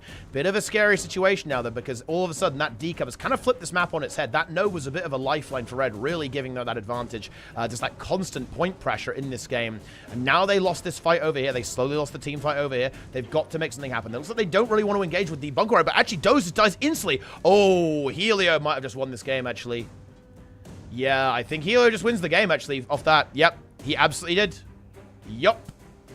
Because now, all of a sudden, we've got CJ here, locking this node down. They are getting driven away, but at this point, holding is going to be pretty advantageous. And they've got this bunker warrior here. Remember, guys, they've still got middle. They've got this bunker warrior. And now Helio was able to win that 1v1 very, very quickly. And was able to secure that node. And you can restart this 1v1, and now blue team's ahead. Yeah, I think Helio won the game. to be honest, with that rotation. There was no answer to that thief crossing the map. Wasn't followed, wasn't tracked. Gets that kill instantly. And now I think all of a sudden, red team's in a lot of trouble here. Very, very unfortunate. Oh, I mean, maybe I spoke a little bit too soon. Because now Doze is getting some assistance here from the Spectre and the Harbinger. Well, this Dragon Hunter has to deal with Naru. But Blue, they've got themselves a decent chunk of a lead there, to be honest. That was a very big tempo swing for them. So Red are now the ones who have really got some pressure on them. They've got some big pressure. They've got to see if they can make this work. CJ getting pressured very heavily. Clearly the target here. How are his cooldowns looking, actually? Does have the... Oh, he has a time warp, so I think he should be fine here. Yeah, he has the reset and a time warp. We should be okay, but actually, no. Really was trying to push his luck there a little bit, I feel like, and gets blown up. Drops that time warp down. Gets the reset. Yeah, now we should be all right, at least for a little bit. Big barrier coming through from the Spectre as well. And yeah, Blue team, I think they're recognizing their win condition here. They don't want to push their luck too much. Just hold on. Just get a couple more points in the pocket and they win this game. And red team, a little bit too battered and bruised to take into this fight as well. Maybe if they get a really big flurry of kills. I mean, nah, it's 1 minute. It's 1 minute. I don't think there's enough time left in this game to make this work, to be honest. Especially with C-Cod as low as he is. He can't really fight right now. And actually, the Harbinger is winning this 1v1 too, actually. So this will eventually be yielded, or potentially yielded eventually. As the DH is slowly dying, burning through those cooldowns over here at the same time. Decap comes through on middle, but again, 30 seconds. We can't get enough points. It's over. Whew, weird game. But yeah, Helio. Honestly, that Helio interaction there won the game. Sneaky Decap into the instant kill. If Doze had managed to win that 1v1, then I think red team can win. Apparently there was like the daze bug, and well, who knows? Maybe that happened. It definitely can. But yeah, Helio puts in the work, gets the game done, and they're gonna go to the finals for the rematch into Cut from Team USA, led by Grimjack.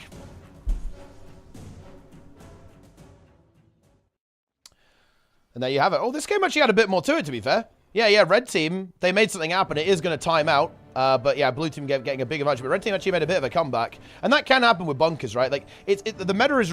Bunker meta is so weird. It just makes every, like, movement of the game slow. So if you start falling behind, it's really... It takes ages to, like, turn it around again, right? So if you start losing and your bunkers get pushed off the nose and you lose map control, it can take a very long time to get back in control of the game, right? So that's kind of what happened here, right? You can see here that blue was dominating, and then red got a couple of kills, and then red had to, like, really wrangle to get back control of the game, looking at the timeline here, and they were able to do so kind of around here, and then red, like, you know, blue team kind of really got back into it and finished the game here as well. I mean, this is going to be one hell of a situation, guys. Oh yeah, Boyce explained the daze bug. It's a very weird bug, by the way. You'll know it when you experience it, I guarantee you.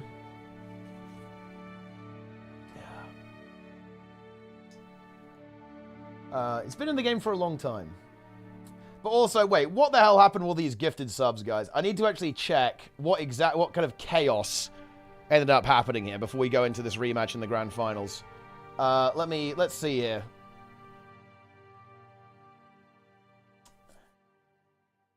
Okay. Okay, so we had a gifted sub from Nudge Meme to Guild MM. Very nice, very nice. We had 20 gifts from Nudge Meme, 101 bits from Alcar, 20 gifts from MM, 5 gifts from Dickles89, another 5 gifts from Dickles89, I think, then 20 gifts from MM, and then 10 gifts from MM, then 20 from Nudge Meme, okay? I mean, look, guys, MM started first. Yeah, we had a bit of a gift off the contest there as well. Dear, oh dear, oh dear. But anyway, fantastic stuff. I really appreciate that, guys. Okay, you're funding and bankrolling the entire operation. I mean, this is going to be one hell of a finals, guys. I have no idea who's going to win. Let's get a prediction going, guys. I want you guys to predict who's going to win. Let's see. Start prediction. Who is it going to be? Is it going to be Team USA? Or is it going to be cut from... I'm gonna say Grim's team, actually, because otherwise people are going to get confused. Right, okay. Yeah, Team USA or Grim's team. Because otherwise, you lot are going to get confused. I know it. Right, you've got 2 minutes to, okay, decide who wins. Yeah, I can show the hard build. It's very good right now. Right, there we are. Boom. Vote. Enjoy. All right, thank you very much, Ace of Raffi. That's very kind of you to say so. And I'm glad you're here to enjoy the stream and subscribe with Twitch Prime. Haha. Right, come on then. Wait. Predict. Yes, go. Predict, guys. Oh, it's Skyhammer? Ooh. Actually, dude, that's like the... Are you fucking kidding me? I'm not sure if I like that, to be honest, Awesomeness. That's like the hyper bunker, bro. Oh, my God. Dude, this game could be a fucking nightmare. Oh, God. Jesus. Okay. Well, I mean, it's definitely a map. And, we are going to see the Chronomancer being played here by CJ. So we are... Ooh, we've got some technology here. We have got... Ooh, interesting. Okay, so Naru is actually going to break out the DPS Dragon Hunter here. He's not playing the Harbinger. We're basically dropping a side noder here, essentially, for some big damage. And we're playing the support. So it's going to be like the support with the Dragon Hunter almost. Like CJ is going to be supporting Naru here, I think, a lot. Who's going to be like the DPS carry, I think, of this match. And we sell the Double Thieves. And then we have basically a single kind of bunker-style build being played here by the Blue Flame. And then on the blue team... Oh, hang on. I think Grim is actually baiting here. He might be swapping. We don't know what he's going to play. Yeah, I think he's actually, he's basically, he's trying to go, you know, maybe I'm playing Reaper, maybe I'm not. Let's see what he actually ends up locking into. Oh, no, it was deliberate, actually. We are going to be playing Reaper from Grimjack, and it is the reroll into Anya, playing the support Chronomancer with the Rune of the Svanir for reduced incoming chill duration. I guess that kind of makes sense. Oh, but actually, no, it's not the Dragon Hunter Renaru. Another relog. Wait, but... what? What is going on? We're seeing another real... Now, this does mean that Naru's not going to be here at the start of the game. So Team USA, they have to play safe here, right? They can't go crazy. They can't go crazy. And it is going to be the DH. He comes back on the DH, actually. Let's see what the play is going to be here. So we already have the Vindicator from Blue pushing directly over to point C.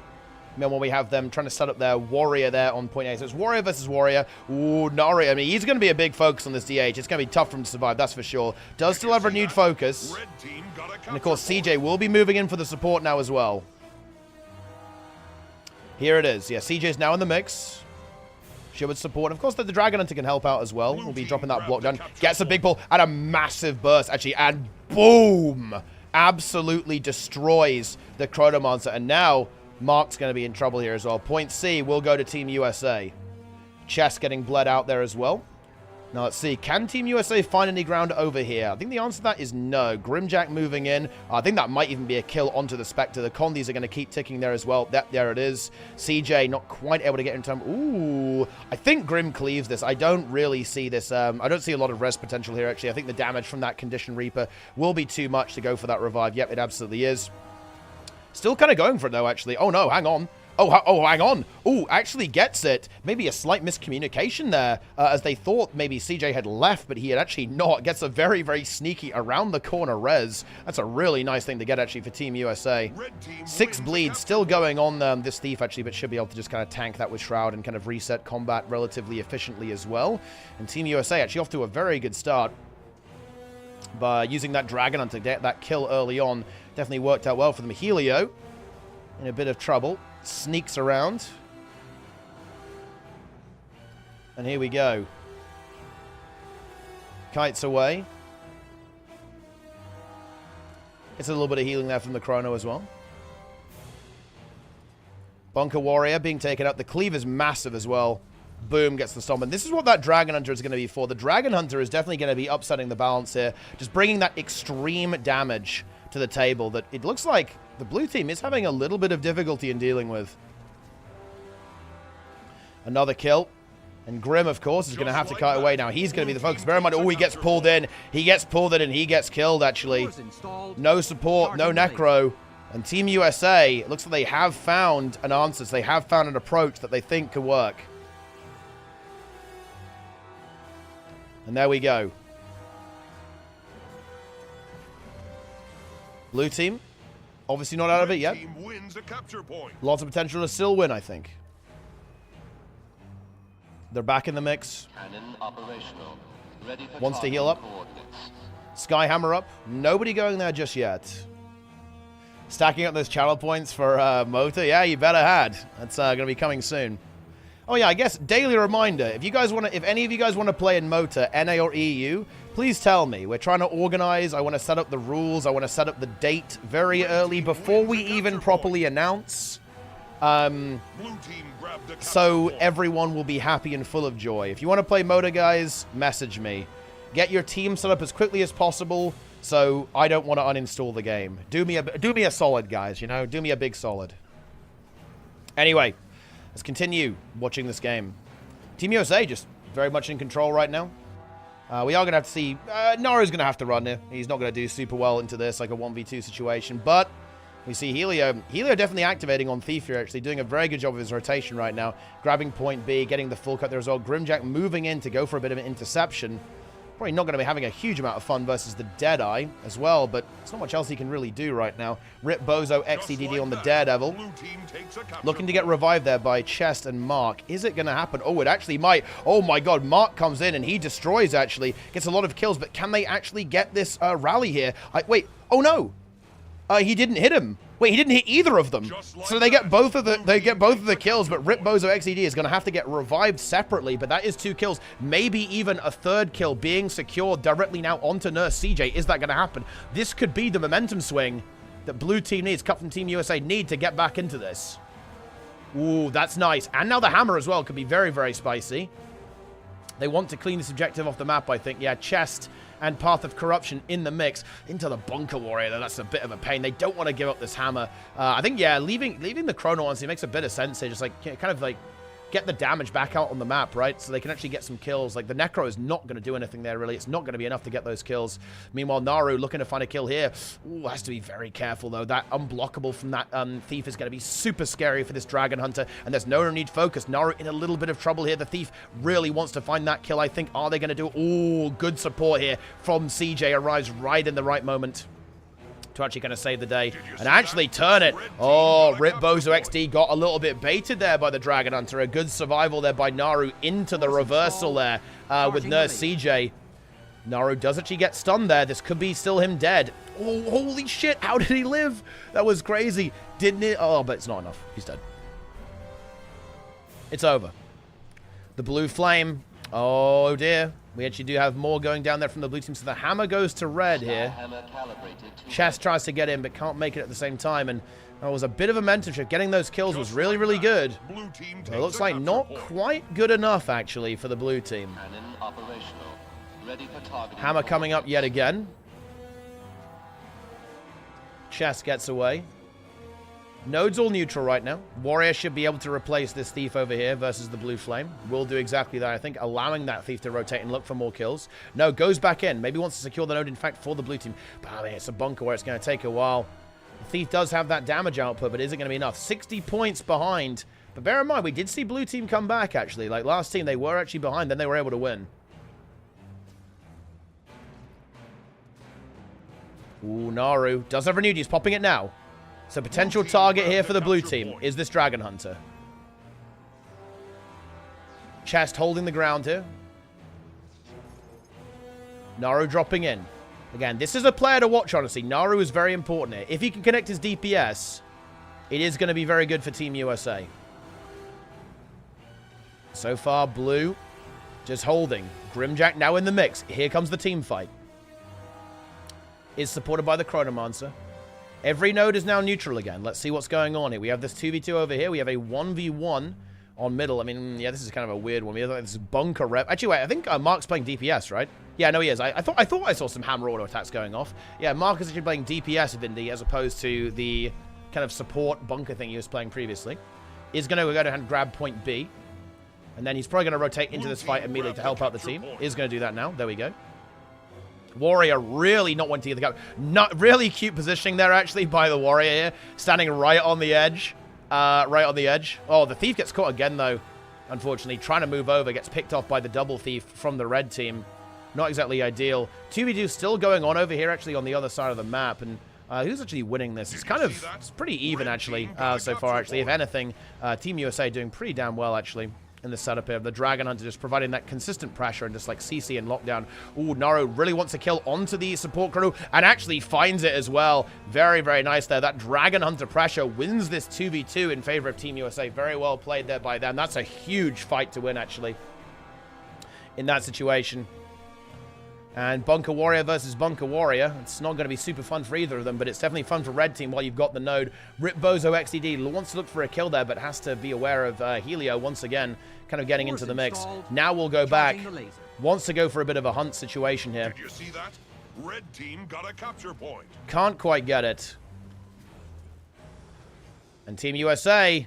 Oh, it looks like they might be getting their revenge, guys. This game is looking very, very good for them now. Bear in mind, it's a slow game, and they're nearly 100 points up. Some quick thinking by Team USA here. They identified maybe a vulnerability. They identified a weakness. And they capitalized on it. They came up with a new cook, bringing this Dragon Hunter out, getting CJ. They used the last games as like a little bit of experimentation almost. See what the hell is going on.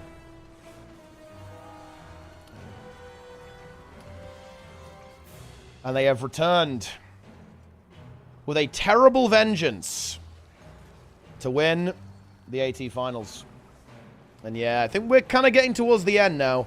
Unless, I mean, unless Blue can find some kind of absolutely massive team fight victory and completely swing the map, I don't really see them winning from this position anymore.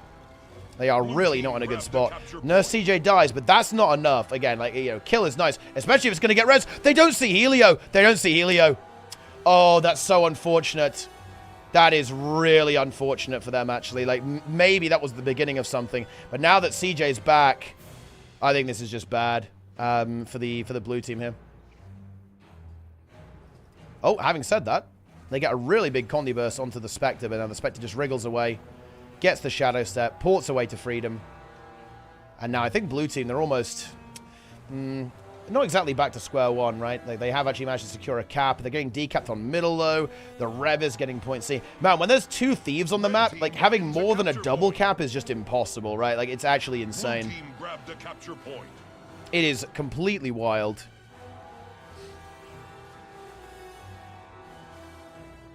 Part of the corruption... Grim looking to deal with Naru here. Don't think he can, though, really. You know, Helio's in the mix. CJ's also rotating in. They need a triple cap, really. They need to hold a triple cap, or at the very least a double cap for a long period of time. And I'm just not really sure how realistic that's going to be here at this stage in the game. They can maybe get Helio here. He gets his heal skill off. He's got a lot of condis. Maybe he ends up ticking. No, he gets some good cleanse there. I think he's actually completely fine. Yeah, he's fine. Not a lot of stealth utility left over, so he wants to play a little bit passively, I think. But blue, with one node, this is nice, right? But Spectre kind of actually tearing into Mark, forcing this decap. And there's no way out.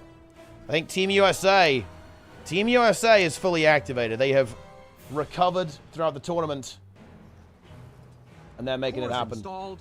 Charging the laser. 3 minutes to go. We might see timer again. And Naru just died. He is dead. He's going to be bled out for a long time. That's definitely annoying for the red team here. But 150 points in 3 minutes. Ooh. I mean, it's going to be a little bit tricky. And actually, Helio dies too. But is there even enough time to come back? I mean, we need to see, like, total map domination. Like, blue needs to be capping all three of these points right now. Do they have someone to go for point A? It's going to be difficult because they're going to have these respawns coming through. The red warrior is already moving for point A. I actually really like that. That's going to be a good decision, I think. Just wants to get over there and just, like, threaten this node. Vindicator getting blasted, actually. Yeah, the respawns come through there and immediately kill Mark. They need to play around that, either kiting or, like, sending some reinforcements. And with that kill, I'm pretty sure that is going to signal the actual true end of the game. I think with that kill, there's essentially no recovery from this point. There's a Spectre, Daredevil, and I mean, look, Thief is pretty good, guys, you know? We've got them all. We've got all three. I mean, look, guys, Thief is clearly garbage. There's no core Thief, right? Like, can we really say Thief is meta or Thief is good until we have core Thief as well? Come on, guys. Any good Ellie spec? Catalyst is good right now. Definitely sees a little bit of play. Whereas Ranger, yeah, no Untamed. Guys, Untamed is terrible. Don't need to nerf it. It's absolute garbage. But I think we're kind of just watching the death throes of this match now. Hammer or Scepter? I think you can play both, actually, Blackjack. Like, I think the build people...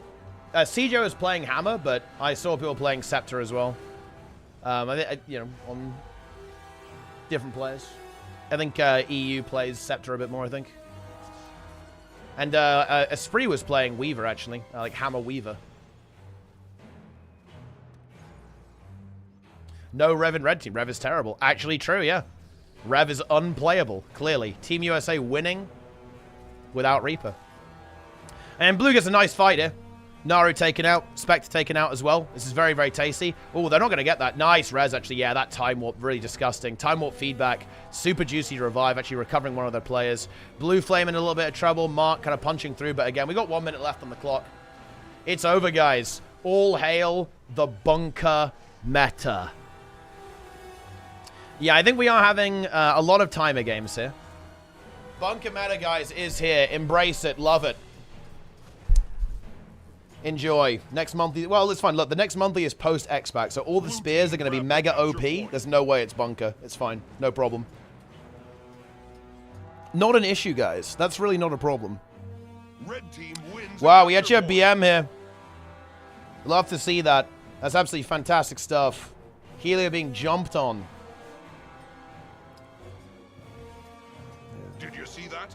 Red team got a capture point. 3 kills, but again, 15 seconds. Timer is timer. 10 seconds, and the game will be ending. Did you see that? Red team got a capture point. And that is the end of that. It was a pretty hype game, though, actually. Well, I mean, like I think the first game, the game on Coliseum was insanely hype. Timer wins and gets it done, and that is the end of that. Thanks to the resub, by the way, Saul from Belgium. Yeah. And that's that. Yeah, I mean, that's, interesting. I mean, that's a meta game to have. Not sure if I'm a huge fan of that one.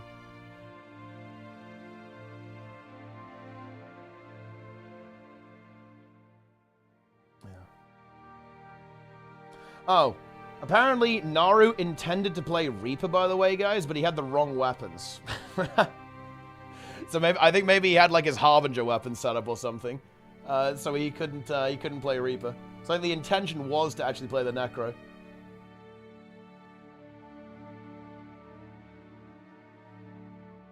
Unfortunate. Oh, no, he was playing DPS Dragon Hunter, yeah.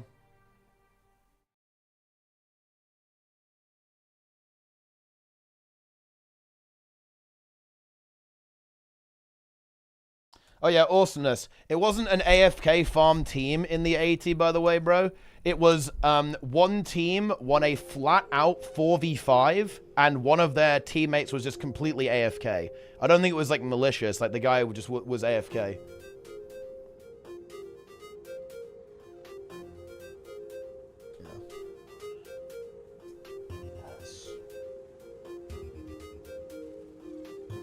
Well, the one who loses, the person running out of blocks first. I'm not gonna lie, bunker meta, I think, is probably ultimate hell for Guild Wars 2. I don't think...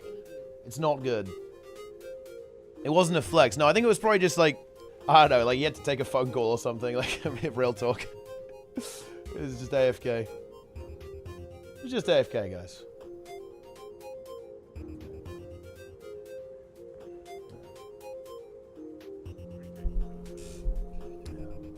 Very nice.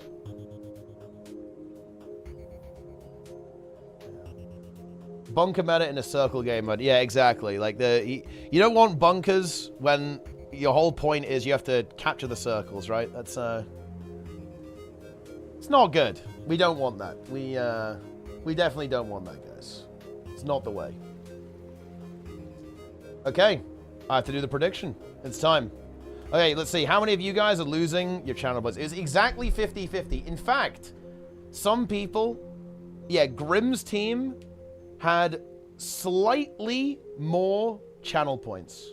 Okay, 2K more channel points. People thought Grimm was going to make it happen. But that's not how it went. The winner is Team USA. There we go. Wow, you guys are going to get some serious points. Enjoy. You get 1 million channel points. Have fun with that.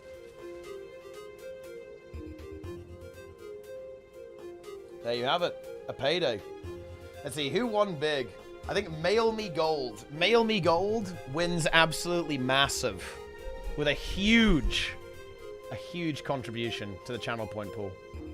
Incredible. And actually, right, listen up, PvPers. Guys, listen up. Do me a big favor here. I am running Masters of the Arena 3 after the tournament. After the expansion.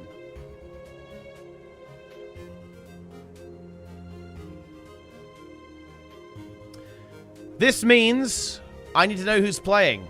If you want to play in the tournament, guys, okay? This is very important.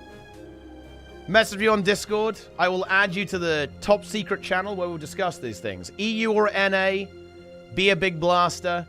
Message me, guys. I will add you. I'm very tired, so I have no ability to really speak in any kind of elaborate way right now, but if you are a player who wants to make a team for a PvP tournament, a big PvP tournament, cross-region PvP tournament, send me a message on Discord, and I will add you to the secret, top secret Moto 3 channel so we can discuss what the hell is going on. Awesomeness is here on the Force 50. Naru here, weekly AT winner on the Dragon Hunter, all the way from NA. Is rating. Thank you very much, my friend. I appreciate that.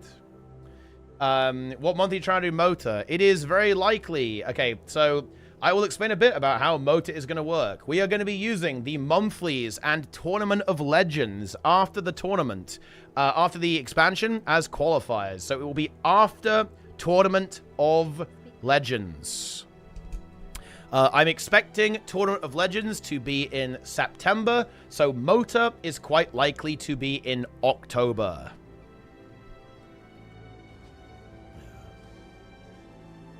There you go. That is the approximate date, but like I said, if you want more information and you want to actually talk about this stuff, then message me on Discord, right? This is very, very important. Yeah, it is after Tournament of Legends. There will be time for you to build up, right? Build up your team, practice a little bit, play in a couple of events, all that kind of good stuff.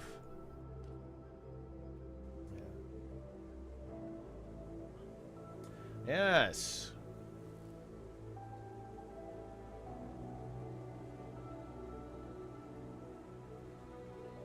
Enjoy.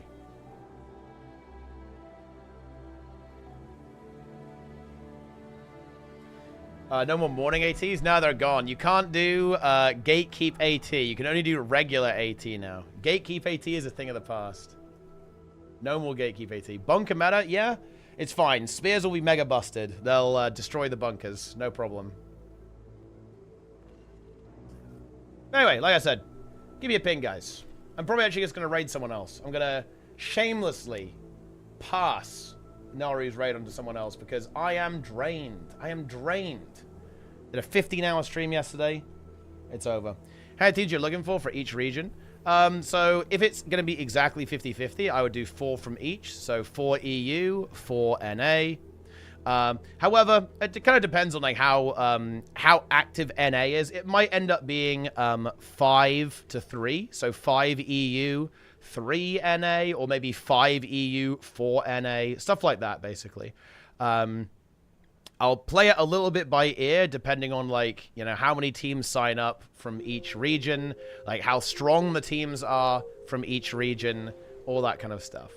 But yeah, it's going to be like 4 teams on each region will be like the baseline estimate is how it's going to go. Yeah. Enjoy. Teapot Petga indeed. What an emote.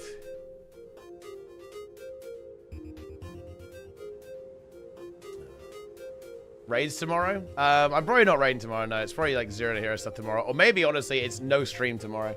Or like very short stream tomorrow. I need some time for my voice to recover so I can actually speak. Yeah, because I was absolutely drained. I was drained of all life today, guys. It was very tough to commentate there. My brain is dying and my voice is dying.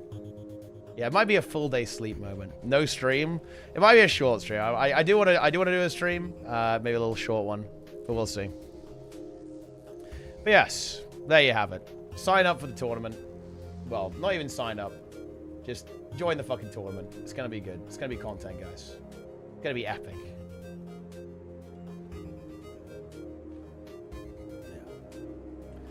But anyway, I think that is actually going to do it for my stream today, guys. Let's see, who's a victim? Who's like a victim to raid, guys? Who's it going to be? Need to advertise chaos raids more. Yeah, we're doing a video for that. I'm going to be posting on the Reddit about that soon. Misha has messaged me. I'm going to message him B. He messaged me A. I'll message him B. Hey, you're welcome, Carolyn. It's good to see some cool teams playing on NA. Very exciting. Dell didn't even know about it. Well, I mean, we will be posting about it a lot because it's pretty soon, actually. Enjoy. I need to send some emails too, actually. We still don't have the ArenaNet prizing fully confirmed. We know we have the title, but not anything else. It takes so long to get this done. But anyway, I am out, guys. This is raid Kiyoshi, right? Let's make that happen.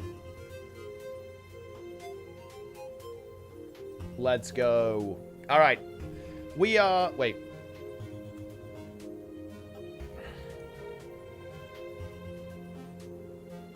Boom. Yeah. Right, we're raiding. Enjoy the next stream, guys. Will I be back tomorrow? I don't know. Depends if I want to die or not. Ha ha ha. We'll see. But if I'm fresh, I'll be back. Otherwise, I won't. Might just, like, disappear off the internet for a while.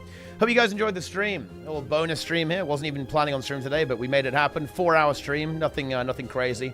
But anyway, that's going to do it. Thanks for watching, everyone. Follow, subscribe. Thanks for all the gifted subs. Like, once again, guys, we've got a wild amount of gifted subs, like 100 subs today or something wild like that.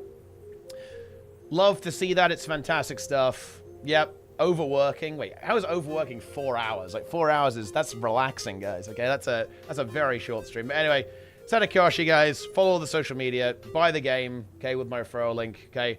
I'll be back or not. And yeah, contact me if you guys want to play a PvP tournament. Contact me if you want to play Motor. We will sort it out. And yes, Chaos Raiding Open will be mega hyped soon. It's going to be great. We will see. We actually have 14 teams, though, so we actually have a lot of teams. So we're good either way. But anyway, that's going to do it. I'll see you next time, guys. Hope you enjoyed the stream. Thanks so much for watching. Really appreciate all of you. I'll see you next time.